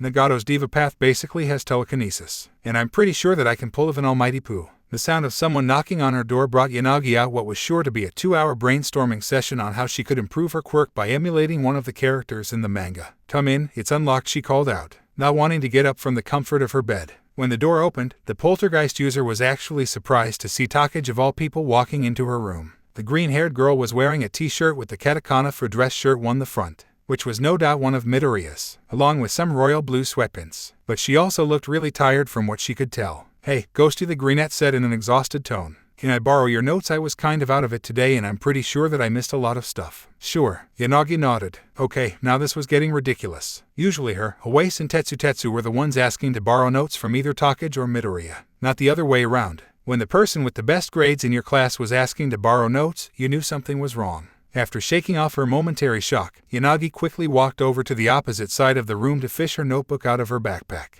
and then proceed to hand it off to Takage, which the green-haired girl lazily accepted before making her way towards the door. God damn it. The gray-haired teen cursed to herself as she watched her friend drag her feet. This just wasn't right. She didn't know why, but seeing Takage like this was just way too bizarre for her. The vice-rep of their class was supposed to be a ball of annoyingly energetic chaos that spent way too much time sticking her detachable nose into her business. And watching her just drone about like her cat died just made it feel like the universe was off balance. Yanagi knew that she told herself that she shouldn't pry too much about whatever was wrong with the girl. But now that she was right in front of her, she really didn't have a choice. Hey, yeah, Takage turned around, her lethargic voice matching her appearance. What's wrong? The girl said bluntly. You've been acting weird all day. Yanagi explained. I think this is the first time since I've met you that you've gone a full school day without making at least one mildly inappropriate joke. Is everything all right? Takage was silent for a moment, allowing a weird look of disappointment to cross her face before shaking her head. Yeah, I'm good. I just had a rough night is all. Are you sure? Yeah, totally. I'm perfectly fine. I don't believe you. Seriously, Did you and Izuku have a fight or something? The gray-haired girl asked. Maybe that was it. The two of them had barely interacted all day. She doubted it though. Takage was wearing one of his t-shirts around the dorm, and most girls wouldn't wear an article of their boyfriend's clothing if they were upset with them. Another weird expression flashed across the green-haired girl's face before she recovered and waved her hand. No, nothing like that. Look, I appreciate that you're trying to help, but I just don't feel like talking about it. All right, but if you need someone to talk to, I'm here if you need me. Yeah, sure. Anyways, thanks for the notes. I'll bring these back before I go to bed. See you later. And just like that, Takage was gone, leaving Yanagi to think about their brief interaction. Why am I so bad at this? The girl thought before dropping back down to her bed. She really needed to work on her social skills. On the other end of the equation, a certain silver-haired teen was having mixed feelings at the moment. Tetsu certainly wasn't the smartest guy on planet Earth. His gradually improving grades could certainly attest to that. But even he was smart enough to see that something wasn't right. As far as he could remember, there were only a handful of times he had ever seen Takage looking so depressed. Most of them were on the anniversary of her mother's death. And that was mainly because Yuri was usually so down that the negative energy just affected the Takage family as a whole. The others were when something either really bad or really annoying happened. Like the time when she got into a fight with Kami Yatsushimi after school the day some of the girls in their class decided to pull a pretty shitty prank on her. Basically, it was a pretty rare occasion. Whatever happened to the girl definitely had to have been bad. Bad enough for her to get a question wrong during hero art history class earlier than morning. The class that her soon-to-be stepmother taught. The odds of something like that happening were practically zero when that happened. The steel quirk user was almost certain that he was transported to some weird alternate dimension where everything was backwards. Even Midnight had to recheck her notes to make sure that she didn't put the wrong answer down in her book. Simply put, something was wrong with his best friend and he had no clue what the hell it was, or how to help her. Takage had been pretty quiet all day, which in itself was enough for him to give her a few strange glances during class. And seeing her not acting like her usual self rubbed him the wrong way. Seriously, she hadn't pestered him once about his crush on Kendo all day. It just didn't make any sense. However, that wasn't the end of it. There was also the fact that Midoriya seemed to be stuck in the same rut as Takage. To be honest, Tetsu didn't know Midoriya as well as Takage and Yanagi. They were good friends for sure, and he let him copy his homework whenever he forgot to do it. But seeing the green-haired boy so dejected during class was troubling. Although he didn't exactly know what the deal was, the steel quirk user was good enough with people to know that Midoriya looked immensely ashamed of himself. Like he committed a crime and the consequences of his deeds were weighing heavily on his shoulders. This was even more evident judging by the fact that Komori managed to pull a fast one on him in the middle of training. Not to say anything bad about their mushroom-loving classmate, but seeing arguably the strongest guy in their entire grade so off his game was enough to know that something was really wrong with him. But what? Sure, Midoriya wasn't exactly the most animated or extroverted guy in the world, but he was a far cry from the depressed-looking ball of sadness that he saw all through the school day. The guy was almost always in a somewhat positive mood, so whatever put him into such a funk had to be pretty major. He knew that Midoriya and Takage hadn't gotten into any arguments recently. He asked the lizard tail splitter user that very same question earlier and she said that it wasn't the case. Actually, from what he could tell, the green-haired couple were having two completely different problems. As strange as that sounded, if he had to put into words, he would say that Takage looked guilty about something she did, while Midoriya looked like he was beating himself up over something that happened. Yeah, that was it. But now the biggest question on the silver-haired teen's mind was what could have happened to the two of them since yesterday to cause such a mess. Arg, what the hell? Tetsu scratched his head in frustration as he stood up from his computer chair. What the hell was he doing wasting his time wondering about these things wasn't going to solve any problems. His friends needed help besides, thinking wasn't his strong suit anyway. Tetsu was door he faced obstacles head on. Like a real hero should in his opinion, the best thing to do in a situation like this was to confront the two of them directly and just ask them what the hell was wrong with them. With his mind now made up, the silver-haired teen walked out of his room and made a beeline for the end of the hallway. He would have preferred talking to Takage first, but he and Midoriya lived in the same hall, along with Honuki and Awase, so it just made sense to go to him first. In barely a few seconds, the boy was standing in front of Midoriya's door and gave it a semi-forceful yet motivated knock. "Who is it?" the voice of the telekinesis user asked. Tetsu. "Oh, come in." With the green light, the steel quirk user did exactly that. Although Tetsu wasn't one to judge someone's choice of style, he always found it weird how Midoriya's room was soblent. The guy had almost no directions or furnishings whatsoever. How Takage spent so much time in here and not her own room was a complete mystery to him. Everything in the telekinesis user's room, from the curtains to the bedspread and carpet, were either black or green. The only real pieces of decor were the television, laptop, and his stack of hero notebooks, including a few pictures of him and his family. Actually, something new to the room caught Tetsu's eye. It was a photo on top of the computer desk. One of Midoriya and Blizzard in front of her agency, surrounded by a pretty extravagant-looking picture frame that Tetsu was certain the number 9 heroine must have picked out. He didn't understand why Midoriya lied to everyone at the start of the year about him being the Psychic Sister's younger brother. In his opinion, it was pretty obvious considering they all had the same quirk and looked so much alike. Actually, out of the three of them, Tornado looked to be the most out of place. Aside from her short stature, she was the only one with neon green hair as opposed to dark green.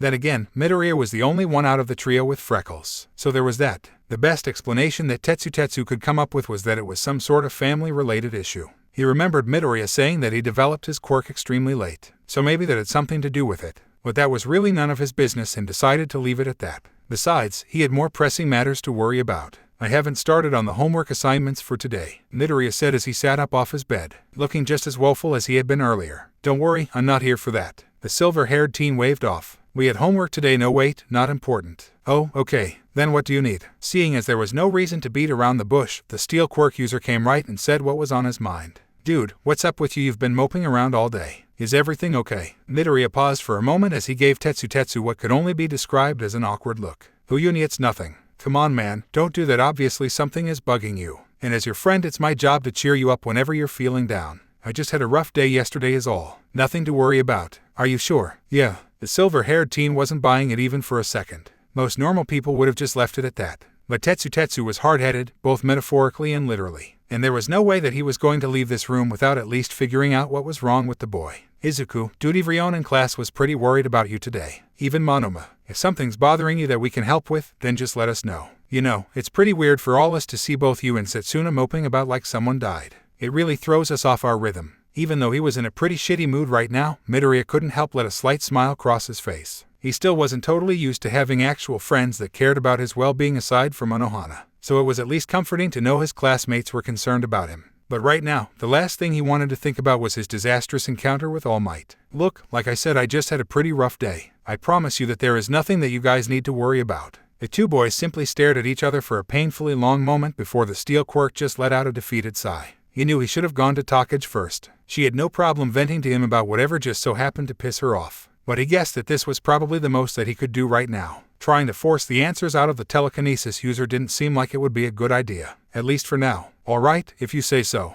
But if you need someone to chat with, I'm right down the hall." "Thanks, Tetsu." Midoriya grinned. "Well, since I'm here, what exactly were the homework assignments again?" Later that night. "Hey," Takage said in a half-hearted tone as she walked into Midoriya's room. The lizard tail splitter user finally decided to try and talk to someone about what happened with Yaoyorozu yesterday. And who better to drop all of your emotional baggage on than your boyfriend? Her next best option would be Tetsu. But that didn't come with the option of emotional support cuddling. However, she was also genuinely interested in what had Midoriya so down today. Like everyone, she could see that he was in a shitty mood. And despite her own issues, she thought that it was a good idea to help him try and work through whatever was wrong. Partially to try and deflect her thoughts away from her own problems, but out of honest concern for telekinesis user. "Hey," a green-haired boy greeted her in a similar tone of voice. With a practiced ease, Takage simply closed the distance between the two of them and dropped down onto Midoriya's bed, taking a moment to fit herself underneath his arm and snuggle up close to him. "So what exactly had you in such a funk today?" the girl then asked in a curious tone.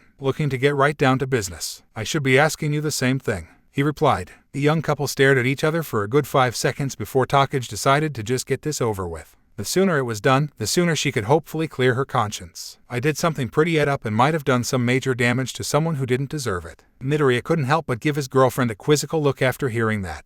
That didn't sound good at all. He was about to ask her what she meant, but the girl must have knew what he was about to say and started explaining without any prompt. You remember the training session we did with Shiksu last week? Yeah, he said, kinda hard for him to forget. Especially since the whole point of the exercise was to get him to fight Tagada to see if he could be put down just in case he became a villain. But he probably shouldn't say something like that out loud. While Takagi rubbed her hands together nervously. During our round against Ibara's team, the Lizard Tail Splitter user then spent the next 10 minutes going on about everything that happened during her encounter with Yaoyorozu during their match, along with what had happened with the raven-haired girl the night before. The whole time she was doing this, Midoriya simply chose to stay silent, allowing the girl to get everything off her chest as smoothly as possible. Once she was finally done recanting her tale, there was really only one thing that the boy could say. Wow, Takagi tried really hard not to scowl at the boy for his lack of reaction. Really, that's all you have to say? I mean, you aren't going to call me a shitty person for doing what I did. I pretty much did the most up thing to Yaoyorozu that I could think of without considering the consequences, just to have an advantage over her in a training match. I mean, basically called her a failure right to her face. You're right, the green-haired boy nodded. What you did was really messed up. Midoriya didn't feel the need to pull his punches. What his girlfriend did to their classmate was definitely something that no one would be happy about. Although he understood the logic in saying whatever you could to get the upper hand in a fight, that just wasn't something he could get behind. Midoriya knew all too well how dangerous saying terrible things like that to someone could lead to even bigger problems down the road. But the part of him that wanted to be upset with her was at least placated by the fact that she was truly sorry about what she had done. That was a lot more than what could be said about other people that he's met in his life. On any other day, Midoriya might have said something to try and cheer the girl up. But he wasn't in that particular mood right about now. I know, and I feel like a piece of shit. Takagi sighed. I wish I could go back in time and stop myself from ever doing it. Now I don't think that I could look Yaoyorozu in the face. At least you apologized, and you made the effort to try and show her that you were sorry. But I think it's best if you just let her work through it. I guess. Takagi conceded her defeat. At the very least, Midoriya wasn't as upset with her as she thought he would be. Or he just wasn't expressing it physically. What about you? What the hell happened yesterday? Well, the boy gave her a nervous look, and then it was his turn. Just like the girl did before, Midoriya spent the next 15 minutes telling Takagi about his not-so-pleasant discussion with All Might after they parted ways yesterday afternoon. The green-haired boy spared no detail in what happened, even adding in the information about his brief chat with Tagada after he got home from spending the day with his sister. By the time he was finished, all Takagi could do was look up at him with a shocked expression on her face. Okay, the Lizard Tail Splitter user managed to get out of her mental stupor. That's several levels of up. You're telling me. I get that All Might Sensei would want to make sure that All For One guy wasn't in control of you. But allowing that Night Eye guy to basically throw Tagada at you wasn't okay. Besides, doesn't he know that your memories were tampered with? He does. Goddamn, Takagi rubbed her head in thought. To be honest, she was still having a hard time wrapping her head around this. All Might may have been retired now, but the guy was still the greatest hero Japan had ever seen. So for him to basically throw a powerhouse like Mirio Tagada at her boyfriend just to make sure that he could be handled in case he became a villain was crazy to her. It honestly seemed like the kind of cartoonish nonsense that you would read in a Shonen Jump manga. Sure, the villain in question was a major threat to Japan based on the information she had heard from Kayama. But even then, keeping tabs on Midoriya sounded a bit too paranoid for her liking.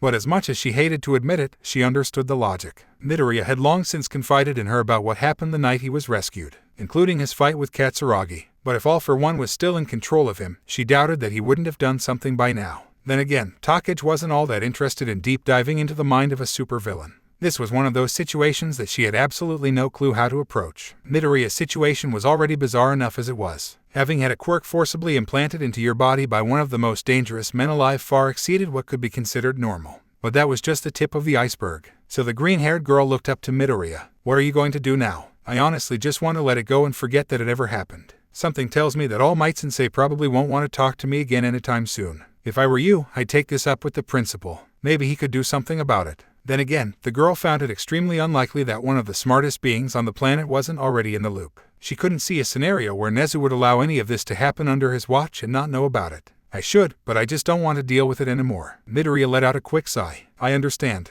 The girl nodded. Wow, the two of us really are pieces of work, aren't we? I can't really argue with you there. So you're not mad at me for what I did to Yaoyorozu? I'd be lying if I said that I wasn't upset about it. The boy replied honestly. But there's really no point in beating you up about it. That seemed to be enough for Takagi. There was definitely a lingering feeling in the air that Midoriya wanted to say something more, but neither of the two greenettes were in the mood to deal with any more than what they already had. And frankly, Takagi was happy that she wasn't having an argument with her boyfriend about it. I don't think that you're a bully, Midoriya then said in a soft tone. Huh, I'm serious. I know bullies, and you're pretty far from the kind that I've seen. Granted, you could stand to pull back on the jokes every now and then, but I know that everyone in class enjoys your special brand of chaos. Thanks for saying that. She gave him a toothy smile. It means a lot. No problem. And if it's any consolation prize, I think you were right to curse out All Might Sensei. Really, he has a quizzical look. Yeah, not many people can stand up to the strongest guy in all of Japan and leave him speechless. You might be the only one to do so in life to tell the tale. The fact that you did it is actually akin to hot. The green-haired boy couldn't help but chuckle.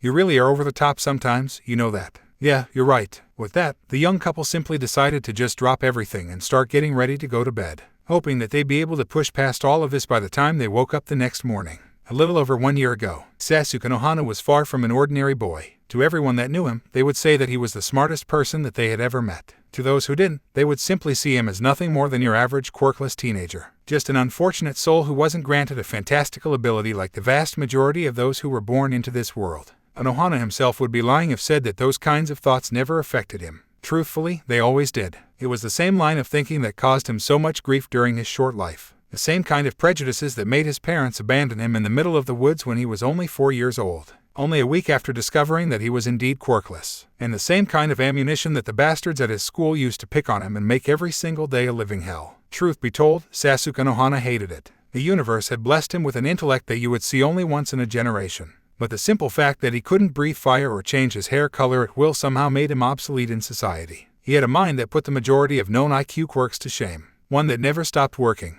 But even that didn't matter since he still lacked a quirk. Most quirkless people resented being born into the world of today, as one would rightfully suspect, and he was certainly no exception. Every single day, Nohana had to come home and see the other kids who lived with him bearing the very same burden that he did. And not a day went by where at least one person didn't walk through the door looking depressed and on the verge of doing the unthinkable. Nohana had been there quite a few times. A multitude of self-inflicted scars along the length of both his arms was enough proof of that. He knew that he shouldn't be doing it. He knew it all too well. And Kase had voiced her concerns enough times that it would be impossible for him to pretend that he hadn't heard her. But he needed it. He needed some kind of relief, something to keep him grounded when he was having a really bad day. Nohana still remembered the first day he put a blade to his skin. It actually started out rather innocently. The boy was scrolling through his computer looking for ways to relieve stress, and just so happened to come across an internet forum full of people who said that it was a very effective method. He had his doubts at first, but something in his head told him to just give it a shot, and he foolishly chose to listen to whatever it was that compelled him to do it. From that day on, it was like clockwork. He couldn't go a single week without putting a blade to his skin to calm his nerves. The feeling was so soothing that it almost felt therapeutic. It was truly pathetic. Someone like him doing something so insane just to keep himself from going crazy was just so pitiful that it was comical. But it was really all he had. The only other form of distraction that he found satisfaction in was conducting new experiments in the local park away from prying eyes. The boy always loved chemistry. It was something that he took to like a fish to water. Searching for and cataloging new and exciting ways that different chemicals interacted with each other was so much fun for him. All of it just made so much sense that it was impossible for the boy not to try and test out new concoctions every now and then. Simply using everyday items that he could get at the convenience store and turning them into acid or sleeping gas simply fascinated him. Of course, he didn't enjoy cutting himself up like a cheap steak, but it was something that he needed, especially during exceptionally rough days. However, today was not one of those days. Oh no, today was one that even Nohana couldn't imagine happening. Why, you may ask? Because it was the day that Rogue first approached him. At first, Nohana didn't know what to think of the woman.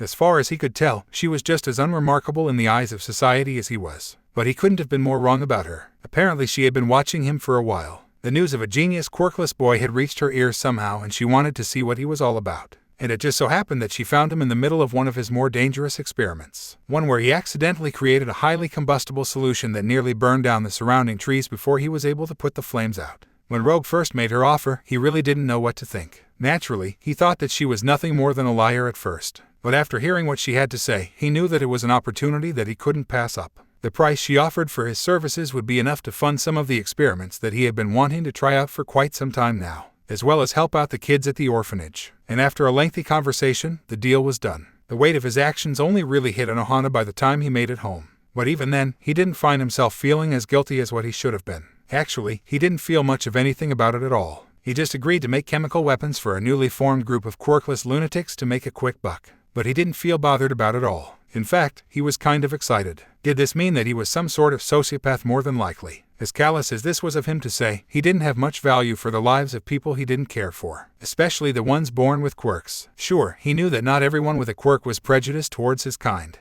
but in his experience, the vast majority of them were. They never hesitated to cause him harm for their own amusement. So why should he? And if he could make some serious cash while getting to advance his knowledge of chemistry even further, then it was a win as far as he was concerned. After all of the kids finished their dinner, Anohana was the one tasked with taking out the trash. Tano and Kenny managed to get him to clean up their usual mess, but he didn't mind it very much. The pair of twins were the only kids who never seemed to be sad because of their lot in life. Probably because they always had each other at the end of the day, and it was hard not to be affected by the positive energy they poured whenever they were around. Their situation was just as messed up as his. The twins' parents died in a villain attack last year, and none of their relatives wanted to take them in on account of them being quirkless freaks. In spite of all that, he never once saw them sad. In truth, Sasuke Anohana was jealous of how happy they were. It was something that he knew he could never have. Once he was finally done picking up the last of the garbage, the pinky teen made his way over to the dumpsters. It was a short walk, and thankfully the weather had gotten better. It had been raining for most of the week, and Anohana was glad that the moon was finally out for once. The boy was about halfway to his destination when a loud crashing sound made him jump back, and the sight of something in the shadows moving instantly put him on edge. "Who's there?" Anohana called out in a nervous voice. "Hello." After a few seconds of no response, the quirkless teen decided to pull out his phone and flash his light in front of him. And what he saw truly threw him for a loop. It was a person, a teenager around his age from the look of it, sporting a white hoodie and trying to hide from him behind one of the dumpsters. He had wild green hair and freckles, and certainly looked like he had seen better days. "Who the hell is this guy?" the quirkless teen wondered before speaking up. "Who are you?" "I'm sorry," the mystery boy stuttered. "I wasn't trying to sneak up on you or anything. What are you doing back here?" The boy nervously shifted where he was crouching as he tried to find a way to formulate a response. After a long pause, he finally chose to speak up. "I was looking for some food." Anohana blinked. "I haven't really had anything to eat aside from a granola bar in the past few days. And well, I smelled some." Wow, this was certainly turning out to be one hell of a day. First it was his meeting with Rogue. Now he was staring some homeless kid in the face while he was in the middle of dumpster diving. I see, the quirkless teen sighed. Part of him wanted to just try and get the kid away from the orphanage as soon as possible. But the pathetic look on the greenette's face somehow forced him to think otherwise. "Just to wait here for a moment, all right. There's still some leftovers in the kitchen. I can get you something, but it'll take me a few minutes." Anohana didn't even bother waiting for the boy to respond before walking back into the building and grabbing a bowl of rice, along with some bananas out of the kitchen. It only took him a couple of minutes to return to boy, and when he did, he handed him the meal with a semi-awkward smile on his face. The greenette briefly thanked him before nosediving into the rice, showing Anohana that he wasn't lying about not having eaten a proper meal in days. "So that's your name?" "Midoriya Izuku Midoriya," the boy replied in a meek tone. "Well, I'm Sasuke Anohana. I guess I could say that it's nice to meet you, Midoriya-kun." "Yeah. Anyways, what's a guy like you doing rummaging through dumpsters at this hour? Are you homeless or something?" The boy, now identified as Midoriya, was hesitant to give a proper explanation as to how he ended up in this predicament. But he decided to give the nice kid that just gave him his first proper meal in days an answer that should satisfy him.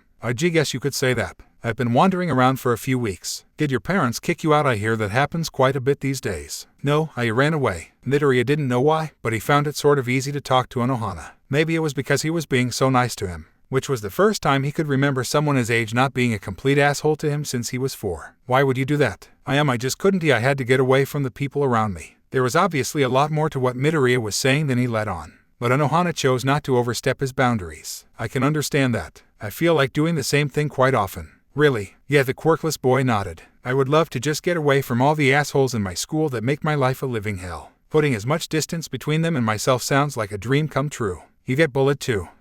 Midoriya's face quickly reddened and his hands were now flapping about in all different directions. "I'm so sorry, Anohana-san. I shouldn't have asked." So I guess you're in the same boat as me." "I am. Well, not exactly. You probably don't get harassed for not having a quirk." "You're quirkless too." Midoriya's eyes widened to the size of dinner plates. "I've never met another person my age." Okay, now this had to be some strange twist of fate. Quirkless people as a whole were already hard enough to find as it. The fact that Midoriya was now sitting beside one, a kid his age nonetheless, was absolutely insane. The chances of this happening were about the same as trying to find a needle in a haystack the size of Japan. "Well, how about that?" Anohana slightly laughed. "If your life has been as bad as mine, which I'm assuming it has, then I can understand why you ran away from home. The world isn't exactly pleasant for people like us." Once again, Midoriya was left staring at the boy beside him. This may have been the first time in his entire life that he ever talked to someone who actually understands him. Sure, he had just met Anohana, but judging by the way he spoke, it was clear that the pinky teenager knew exactly what he was talking about. Just as either boy was about to say something else, the sound of footsteps instantly caught their attention. They looked down the alley to see a woman with blonde hair and blue eyes making their way towards them. "Sasuke-kun, are you still out here?" she called out to him. "Yeah, Kasei-san, I'm here," Anohana answered. "Is something wrong?" I asked. The twins were ran off to an "Oh, hello there." The woman now identified as Kasei said upon seeing Midoriya sitting next to the person that she was looking for. "HHI, and who might you be?" "This is Midoriya-kun," Anohana explained. "He was rummaging through our trash trying to find something to eat. I didn't think it was a good idea to leave him alone like that, so I brought him some food from the kitchen." "Is that where my bananas went?" Anohana sheepishly rubbed the back of his head. "Those were yours, sorry about that." "It's fine." She waved off. "Anyways, are you alright, Midoriya-kun?" "Yes, ma'am." "Hey, is it alright if Midoriya-kun stays here for the night? He could really use a place to sleep and shower." "Huh, Sasuke-kun, you very well that I can't just." "He's quirkless," the boy said flatly. Anohana knew very well that he shouldn't be spouting out people's personal info like that. But the idea of letting another quirkless teen like himself wander around at night didn't sit right with him. He may have had issues with most people, but not those that were like him. "Oh," Kasei gave Midoriya an odd expression as she allowed her eyes to look the boy up and down. "I see you ran away from home, didn't you?" "Yes, ma'am," the brunette admitted with a flushed face. "Well, it certainly wouldn't be the first time we helped kids who needed to get away from their troubles for a while. As long as you promise to behave yourself, then I will allow it. The orphanage has more than enough space." "Orphanage? Oh yeah, I didn't tell you, did I?" Anohana smiled. "This building is actually an orphanage for quirkless kids." Seriously, Midoriya's eyes flew open in shock. This the first time he ever heard about a place like this. "Yeah, anyways, let's get Midoriya-kun inside so that he can clean himself up. I don't mean to sound rude, but you look like you haven't bathed in quite a while." As he tried to fight back the urge to cry right there on the spot, Midoriya gave the two a low bow. Thank you so much." "Don't mention it, dude," Anohana smiled. As they made their way into the building, Midoriya felt a sense of relief wash over his shoulders. There were still quite a few things on his mind, especially what happened during the encounter he had with that green-haired girl from earlier. More specifically, the possibility that he might have somehow manifested a quirk. But for now, he simply decided to push that to the back of his mind for now. After all, he could still work all of that out later after he hot shower and a night of rest. Little did Midoriya know, Sasuke Anohana would become the first person in a long time that he would ever be able to call his friend.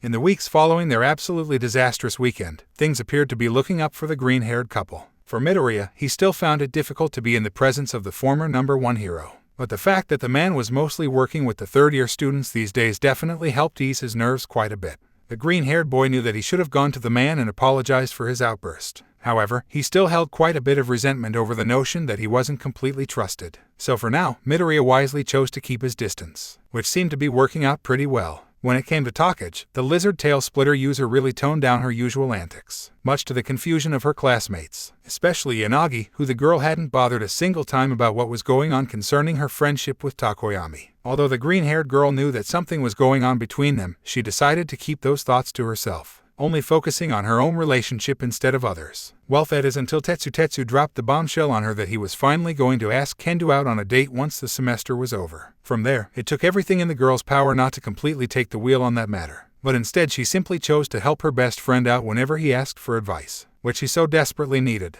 The only semi-real issue that came up was when Takagi's birthday finally came around. Because her special day just so happened to fall on a school day this year, the young couple had to try and find a way to organize a date that weekend instead. Surprisingly enough, Midoriya had gone through the trouble of organizing a surprise party for his girlfriend. And rest assured, Takagi greatly appreciated the effort. It was a nice and cozy affair, one that the entire class participated in. In fact, the green-haired girl was so happy that she forced Midoriya into a rather steamy make-out session right there on the spot, which Shiozaki quickly shut down by tying Takagi to a chair and telling her to repent for her lustful acts. But the real kicker was when Midoriya had gifted his girlfriend with a set of dinosaur-themed sweaters that she absolutely loved. Apparently, he got them for her when he went out on his excursion with Katsuragi, who so graciously footed the bill for him. And it took everything in Takagi's power not to abandon her classmates and drag the telekinesis user up to her room for a different kind of present. All in all, the two were doing pretty good, all things considered. Currently, the students of 1B found themselves standing in the main conference room of the Blizzard Agency. It was a very special occasion for one of the top rescue agencies in all of Japan, and that was because it was Fubuki Katsuragi's 21st birthday. As expected, Midoriya, Takagi, and Yanagi were invited on account of being the green-haired woman's interns. But they were also joined by Tetsu, Tsunotori, Awase, and Honuki. Katsuragi had told them to bring some of their classmates along, and after asking around, these four were more than willing to join them for the festivities. Shiozaki and Kendo really wanted to go, but the orange-haired girl was visiting her parents and the vine-haired teen was going to some special church worship that she couldn't miss. So for today, it was just the 7 of them. The energy around the agency was one of excitement and delight, just as you would expect from an event such as this. The entire building was filled with heroes and staff members who currently worked under the number 9 heroine, along with a few notable heroes from around the country, such as Edshot and Ryukyu. However, this was a very important day for the green-haired pseudo-siblings for another reason, and that was because it was finally time for Midoriya and Inko to have a long-overdue discussion with Katsuraga's parents. Surprisingly, Midoriya wasn't as nervous about the whole situation as he thought that he would be. He was already told what to expect from his sister's parents, and after some reassurance that everything was going to be fine, he felt pretty confident about the whole thing. That was until the green-haired boy found himself standing face-to-face with the two people in question. Daju and Vivian Katsuragi carried an air about them that one would expect from people in their position, the kind that you could only feel when in the presence of those who were considered to be a part of high society. Daju, Fubuki's father, was the Deputy Minister of Finance, one of the most important people in the Japanese government. He had a head of clean-cut black hair and striking orange eyes that seemed to bore into your soul when you looked into them. Vivian, her mother, was a well-known fashion designer and businesswoman. She was a native of France, but moved to Japan during her college years and married her husband shortly after the two met. The woman had long, beautiful neon green hair and emerald eyes, making it very obvious that Tatsumaki got her looks from her. Although she never ventured into the world of heroics, it was common knowledge that she was the one who designed the costumes for both Fubuki and Tatsumaki. When the group first encountered each other in the main lobby of the building, there was a slight bit of tension surrounding them. The two adults wasted no time in sizing up the boy that was now in possession of their daughter's quirk, and Katsuragi was more than ready to jump in case something went wrong. But after they all exchanged greetings, that atmosphere quickly vanished behind a set of warm smiles. "My goodness," Vivian said in a surprised tone while looking Midoriya up and down. "Now that I get a good look at you, I can see why so many people think the way that they do." "Indeed," Daju nodded as he adjusted his thin-rimmed glasses. "You look so much like our daughters that it's almost scary." "I agree," said Inko in a joking tone. "The resemblance between Izuku and Fubuki is uncanny. If he didn't have his father's freckles, even I'd start asking questions." Vivian couldn't help but laugh as well. "Yes, I've had a few of my colleagues ask me whether or not I had another child in secret.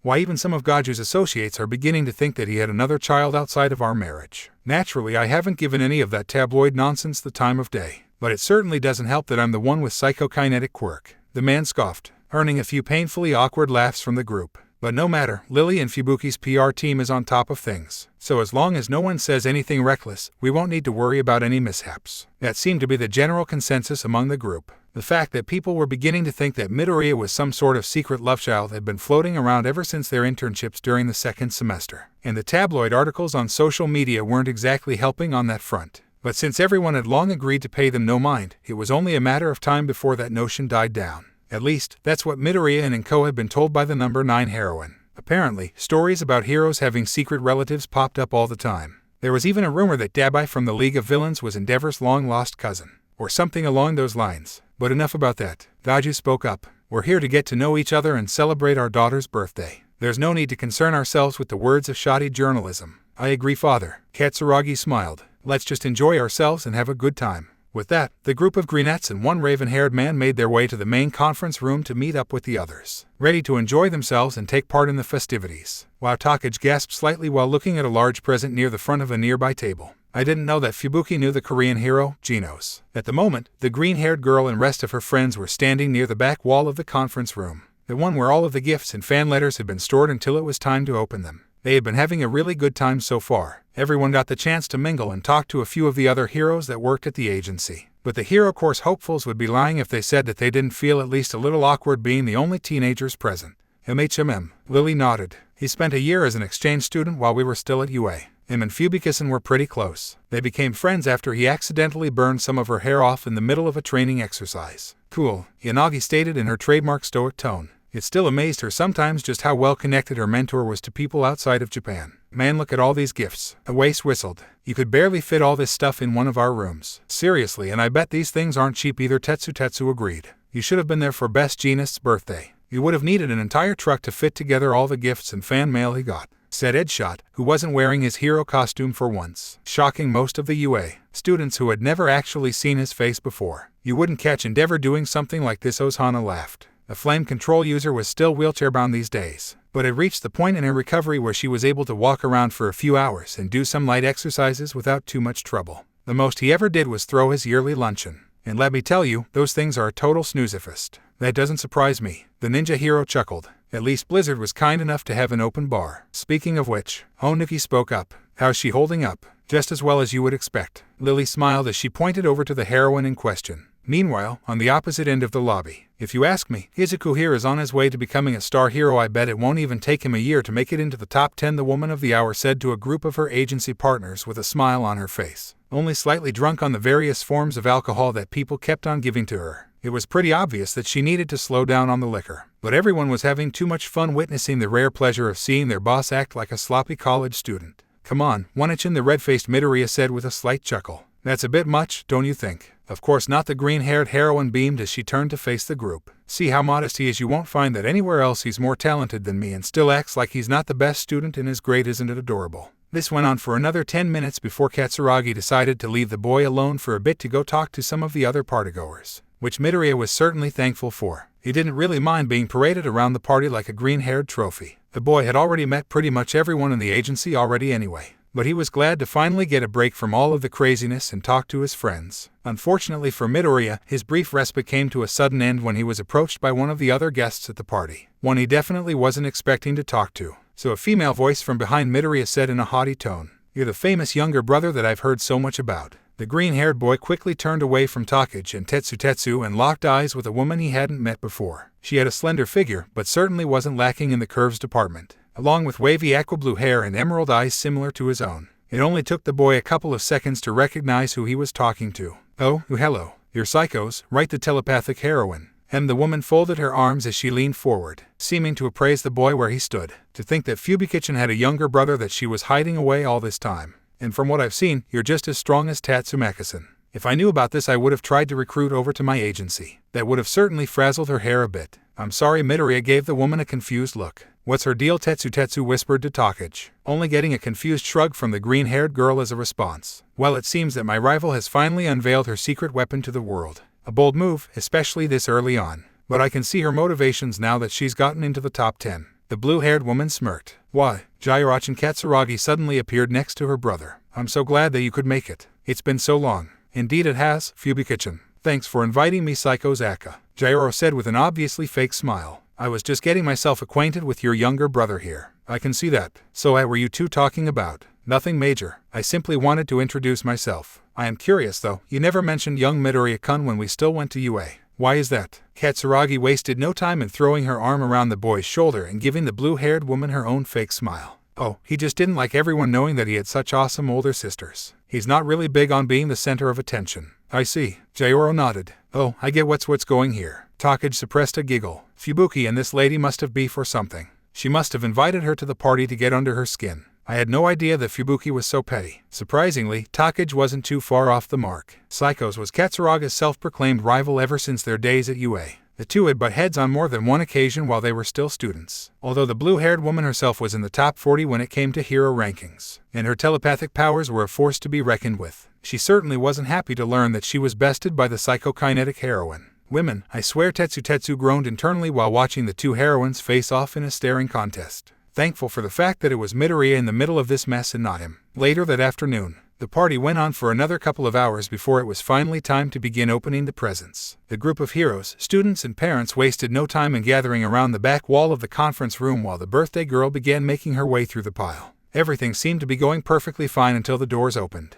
catching nearly everyone's attention. Oh man, sorry I'm late everyone, I still have to get used to driving on the left side of the road, a new voice suddenly announced. Wait, Katsuraga's heart nearly stopped as she immediately recognized the late arrival, almost dropping the gift that she was holding in the process. It can't be. The woman quickly turned around, and sure enough, she was locking eyes with the one person on planet Earth that she wasn't expecting to see here of all places. Standing right in front of the door was a man that Midoriya and the others didn't immediately recognize. He was around 175 centimeters tall with a slender frame, sporting a pair of blue jeans and a red hoodie. He had a pretty plain appearance as far as today's standards go. However, his most defining feature was his perfectly shaved head. Who's this guy, Takagi thought. From what she could tell from the accent, the guy was a foreigner, more than likely an American, but he obviously had at least some Japanese in him. Hey, Fubuki, long time no see, the man spoke. I feel like I know this guy from somewhere, the green-haired boy thought, trying his best to remember how he knew this bald newcomer. Maybe he was someone that Tatsumaki was acquainted with. Across the room, Pony Tsunotori was having similar thoughts. I've definitely seen this guy before, but I can't remember from where. Midoriya shot a quick glance over to his sister and was stunned by what he saw.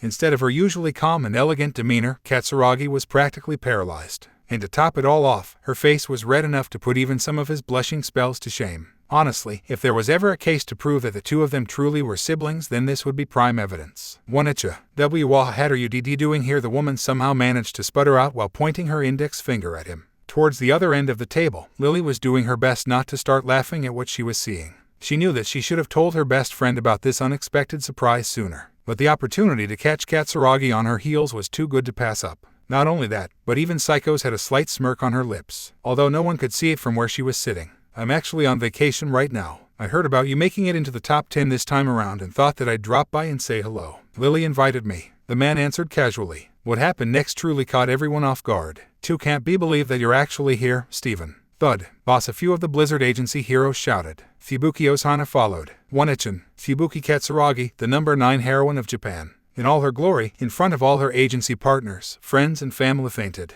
dropped to the ground like a sack of potatoes. Thankfully, Midoriya was there to catch her in his arms before her head could hit the floor. Hey, One-ichin, are you alright? The boy asked nervously, only to receive nothing but silence. One-ichin, the man said with a curious tone of voice. Since when does Fubuki have a little brother? While some of the other partygoers were trying to help out the guest of honor, Takagi and Yanagi looked to Lily for some type of explanation as to what was going on. Hey, who is that guy? The gray-haired girl asked as she watched one of the heroes fan the green-haired woman off with a paper plate. That is Steven Ito, also known as Impact. The Bone Spur Quirk user replied. He's an American hero who was an exchange student at UA during our time there, and I'm guessing that Fubuki is absolutely head over heels for the guy based on how she reacted to seeing him. Takagi gave a hushed laugh. Seriously, with what she just witnessed, she was having doubts about Katsuragi and her boyfriend not being actual siblings. Like you wouldn't believe. You said that he's a hero, right? Yanagi then asked while looking around for Tsunotori. Is he popular over there? Not really. He prefers to stay out of the limelight. And for good reason too. What do you mean? Lily's eyes darted in between the two girls before giving them a slight smirk. Try to keep this between us, Butte. In my opinion, he's probably the only person alive that could take on All Might in his prime and walk away the victor. Now that certainly wasn't the kind of statement that one could make lightly. The former number 1 hero was practically a force of nature back in his heyday. Anyone who could warrant such praise had to be nothing short of a monster themselves. As she looked the bald-headed man up and down, Takagi tried to see if there was any indication as to what he was all about. But there wasn't anything about him that stood out to her, except for one thing. There was something about the man's aura that just radiated pure and absolute power. The last time she felt anything like this was when she met Mirio Tagata for the first time. But this was on a completely different level. Something told Takagi that the last thing she ever wanted was to get into a fight with this guy. Across the room, the psychokinesis quirk user's parents were rather enjoying the scene of their daughter turning into a fumbling mess at the mere sight of one man. That must be the boy that Tatsumaki told us about, Daju Katsuragi said while sipping a glass of wine. Yes, Vivienne affirmed. He's rather dull-looking. But based on the rumors that I've heard about him, we'd be lucky if our daughter manages to convince him to marry her in the near future. If she does, then maybe we'll actually get some grandchildren before we're old. Inko, who was halfway through her own glass of wine, simply laughed at the comical display that she just witnessed. To be young and in love. Oh God, Maruko and the others are going to love hearing about this, Ryukyu thought with a grin. A few days later, by the time Monday came around, the students of 1A had the privilege of taking part in a special training session organized by President Mike. From what they had been told by Aizawa, the purpose of this class was to familiarize them with interacting with the media, a valuable skill that the students knew they were going to need by the time they officially became pros. Naturally, some of the students groaned at the prospect of sitting in a chair for an extended period of time listening to some reporter ask them random questions. But most of them were genuinely interested in experiencing this kind of thing. Well, most of them except for a certain blonde-haired teenager. To say that Katsuki Bakugo was having a shitty time would be the understatement of the year. The explosion quirk user had long reached his wits' end about how things had gone for him this school year, and today was no different. Not only was he totally not on board with having to take part in this nonsense, but he made the mistake of voicing his opinion out loud to the rest of the class, which resulted in one of his classmates, the round-faced brunette, having the audacity to tell him to shut up and stop causing a racket. If this had been the start of the year, something like that would have normally caused the ash-blonde teen to blow her ass up into a million pieces. However, Bakugo was already on thin ice with Aizawa, and the last thing he wanted right now was to receive yet another lecture about his attitude. He still found it weird how the lazy-ass eraser quirk user suddenly found the motivation to actually do his job and teach his students. but that was a topic for another day. So now, here he was, forced to sit through some lame mock interview with some weird reporter lady. One from the Shueisha Publishing Company if he remembered correctly. A complete waste of time in his opinion. Why bother doing shitty tasks like this when he could be in one of the training areas blowing shit up to his heart's content? Despite his internal protest, Bakugo simply accepted his fate and went along with this nonsense. After the invisible girl, whatever her name was, came back into the class, it was finally his turn. Bakugo lazily made his way to the designated room and wasted no time sitting in the open chair across from the reporter, where some blue-skinned chick with raccoon eyes and purple hair, Chodio's Kazuki, was waiting on him. He was still having trouble remembering people's names, especially ones that he didn't really care about. But during his counseling sessions with Hound Dog, he begrudgingly promised to make an effort to pay attention to that kind of shit. It's a pleasure to make your acquaintance, Katsuki Bakugo. I'm Chodio's Kazuki. It's a pleasure to meet you. The blue-skinned woman greeted him with a smile and a cheery tone. One that rubbed the explosion quirk user the wrong way for some reason. Whatever, let's just get this over with. Bakugo huffed out and crossed his arms. The woman simply kept up her creepy smile. My, you'll never get a girlfriend with that attitude. But nowadays people do love the whole rebel, bad boy routine. Sure they do. You know, young man, out of everyone in your class, you're one of the students that I wanted to talk to the most. And why is that? Bakugo raised an eyebrow upon hearing this. Not that it surprised him. He was Katsuki Bakugo after all. Of course this lady would want to meet him. I did a bit of research on every one of the first-year students before coming here. And aside from Izuku Midoriya and Shadow Todoroki, you have quite the interesting story. Kazuki explained. Bakugo wanted to say something smart about some woman he didn't know snooping in on his personal life, or how she had the nerve to consider him less interesting than that villain Deku, or half and half. But he knew that Aizawa was going to be questioning her later on about how all of his students acted during this mock interview, and he was already under the microscope enough as it is. A stellar student dating back even to your days in elementary school. Top spot on the notoriously difficult UA entrance exam, and first place in the first year's sports festival. Some people say that you're one of the most talented up-and-coming heroes to come out of this school in a while. Of course I am, and of course, you've made headlines quite a few times, although under rather unfortunate circumstances. The whole sludge villain incident where you were saved by none other than your very own teacher, All Might. And that nasty business with the League of Villains has a lot of people interested in you. The ashen blonde gritted his teeth slightly at the fact that his most embarrassing moments all happened to make national news at one point or another. Seriously, it was like the universe enjoyed making a fool out of him whenever it got the chance. Now, normally I would just ask you a bunch of pre-written questions to give you a feel for what media relations are like for when you undoubtedly become a top-ranked pro hero. But I would like to switch things up a bit, if you don't mind, the woman continued. Explain. This may be jumping the gun a bit by a few years. But what would you say if I floated you the idea of allowing my company to handle all of your PR? After you become a pro hero, of course. I like to think that I have an excellent eye for talent, and young prospects like you don't come around very often. My group does the PR for quite a few heroes, and I think you'd be a perfect fit with us. Is this some kind of joke? The boy scowled while arching an eyebrow. Not at all, Kazuki replied. It's not unheard of for heroes to strike deals with businesses while they're still in school. Why, Uebami and Maruko already had fashion lines set up the day they graduated school and officially went pro. Of course, I don't expect you to give me an answer right away, but working alongside me and my team would do wonders for your image. There's no doubt in my mind that you have a real chance at claiming the spot of #1 hero in the not-too-distant future, and I'm simply trying to get the jump on all the offers that will surely come your way. I'm also a bit biased since our quirks are rather similar in how they function. Admittedly, it was hard for Bakugo not to feel the least bit good about himself after hearing all the bullshit praise that this woman was trying to give him. She was right to assume that it was only a matter of time before he would claim the spot of #1 hero. But even he knew that it would be foolish to not at least entertain this blue-skinned snake. From what he knew, not only did Kazuki run a major media publishing company, she had lucrative deals with a few well-known heroes around the country. At least, that's what President Mike briefly mentioned before the class started. I'll think about it, was the explosion quirk user's short reply. On the inside, Kazuki was rubbing her hands at how things were going so far. My people at Aldera were right on the money with this brat. All he cares about is becoming rich and famous. He'll be a tough nut to crack, but convincing him to join us should be a piece of cake. I just need to praise him and his quirk a bit more, then he'll be eating out of the palm of my hand. The woman tried her hardest to suppress a smirk. Too bad for him that my main goal is that Midoriya boy. A powerhouse like him, on top of possibly being an illegitimate child of the Katsuragi family, makes him too good of a possible asset to pass up given the chance. But if I can snag this psychotic chump as a consolation prize for Redistro, then it will still be a win. Excellent. Anyways, let's save all that for after we get done with these questions. The blue-skinned woman then said with a clap of her hands as she pulled out some pen and paper. All right, Bakugo answered matter-of-factly. Now Bakugo-kun, you strike me as a rather well-read individual. Do you enjoy reading? If so, what kind of books and genres pique your interest the most?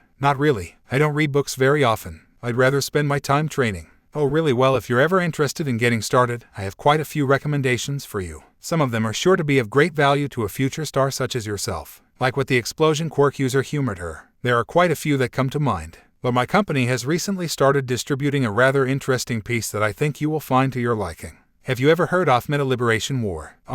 Contrary to popular belief, the afterlife wasn't some sort of fiery hellscape or clouded paradise filled with angels. No, that wasn't the case at all. In actuality, it was more like a giant resort filled with every amenity and luxury one could even think of. People from all walks of life, whether they be hero, villain, or even the local mailman, now had the opportunity to spend the rest of eternity having fun and enjoying themselves. And the best part was that every person had their own room, one that contained a pocket dimension that they could mold into whatever they wanted. It was in one of these rooms where the former number 4 heroine of Japan, Tatsumaki Katsuragi, was enjoying a nice mid-afternoon meal with one Nana Shimura, both of whom were sitting at a table watching the events of their universe unfold on a massive flat-screen television, all with an absolute tantalizing spread of assorted foods, snacks, and drinks to keep them in good spirits. So what are the chances this blueskin convinces that Bakugo idiot to join her group? Tatsumaki asked the former one-for-all wielder in her trademark bratish tone while floating above the ground. The two ladies had met shortly after the green-haired woman kicked the bucket and found herself wandering around the resort. After a long discussion and Shimura apologizing for her untimely demise at the hands of her mortal enemy, the two became fast friends, spending most of their time bonding over how well their respective successors seemed to be doing.